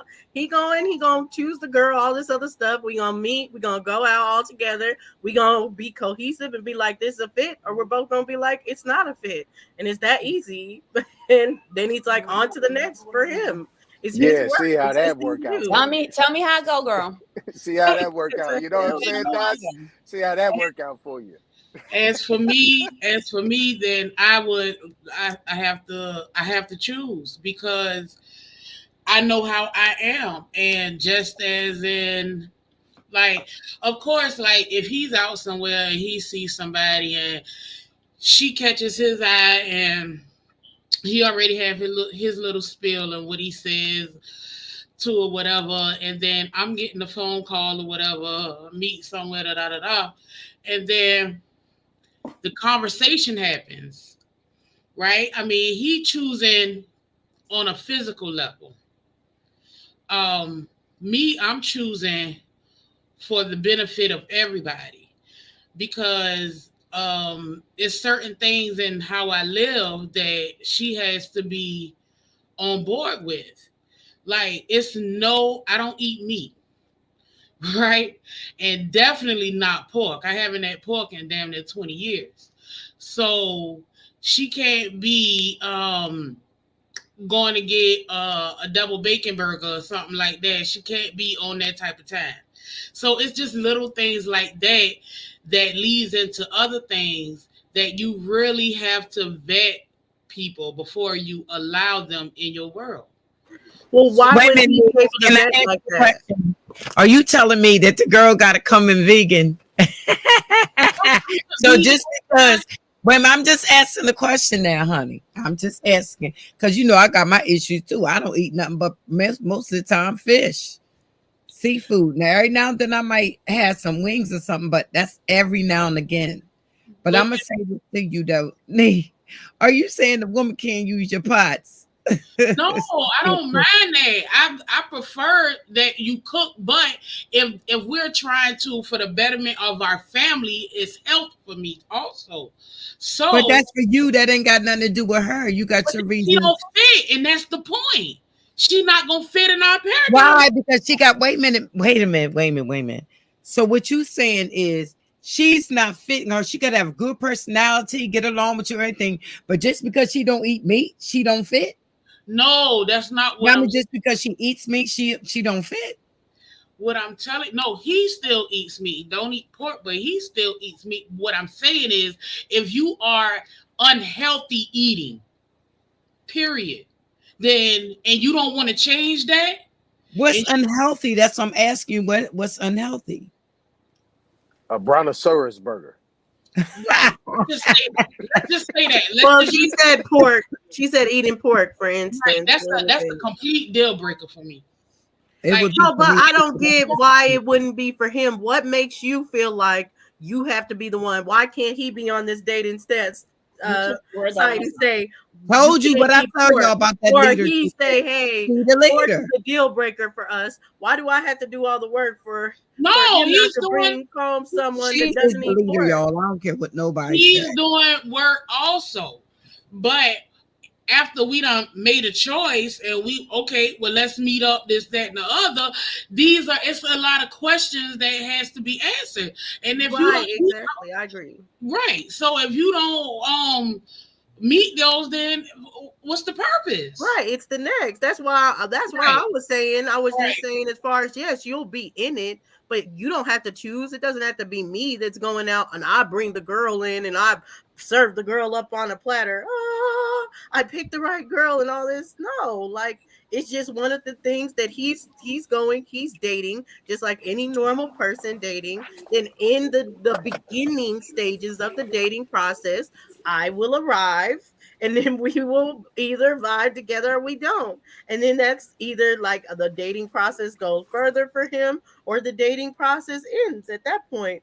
But it's just the dating process. And yeah, he has to do all the normal dating things to attract a woman um, to the situation. Millennial. He has to date her. Millennial. It's Yes, talking I'm like a a straight millennial. millennial. I am a millennial. So bottom line is what you saying is that I could just go to the strip club and go look at a woman and say, you know what? You do poly? All right, come on to the house. And then I'm gonna tell you, yeah, she coming up in here. You gonna say, okay. I mean, come on. No, why are you saying you do poly and you come to the house? There's a whole dating spirit. Why are we skipping Oh over the yeah. whole dating? Oh Like, yeah. no, there's no poly where you can just bring someone to my house and be like, okay, now we're all Right. a relationship. You speak No, as like millennial. there You should a be there millennial should be talking a six millennial and month doing it. of Nah. dating. Now are you saying like him sleeping with her? That's none of my business. What they do sexually is what they do sexually, but that doesn't mean just because whatever's happening with them, she's automatically coming to my house like, oh, we're a big family now. No, they're going through their normal dating process, and then at some point I'm introduced and we got to see if it all works out. And if it doesn't all work out, there are girls that leave. We've dated a girl in the past, it didn't work out. What happened, after months of dating, we were just like, it's not going to work for us, and on to the next. It didn't work out. I have a All right. question. Can I I'm, just ask a I'm question? not afraid of the super gonorrhea strain. Like, I would never, brother I'm lie. You not hear me? afraid of I like don't, hurt. no No, way, I'm brother being lie. really honest and Nope. genuine. Like, I don't even deal remember, with women that that eat pork. sounds more like an open relationship than it does poly, because I thought, and I could be Or wrong, beef. which is why I'm glad y'all could clear it up, those of you guys who know more than I do with this topic, because I was under the impression, right? Like the building stage, the dating stage, yes, there's separate things that happen, but the wife is a part of that. It's not so much of a separate thing. I'm trying to, it sounds more so like an open relationship than it does a polygamous one.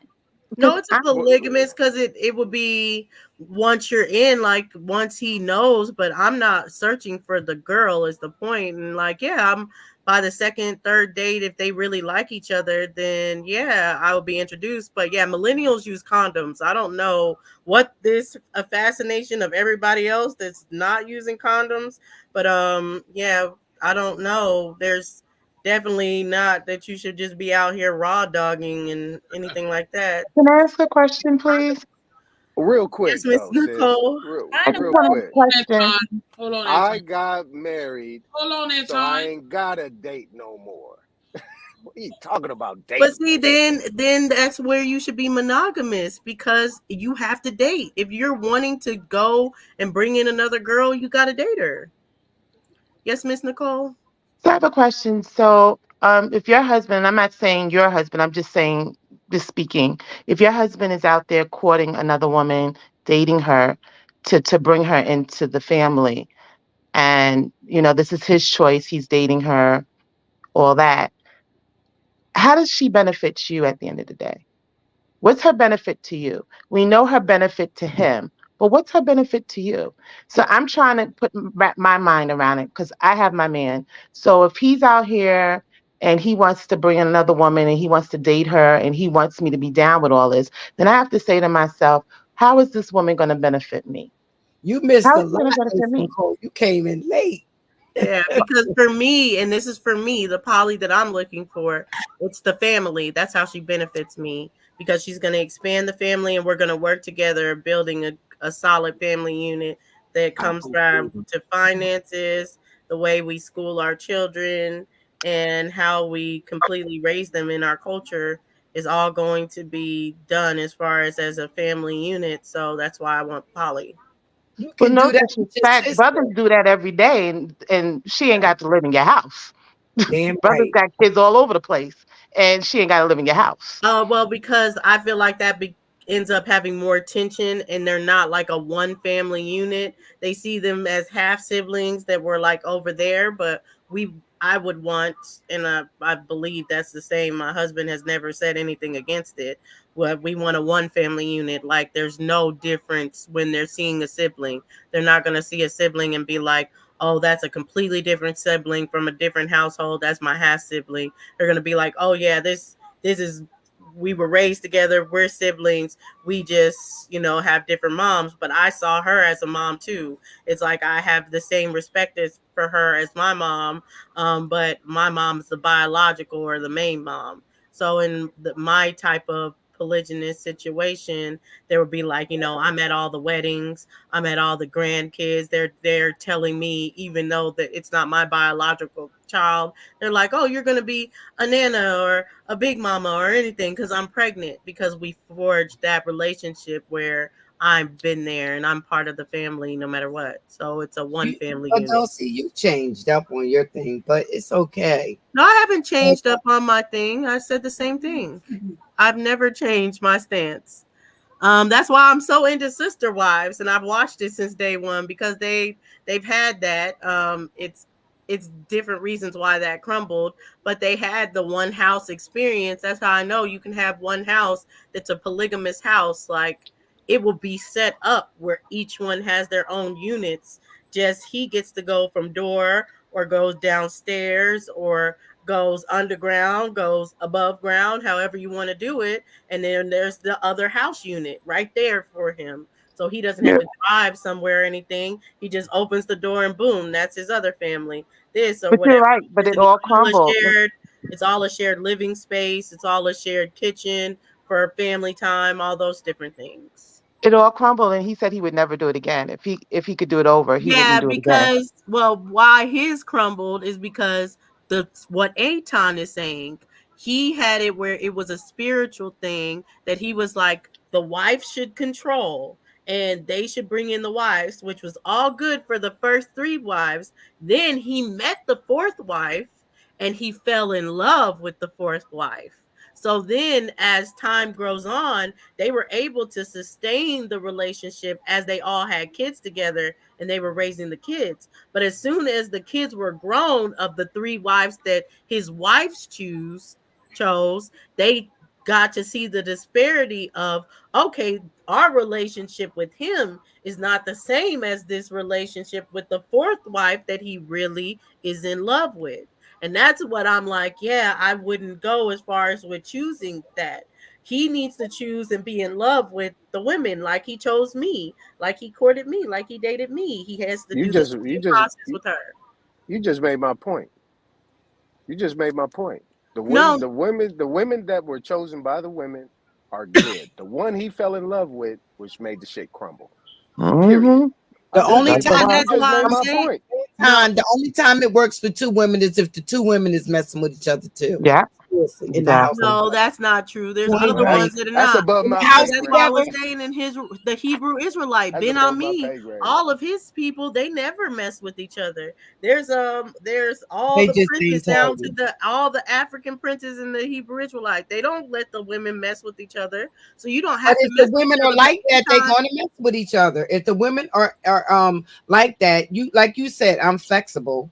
So if the women are like that, they're gonna do it. But I'm saying they don't. The Hebrew Israelite women aren't like that, and I they don't don't know. I don't cheat know as what they far as do. that. I'm not even speaking on. Well, I'm saying I know enough of them to know, like, and children that have grown into this situation, and I know women that are wanting this situation, but they do not want the sex at all. They want the situation of the family, and but they do not want the sex with another woman, and they grew up having two moms, or some of them three moms. I know other women that are in a situation where they grew up with three moms, and now they're looking for a sister wife. So it depends on the thing. But yeah, no, the women don't have to be with each other. And Anton, what I'm saying is you see it as, oh, it's because he chose and that's what crumbled. But I see it as it's because he didn't choose the first three wives. He just did a duty to them, or say that it was some Nah, spiritual thing. No, the ones that choose their wives, it nah, works. We see it nah. work with the You Hebrew trying to you Israelites trying to all the philosophize time. it. They choose their Yes, wives. Captain absolutely. Tazariak chose his wives. He's with how many? Three of them now? He chose his wives. It's working with the men that choose their wives. I mean, and sometimes they don't even work. And it's working with those women because they chose their wives. And then it's like, oh, you have a duty to us. As long as you maintain your But duty, we're fine. But the but you're thing is, talking. men won't really want to maintain the wives that they didn't What choose. you but you're talking about a faith hierarchical system, right? So the women have to submit. So he dictates the program in a patriarchal society. Now, see me the difference when I was with the nation and I was, I was an Israelite and things like that. You know what I'm saying? I couldn't function like that. I couldn't function patriarchally. I had the matriarch was the ones that I by natural thing. It wasn't nothing one from the other. You know what I'm saying? I felt comfortable with the women being comfortable because when they're comfortable, I'm comfortable. All I gotta do is just get the call and be ready to raise up. That's it. I like my women to be comfortable because I can sleep good. I can eat good. I ain't got no problems. Everything's happy. Happy wife, happy life. That's the thing. That's how I was raised. I didn't want to be the one with all the responsibilities. It was a 50-50. Now, I get it. With the Zariac, OG, you know what I'm saying? We deal with those type of things. Yeah, been on me, OG. Much praises. You know what I'm saying? But there's got to be a split at one point in time to where women's power need to be brought into the forefront. The men just sit back, and it's the comfortable thing for me. It's always been comfortable for me. You know what I'm saying? I got brothers, got uncles. I watch them. You know what I'm saying? This is how it functions. And with the women being in control of the house. You know what I'm saying? Be in control of what goes on in that house, the energy that moves within that house. You know what I'm saying? You live a long time. Right. And that's why I keep emphasizing it's different strokes for different folks. There's Right. not a one size fits all of how this is done. It's just how you would do it or anything, then you choose to do it that way. But Sakina, I'm very familiar with this. No, all three of them. So the first three wives lived in one big house. What happened is the first two wives didn't have a house. They were living in a trailer home at first. And they spent the first, I would say, almost 10 years of their relationship with neither of them having kids. So all he did was forge the relationship with the two wives, no kids involved. And there was a lot of problems with that as far as it, but because a portion was is Mary wanted to have the first kid, and she was having struggles with that. She's the first wife. So then he brought on the third, Christine. And then when he brought on the third wife, that's when Janelle, his second wife, got pregnant. Then Christine got pregnant right afterwards. Then finally Mary got pregnant. But once they all came together and had the kids, he moved into a house in Lehigh, Utah, and the house was a polygamous home. So it had three separate quarters, and each of them got their own quarter in the house. And that's how it worked or whatever. But yeah, I would not recommend, living in a trailer home or an apartment and trying to do it. Honestly, yeah. I mean, like, there is a certain point of you have to have a certain kind of finance before you can be like, okay, we're gonna all three come together, because yeah, you got to be comfortable. if you're not comfortable, hell no, I don't think it's gonna work. If y'all are like struggling to meet ends meet, or y'all trying to make it work with all them kids in a 3 bedroom, like I don't see that working. No. So yeah, finances are definitely a part of it. Like y'all got to be doing well. All three of you guys have to be doing well to be able to afford something that's going to be comfortable for you guys. Yeah, I agree with that. I agree with that, but we gonna have input together on our third party. And how it works for me, it's not about. I don't know. I just look at it just a little different from Dulcinea, and because her poly journey is hers, and mine is mine, and as for me, no, it's not all of that dating and all of that stuff for me without me. No, we doing this. We trying to become a family. We doing it as a family, and that's how I look at it.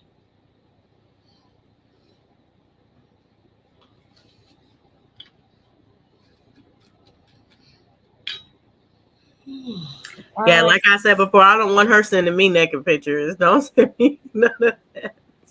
I don't want it. You know, I'm older, so we not even on that type of time at all. So, and then No. it was a comment Sakina made that it was like she said, I think it's sexual because outside of having sex, they can have friends. It's the fact that of sex. No, because like I said, I'm not gonna have sex every night, every day. And you getting older, you're not really having all that sex like that. So it's more of family and what we can have and to just enjoy life. And if I enjoy seeing him satisfied and fulfilled, and he enjoys seeing me the same way, then I don't see a problem with it. And know um I'd rather be in poly knowing what's going on in my house versus being monogamous not knowing what's going on down the street. That's just how I look at it. You're gonna have to be really something special, man. For me, like in terms listen, as a man, you have to be really something special, like real special, for me to agree to that union from outside looking in. But to be honest, and here's the thing, like, because I really do not know anybody that I'm like, this is a good example, or I know somebody who's, in a poly relationship and that it has like withstood the test of time. You know what I mean? Because normally it's like I said before, if I feel like it's just always a constant rotation. It's like every other month is somebody new. And I just wonder, like, what is that? You know what I mean? Like, what is that about? And like, is that poly? Like, is that? It is. It's polyamory. It's not polygamy, but it's polyamory. That's still poly. Poly just means many loves. Yeah. That's all poly means. But polygamy means many spouses. So yeah, it can be poly and all this other stuff. But I think that's why I was emphasizing a lot that yeah, it's hard. It's hard to be polygamous. Most of the polygamous people, I feel like the women are meant for each other and they're in a relationship already. So it's hard being polygamous because it's easier for men to go out and I would say for the other woman's behalf, the other woman, it's easier to get another woman complaining about your wife, saying she's not fulfilling your needs and all this other stuff than it is to say my wife is cool with this, all this other stuff. And that's why it's like it would be a hard thing. It doesn't make it any easier a woman going out and being like this because then she expects that same kind of courtship from the woman. And I get where Anisha can do that because there is those feelings, but for someone that doesn't have those feelings like that to court you, like I think in that stage, there's no benefit for me. That's where I'm with Miss Nicole. I have no benefit to put in so much effort to be like, I'm dating you. I need to jump through hoops or anything that men do for women. I'll be like, kick rocks, girl. I don't care, like in the beginning stages. So that's why it's important for him to do it because I don't have that kind of attachment. There's no romantic attachment to her at all. So the only thing that we can gauge is like what we like and how we're similar, or if we can talk about different things and be friends. We'll never be able to gauge or her feel like I'm courting her because I'm not. You said polyamory. What's that? Polyamory, it means pretty much the amory is love, poly's many, so it's many loves. Oh, okay.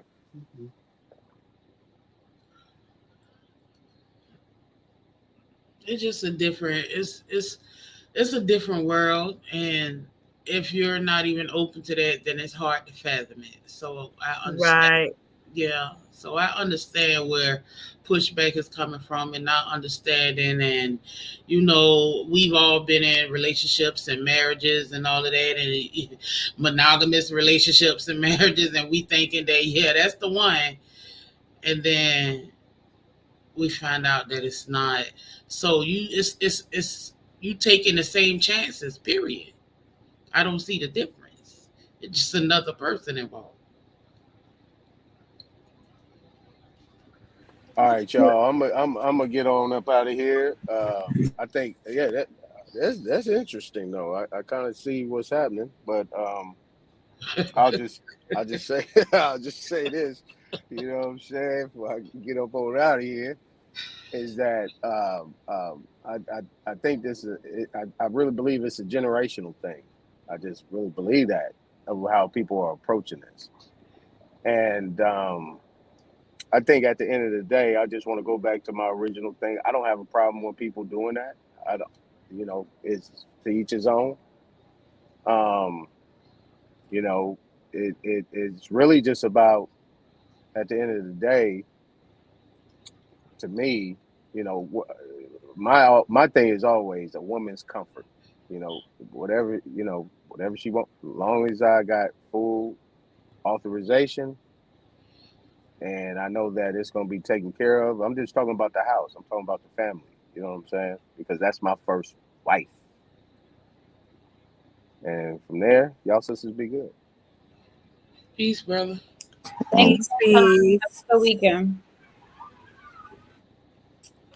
But yeah, I agree with you, Nisha. I think it is one of those things like that's why I say everyone knows where they are in the spectrum. Like if you're monogamous, some people are non-monogamous, but they're like, don't tell me, I don't want to know. So being like, they even say, oh, you can cheat on me as long as I never find out, as long as they never have a baby, as long as I never get any kind of STDs or anything, then it's okay. That's a form of non-monogamy. That is, I mean, it could be polygamous on his, I mean, polyamorous on his part, because he could be having or forging many loves in it. But polyamorous is a thing saying that you're not just sleeping with the person anymore. You're having relationships. You're having more than one relationship or more than one love. So it's bigger than just sex. And then if you're just sleeping around, you're just sleeping around. That's not polyamory. So yeah, he could be polyamorous, and some women are like, "Oh well, I would rather you just never know. I never know, never let me see it. All this other stuff. That's a version of non-monogamous. That means you understand that he doesn't have to be monogamous. You just never want to be exposed to it. You just never want to see it or anything like that. Versus someone that's monogamous, like he could never cheat on me, period, or someone that's like, okay, that's fine. I'd rather know. And you could be poly. So there's just different forms of women for different things. What were you going to say, Miss Nicole? So I have a question. So I understand what you ladies are saying. Like, I think you feel like we think it's all about the sex when we say, oh, like there's something that we wouldn't do. So my question is, and you ladies might have spoken about this earlier, and if you have, I'm sorry that I'm bringing it up because I wasn't on earlier. No, So go is it ahead. okay for you, ladies, to say, all right, then I want to bring in another man to benefit me, however you want to be benefited? It doesn't have to be sexual. Well, do you think your male companion would be okay with that? I don't want to bring in another man. I'm straight. I tried an open relationship before. It's horrible. Like it's horrible. I would never do it. Like But I I'm it saying, just would it your men be okay with it? If you choose not to no. do it, I understand that. But I'm saying your men want you to be open to bringing other women. But would your men be open for you to bring in other men? That's why I'm saying it's horrible because no, men aren't okay with it. That's what makes it horrible. Well, Like see, then no, that's men aren't I okay. think that's a problem. So then I think for men, a lot of it has to do with the sex. No, as in my instance, no, it wouldn't be. We've had that conversation, and that wouldn't be an issue. Um, he's open to that, but it's not something that I want to do. So that's not even on the table for Okay. me. I mean, that's just how my situation is. It's not even on the table. That's not something that I even want. Okay, but he was My open to it. experience, yeah, I would say that men, yeah, I like them. That's why I'd say, yeah, I've had a man that tried before, and that's why I'm saying the experience was so bad for me. I was just like, nah, and I just don't feel like men can deal with it. So for me personally, no, I'll be like, nah, no. Because I'm saying if your men are open to it, then I'm telling you, I'm straight. I don't Well, need. yeah, because the men, yeah, it's just I don't know, they just not us. They just can't deal. I don't know. There's no conversion with the man, and I can understand it. I mean, like I don't necessarily believe as a man believes, like oh, it's another man that's conquering you and all this other stuff. It's like he put his flag in you, but I just see it from their point of view and just like can feel for them, and it's just like it's a horrible feeling. Like you can never for me, this is personally with the type of men I like. I don't feel like I would ever get the respect from them that I would want, nor would it be like they are happy for me or I feel love or anything. It's just gonna be a thing. Like if you're dealing with two guys, then the other guy just like, oh, I get to conquer the other this other guy's woman. He's never gonna be like, this is my woman unless he's like weaker, and that's just how I feel about it. And that's what I've experienced of the men that are accepting of it. They're weaker. interesting. Okay.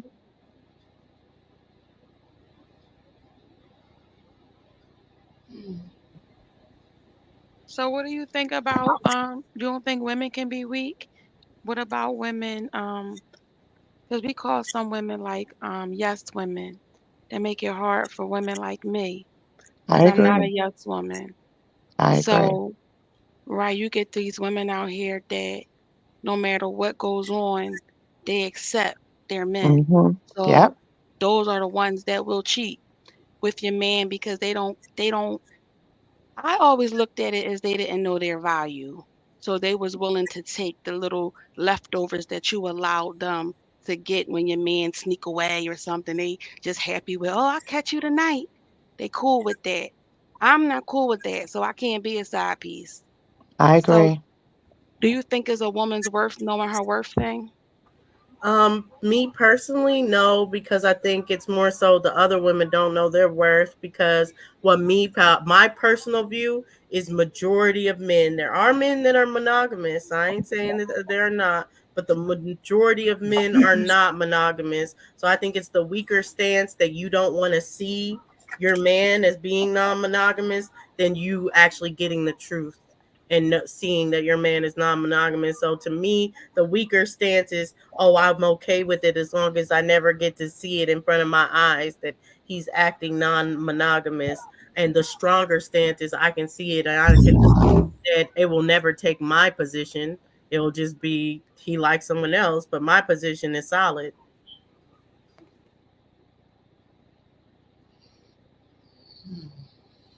To each his own, but I totally disagree with that. I don't see that as being solid. Right, I don't see that as solid because if now to the guy that was just on here, I think he left, I'm not sure. But he was saying that if it's discussed in the beginning, that's one thing and all of that.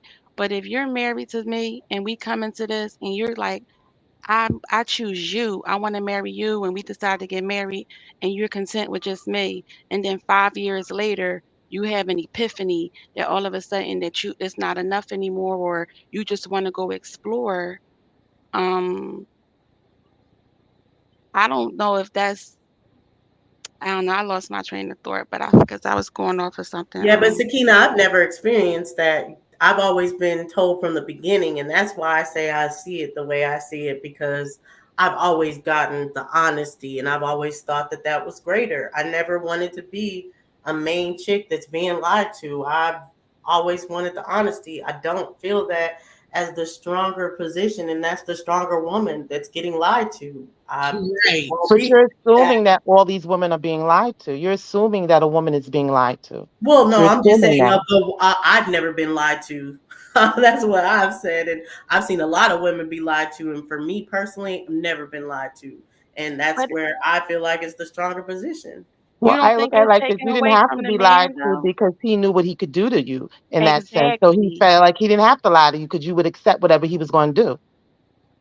That's the way I look at it. He No, felt he could do whatever, so he didn't have to lie to you. no, it's a lot of men that lie and play these games like they're faithful and um come and leave to go to work early and come by your house and see you when he gets off and it's a lot of men that lie. I agree with you too. And then with some women, when a man gets caught, she's out. She doesn't have a problem with leaving. That's the whole thing. Like some women don't have a problem with being alone for their peace and their sanity. And I'm one of them. If I find out that my man's cheating on me, I don't have a problem leaving. I So want cheating peace. is a deal breaker, Miss Nicole? Cheating is a deal breaking for me because I've seen what cheating has done to people and what has happened. I've seen it get really ugly and I've seen it almost get deadly. It's not worth all that. Be honest with me. If you want to be with somebody else, go ahead. You're not going to have your cake and eat it too with me. You're not. That's just how I am. I can stand 10 toes down by myself. And I feel that's being strong. When you can say, I don't need this, you can go do you. I don't have to be bothered with that. I'm good. Right, I respect that, but it's a lot of women that don't say that, and the main chicks are the ones a lot of times that sit there and know that they are being cheated on and don't leave. So that allows the man to keep doing what he's doing. And I agree with you. And that's why I don't think that's solid. Yeah, and that's why I say my position is solid, because it might be a young thing, but I've always been like, hey, you have to come to me and tell me what you are at the beginning of the relationship. So at the beginning of the relationship, I got to hear you're non-monogamous, and then you can deal with other people, or you're monogamous, and then as soon as that monogamy is broken, it's over. But I've held out from having children because my mom made it serious to me to be like, once you have children, you cannot leave or be with another man, at least in front of your children, until they're grown. And that's just how I was raised. So I would never have a baby daddy in these streets and then dating someone else, because that's not how I was raised. I could have a side piece, a sneaky link, and stuff like that, but I would never let my children meet them, because I was raised that once you have children with someone, you're there until your children are grown. So I waited for this moment, all this other stuff, and I plan on doing it that way, of like, my husband is my only baby daddy, and but he is poly, and I've accepted that, and I've known that from the beginning.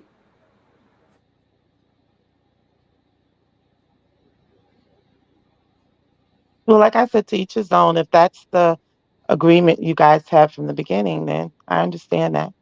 The agreement you had. Right, and that's the agreement that I had with him from the beginning. I mean, Mhm. like our first conversation, this was brought up.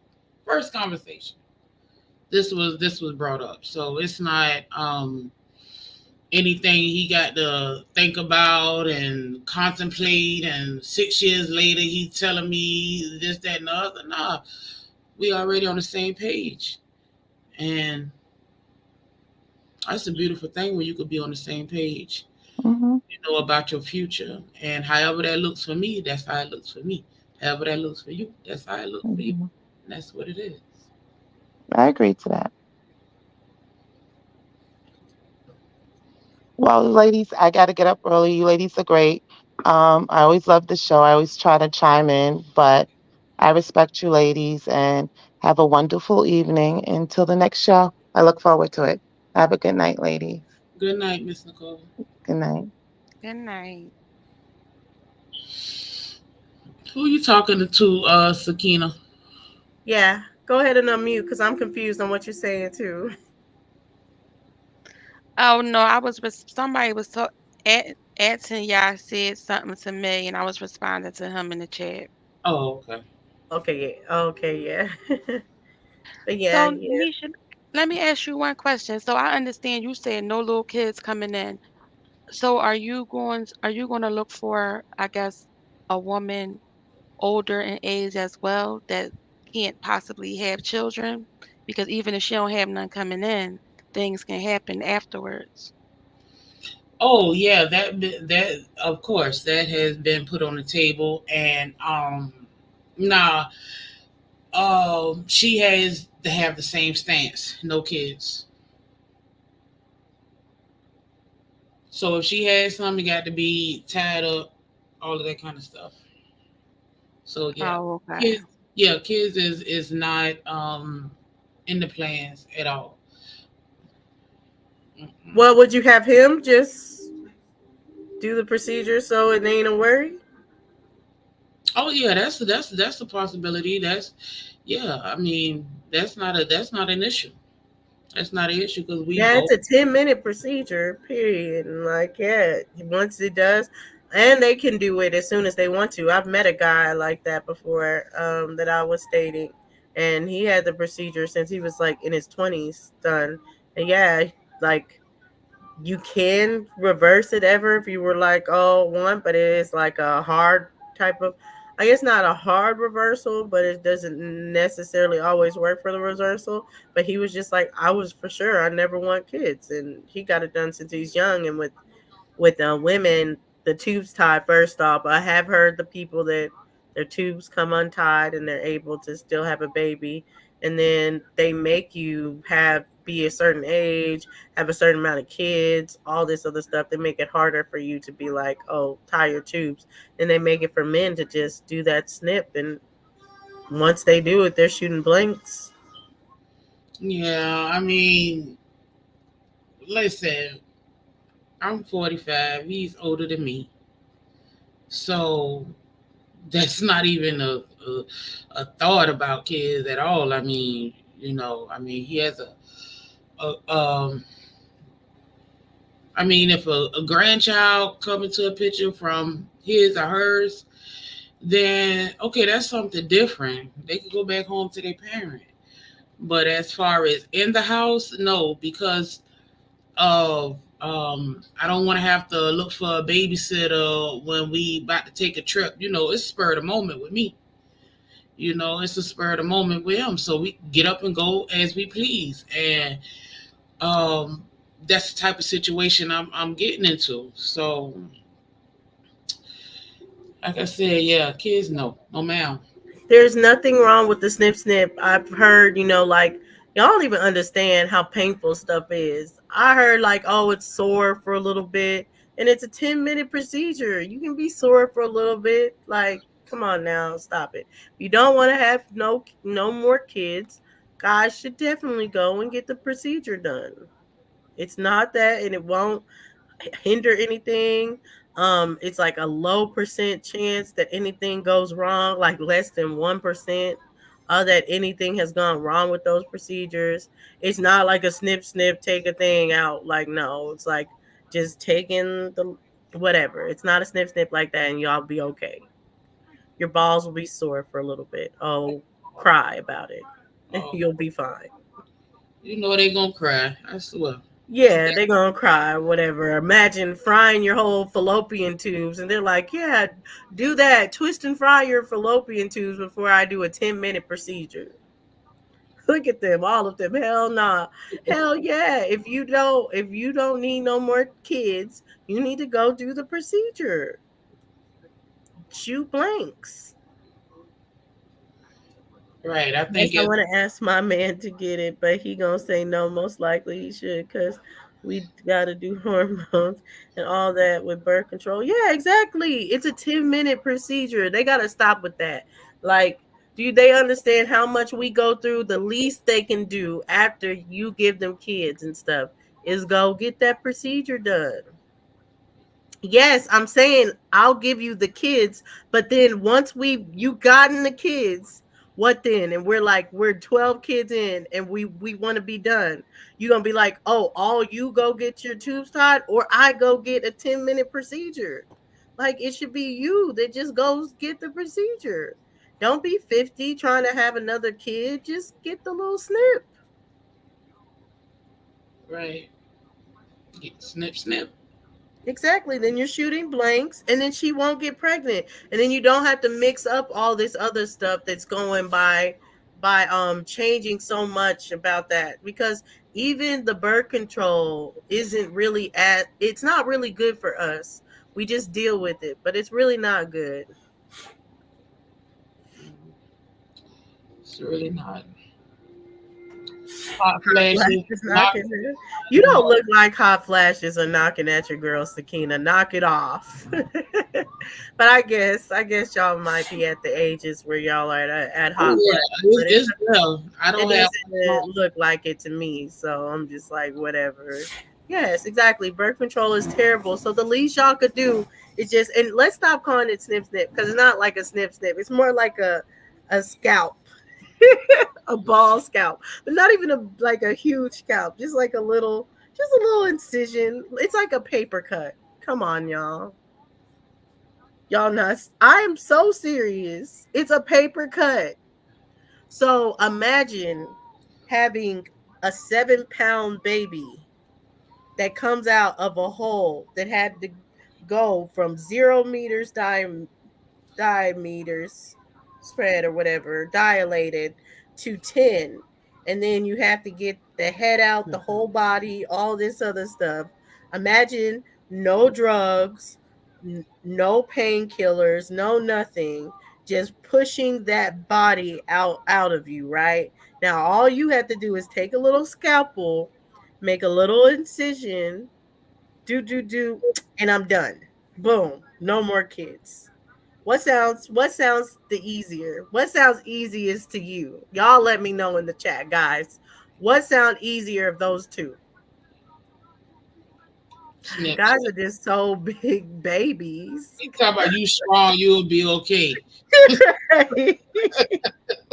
It's not like, look at that. Like, see, like imagine your D snip snip. It's not your D at all. It's an incision in your testicles, and they just stop. They just stop sperm for coming out. Are you shooting out the sperm like that? Birth is natural. Snip snip is not. They're both natural. Whatever. Y'all are such big babies. Golly. But once you have enough kids, you should be okay with having that procedure done.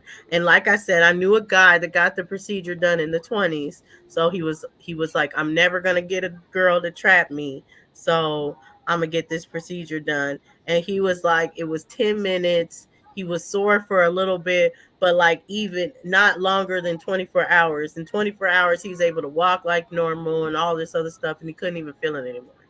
Like y'all just are big babies. And yes, a guy that's old and don't want no more kids, he should do the procedure. And I mean it, and I say that on period. We should get a doctor that talks about the procedure to y'all, because y'all, and even in more seriousness, other than the snip snip, the prostate thing, because a lot of y'all are in prostate ages that aren't getting your prostates checked. Yeah. And that's a problem, because y'all are just so, oh, I'm a he-man, never gonna get my prostate checked. And then a lot of y'all are dying from that. So like sometimes don't me. Like you gotta get your prostate checked. It doesn't make you less of a man for your doctor to do what he needs to do, and make sure everything is good. That's So we right. gotta push y'all to really do this because that's why y'all die much younger than other communities because I think there's a lot of stigma as far as of the procedures that y'all need to do to maintain your health. Right. They could touch your balls for a minute. It ain't gonna take that long. They could put their finger in your booty. It ain't gonna take that long. Right, it's like 2 seconds, boom, boom. Okay, that's it. And y'all like, no, no one could do that to me. Like, come on now. Like, they just gotta make sure you're good. That's all. Like, even we had someone that was on the platform before that said, you should let your lady do it. Like, it's like an easy process for her to, do her finger and just make sure it's all healthy. And like, yeah, I don't know. I don't know if that's an easy process for y'all, but at least have your doctor do it. Yeah, Yeah, we gotta get a normalize woman these doctor. procedures. Get a woman doctor if it make you feel better. Right, exactly. Because we gotta normalize this for real, for real. I'm being serious. I know they're like quiet. They're like, oh no, I ain't saying nothing to that. But no, we have to normalize this because black, so-called black men are dying the most from like the prostate. And like it's a real concern in the community. Even Black Panther, that was what he died of. So it's a real concern. We got to get these procedures done. But yeah, stop being big ass babies. The snip snip isn't gonna hurt you, and then you shooting blanks. She can't trap you. You don't have to put hot sauce in the condom like Drake, even though she deserved that. But Yes, shit. I'm glad you agree. He said he agrees with the prostate cancer checkups, but no snip. That's fine. As long as you gonna take care of all them kids, then has not come up with the oral treatment that can deactivate sperm. Right? Because they don't put in, they don't even look, Sakina. They don't even, science doesn't even try to find alternatives of birth control for men. All they do is just give us more birth control. Right. Plan D. Exactly. And all this other stuff. Even though we can only have one baby in 9 months. So you would think, the blockage of their sperm would be the smart alternative, but it's not. And you would think they would try to do that to be like, oh, they're going against babies being born. You'd think they would go against, lowering the sperm, but no. They say weed's supposed to lower the sperm count, but I disagree. I guess it depends on the user. Mm. Well, But yeah, it's 1:15 here. I know it's 2:15 there, Nisha, so I know you're getting tired. We can definitely end. It's been a very interesting conversation. I know a lot of people have learned about poly, and some people are like, yeah, hell no, not for me. But I think that's the strength of it. You should know what you're for, what you're not for. You don't want kids, don't have sex. Stop it. Okay. right. Sex is for more than just having kids. So Right. let's stop that. That be Yeah, who said that? Oh God. right. You don't want kids, don't have sex. What? Who said that? Wow. Like They only had what are sex to we have kids. right? What are you, Fred Flintstone? What age are we in? Because hell Um, no. Like, no. Some of us don't want kids, but we definitely want to have sex still. And if that's the case, like it's easier for you guys to get the procedure done. Like y'all just gotta be, y'all don't even know what they do for the procedure. Y'all are just so used to be like snip snip, no one's snipping off my D, all this other stuff. Don't even know what the procedure is, haven't even looked into it, don't even know it's only 10 minutes or none of that, because you're just like, oh, it's not happening to me. But the same way a lot of you are circumcised and have had that surgery at birth, this surgery is really no different. It's just like getting a little circumcision again. And it's not even a whole thing being cut off like before. It's just like a little incision. Do what they got to do, and now you're shooting blanks. Sister Freedom, what do you think? Should more men that don't want to have children do the procedure? I think it's a good idea for them. I mean, they, like you said, they don't really know what it is. It may not even be as bad as what they think it is. Yeah, if you don't want to have no kids, you might as well make us both safe. Exactly. And like not make her go through all this of tying her tubes, frying them, all this other stuff when you 10 minutes and then she don't gotta worry about that. And then ain't no kids happening. Because you already took care of that. But yeah, no, we still having sex. Period. Like we don't have to have kids and have sex. I've had sex for many years without having kids. So that's not the only alternative or way. Like, no, you can have sex and not have kids. That was a crazy comment. He must be about 13. You know, are them crazy, them super religious people like oh, this. Do you remember? I don't know what kind of person that Oh was. yeah, I'm trying to be like in more security, but I'm in networking and technical support right now. I do more so the computer side, uh, accessing the internet and troubleshooting those kind of things, setting up the network, setting up switches, that kind of stuff. Y'all some cold pieces. That's not even cold. Y'all some cold pieces. Like y'all are so mean. You rather your lady go through all that pain and torture. She already went through a lot of pain. Having a baby is very painful. But then the surgeries to not have no any more kids are way more painful for us than y'all. Like y'all would rather us have a whole hysterectomy and they take it all out than just a simple incision. It's crazy. They crazy. I'm going to sleep. Good night, y'all, because I ain't going to alone. That's Yes. not a crazy question. Good night. Good night. Sister Freedom, before you Yeah. go, are you ready for Alex to set you up with two men? No. Oh, well. He emails me I and says don't he know. I got don't some know men how for I you. feel. What you gonna know how say? I feel. I don't know how I'm going to feel. I don't think you want no two men. I sure Like don't. I like don't.